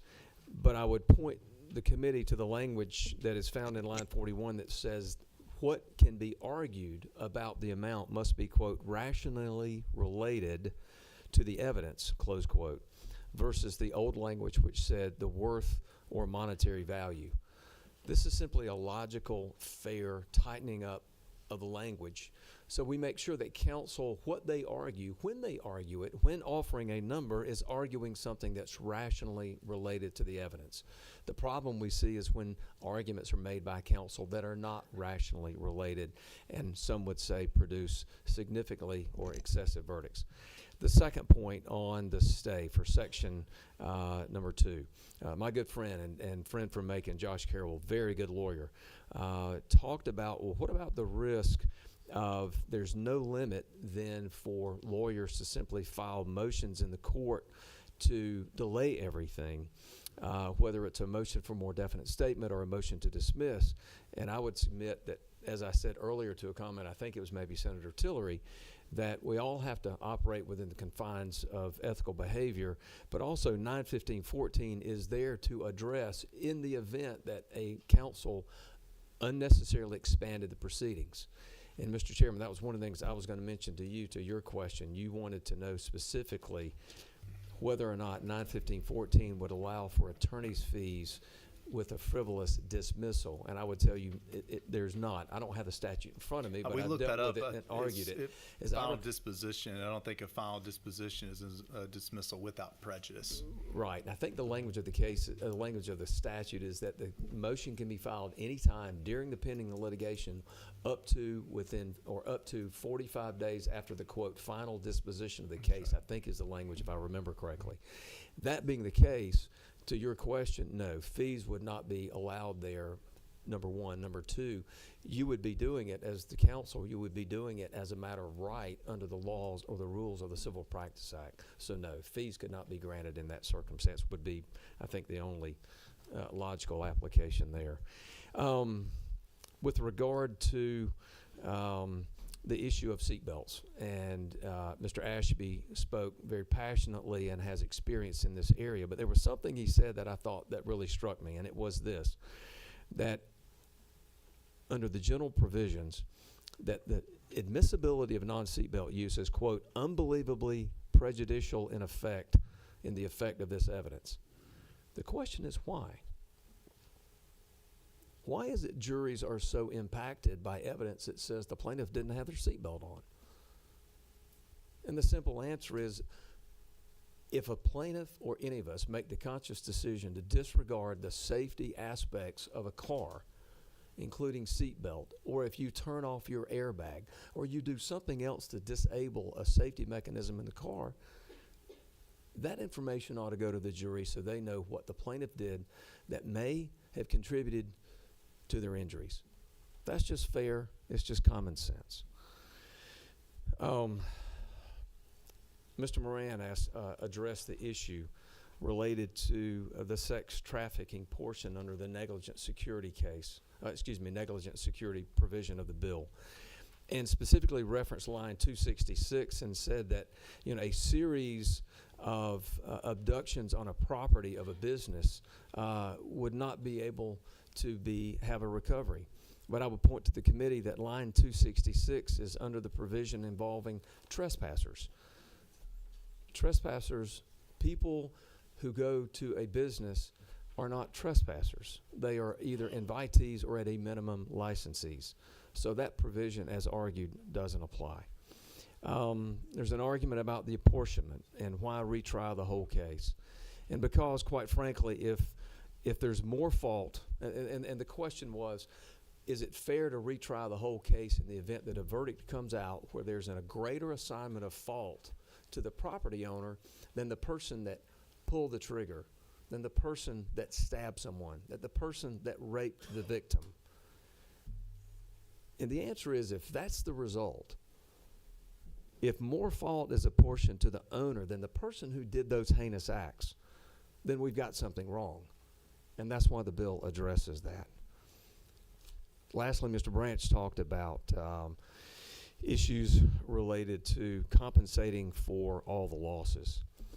And the comment was made that it's the actual harm of the cost to the plaintiff that's the full bill, that the full invoice is the actual harm. No. The harm is the amount of money that the plaintiff is out that they need to be reimbursed for. If it's $100,000, it's $100,000. If it's $25,000, it's $25,000. The math on this is not hard. The question and the key is, what is the actual harm? Proof of specials can provide for a measure of non-economic damages. That was a comment made. That is the admission that proves why artificially inflated invoice has a compounding effect on damages being increased beyond that which they should. Lastly, the comment on bifurcation from Brandon Peak, my friend, and says that this is unnecessary because we have a statute that allows it. The statute allows it, but it doesn't give the defendant the right to it. And the question is, it's a simple call. Do you think that defendants ought to have the right to say, I want to have my trial first determine whether or not I am legally responsible to the plaintiff before the damage portion of the trial? I think most fair-minded people say that if that defendant wants that, they can. But the right doesn't just go to the defendant, it goes to the plaintiff. They too have the right to bifurcate if that's what they want. I'm going to close, Mr. Chairman and members of the committee. You know, the question is, we talked about money and excessive money and damages and different kinds of damages. Bottom line is, who's paying for all this excess that we're talking about? It's the people that came to the Capitol 11 days ago. It's our constituents. It's the businesses in Georgia. It's the people paying insurance premiums that are continuing to skyrocket out of control.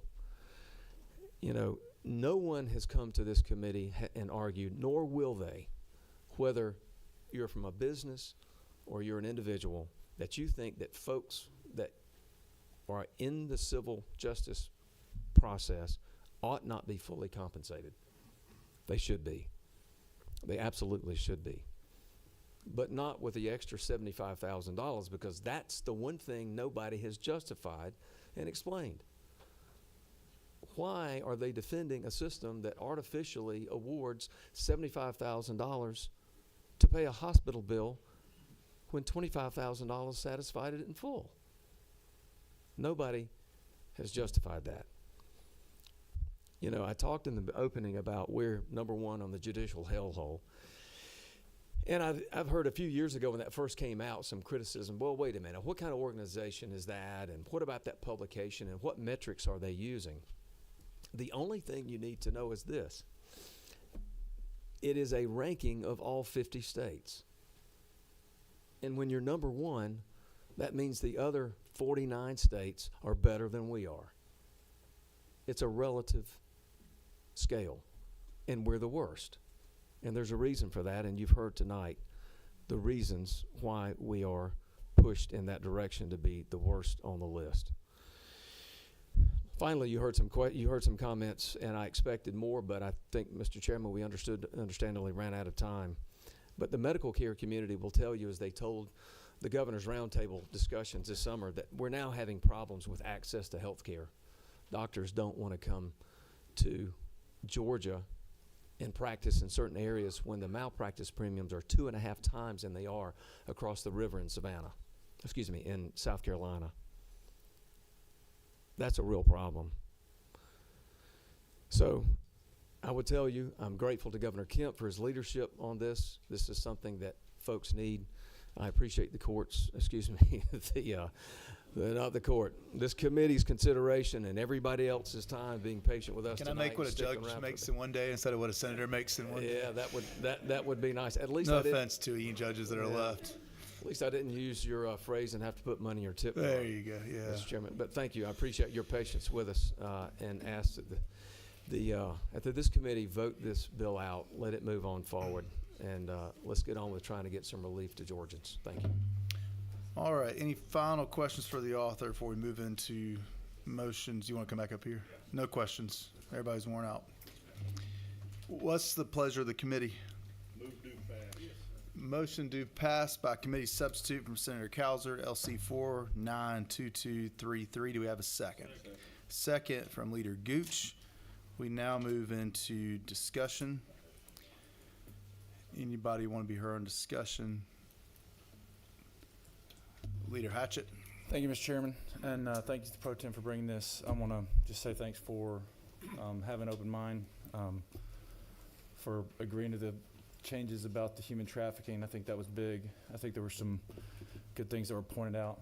I think the overarching theme of this bill is to help Georgians.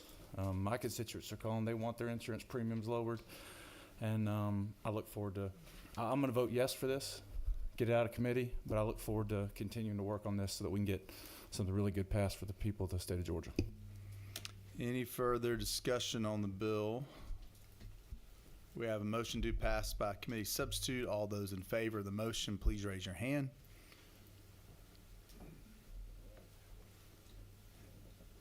Eight. All opposed? 3. Motion carries. All right. Next bill on the agenda is Senate Bill 69. And we were working off of, you want to go back down there? You stay. Either way. I'm fine if you want to stay here. LC 492160. While you're exiting, if you'll please refrain from conversation so we can keep the committee process moving. If you will please take your conversations outside. Let us finish our work.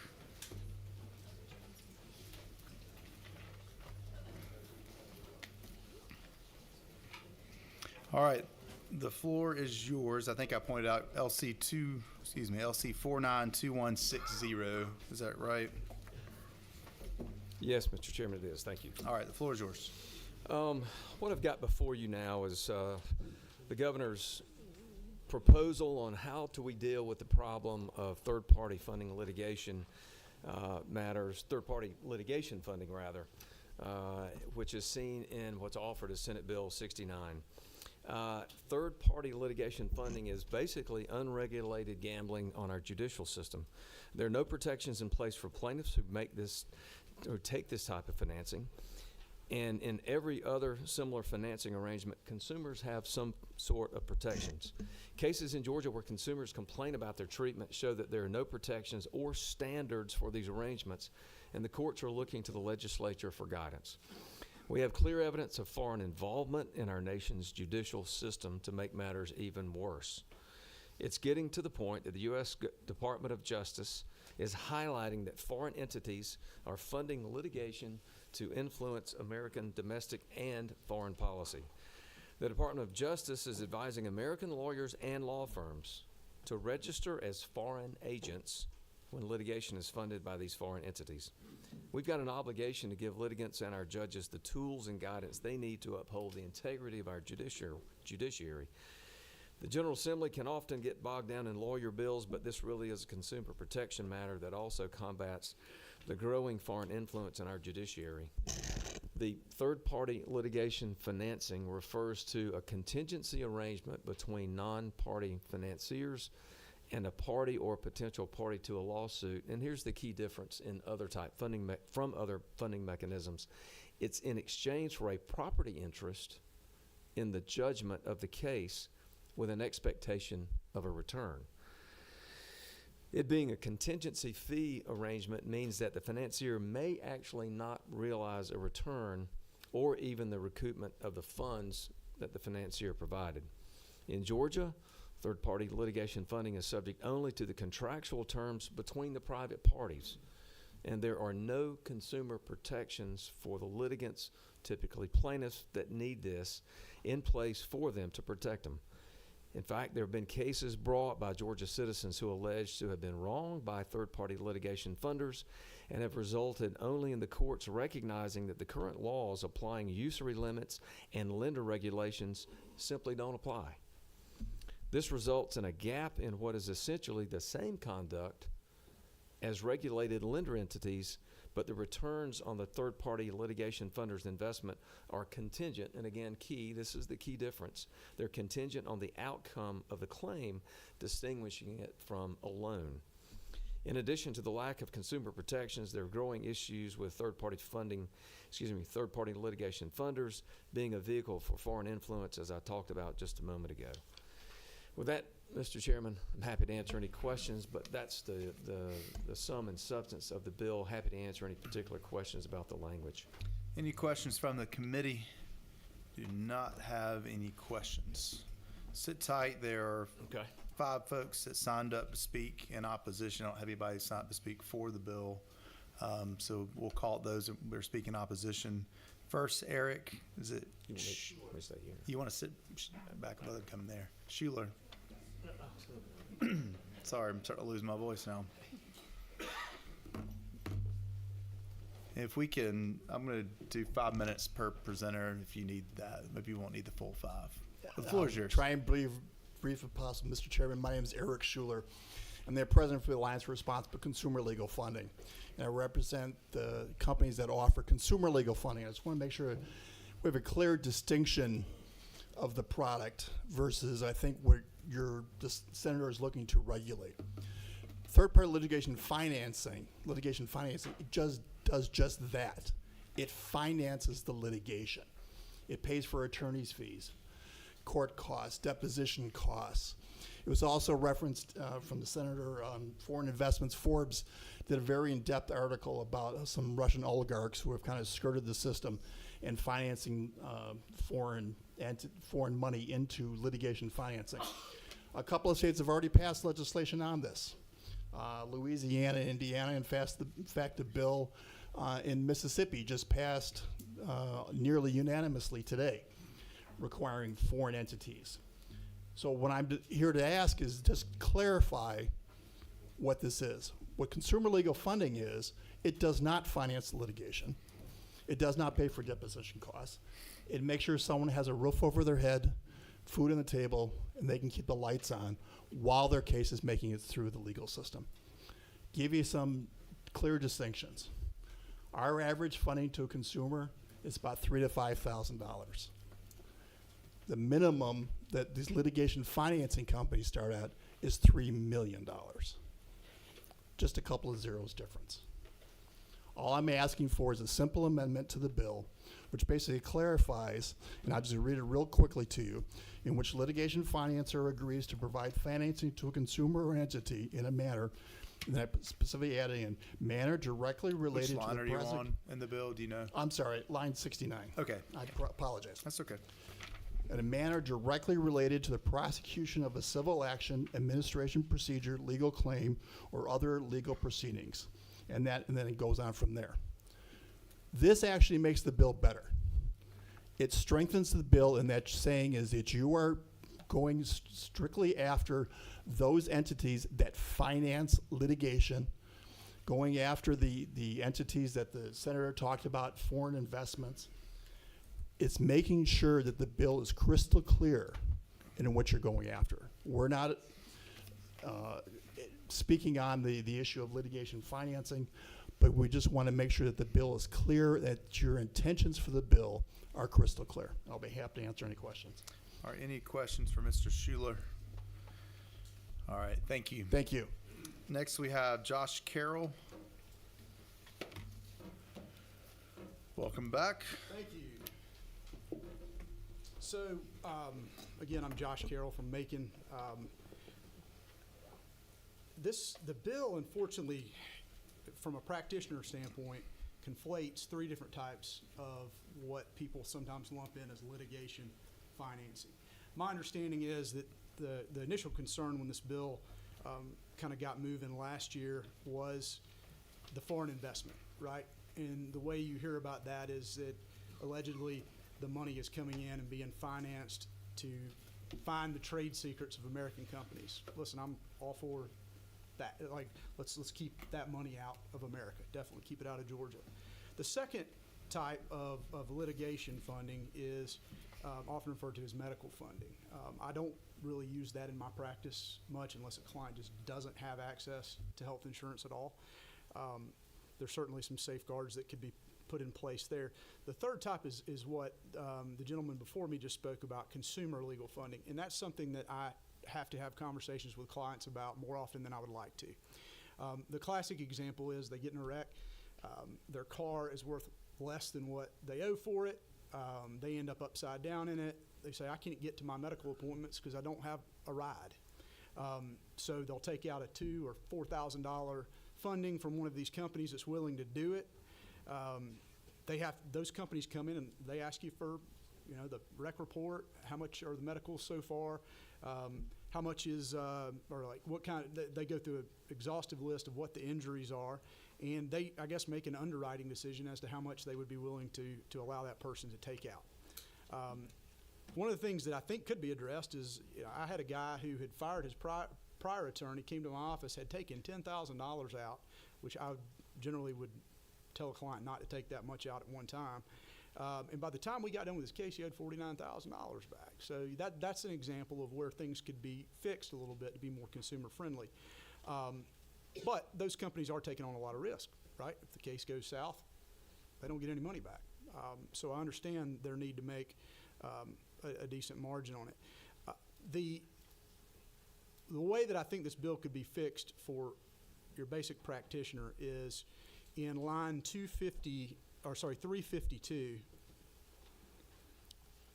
This is what I call just a bridge too far when it comes to the consumer financing portion of this. It says, starting in 351, a party may obtain discovery of the existence and terms and conditions of any litigation financing agreement, including the identity, that's the addition that I would prefer we make, of any litigation financing agreement as such term is defined in Code Section 710.1. So the way that I see this not benefiting a consumer in any way and not protecting the people who are taking out these fundings, regardless of what safeguards are put on them, is that a person who takes out one of these fundings then will get, if they get into litigation and the case doesn't settle before you have to file suit, you're going to get a request for production of documents for all documents related to the transaction. If Allstate or State Farm or whoever's lawyers are allowed to see how much that person took out in a funding, that puts them in a very bad bargaining position when it comes to talking about settlement. And it's not really fair. We wouldn't allow one litigant to see what another litigant had taken out from a bank in a loan if it wasn't relevant to the case. So the fix, I've heard what the gentleman said before me. I think that's a great suggestion to protect the consumer finance portion of it. But I'll also suggest in line 253 striking and terms and conditions, a party may obtain discovery of the existence of any litigation financing agreement, including the identity of such person or entity, which allows you to figure out if it's one of those companies that somebody from China is trying to delve into American affairs. And that simple change, I think, would make this fair to people that have to take out these fundings because sometimes they don't have any other opportunity. And trust me, when they come into the office and they want to talk about taking one of these out, we try everything we can to say, do not take out this funding. The problem is that somebody down the road, if they're desperate enough, some law firm down the road is going to let them do it. So, we kind of have to to hear what the client has to say, hear about their financial situation, and let them make whatever decision they think is best for their case in that regard. With that, I yield my time. Thank you, and I'll take any questions. No questions from the committee. Thank you. Next, we have Morgan Knowles. All right. The last person we have is Adam Cleveland. Or maybe the last person we have is Senator Kennedy. You want to close out? Sure. Any questions from the committee for No. the author of the bill? No, there are none. Thank you. I do have a question just because of that. great. Senator Parent. Thank you. Really, it's more about some of our prior speakers having some suggested language. I know you made a comment in the last bill that you were not accepting amendments. I'm curious about this legislation. Well, I didn't say I wasn't accepting. I said I'd prefer not.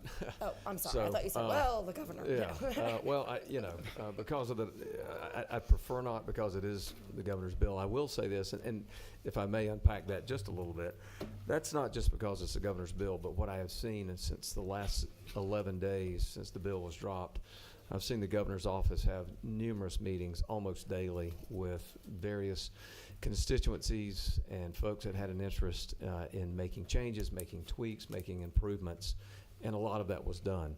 Quite frankly, to my knowledge, we didn't hear anybody talk or want to talk about SB 69.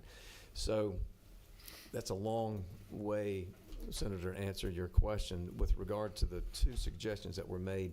Maybe it's the late hour or maybe being a little bit tired. But the combination of that, I'm not comfortable with the two. I guess they're not specifically in the form of amendments. I think I understand what the first speaker, not Mr. Carroll, but was it Mr. Schuler? Schuler. That wanted to limit, had some limiting language. I didn't understand exactly what that was, but from what I understood, it seemed to be redundant of what is already here. The only other comment I would make with regard to what Mr. Carroll said, and he broke it down as far as we've got three types of litigation: financing, foreign investment, medical, and consumer lending. I think most of his comments were about consumer lending. But then there was a transition to concerns about lines 352 and the discoverability of this. And I would tell you that from a philosophical standpoint and trying to address one of the problems of bringing transparency to an issue where consumers have zero protection and all this is done under the cover of darkness, transparency, meaning in this context, discoverability of these documents, in fact, is a critical part of this from the governor's perspective. So with that, that's a long way of saying I'd prefer, and I would have to oppose any amendments. But I would say this: I'm happy to meet with the gentleman or anyone on this committee after this and continue a discussion.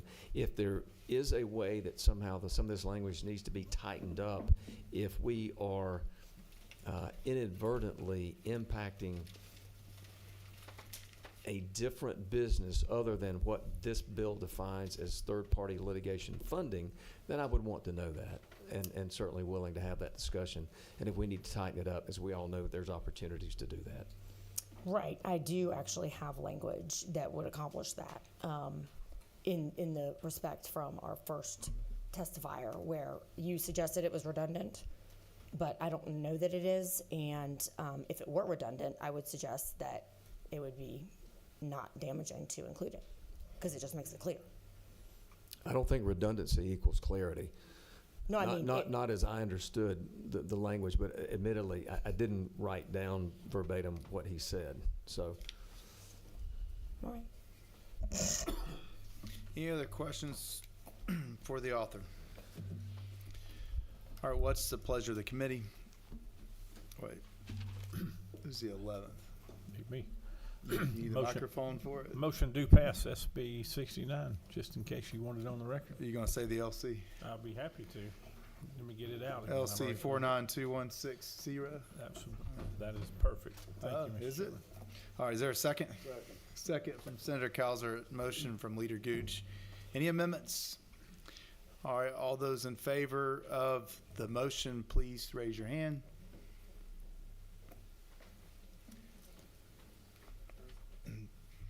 getting closer. I think that's going to be 10 to 1. All right. All those opposed? 1. The motion carries. With that, we are adjourned. Thank you.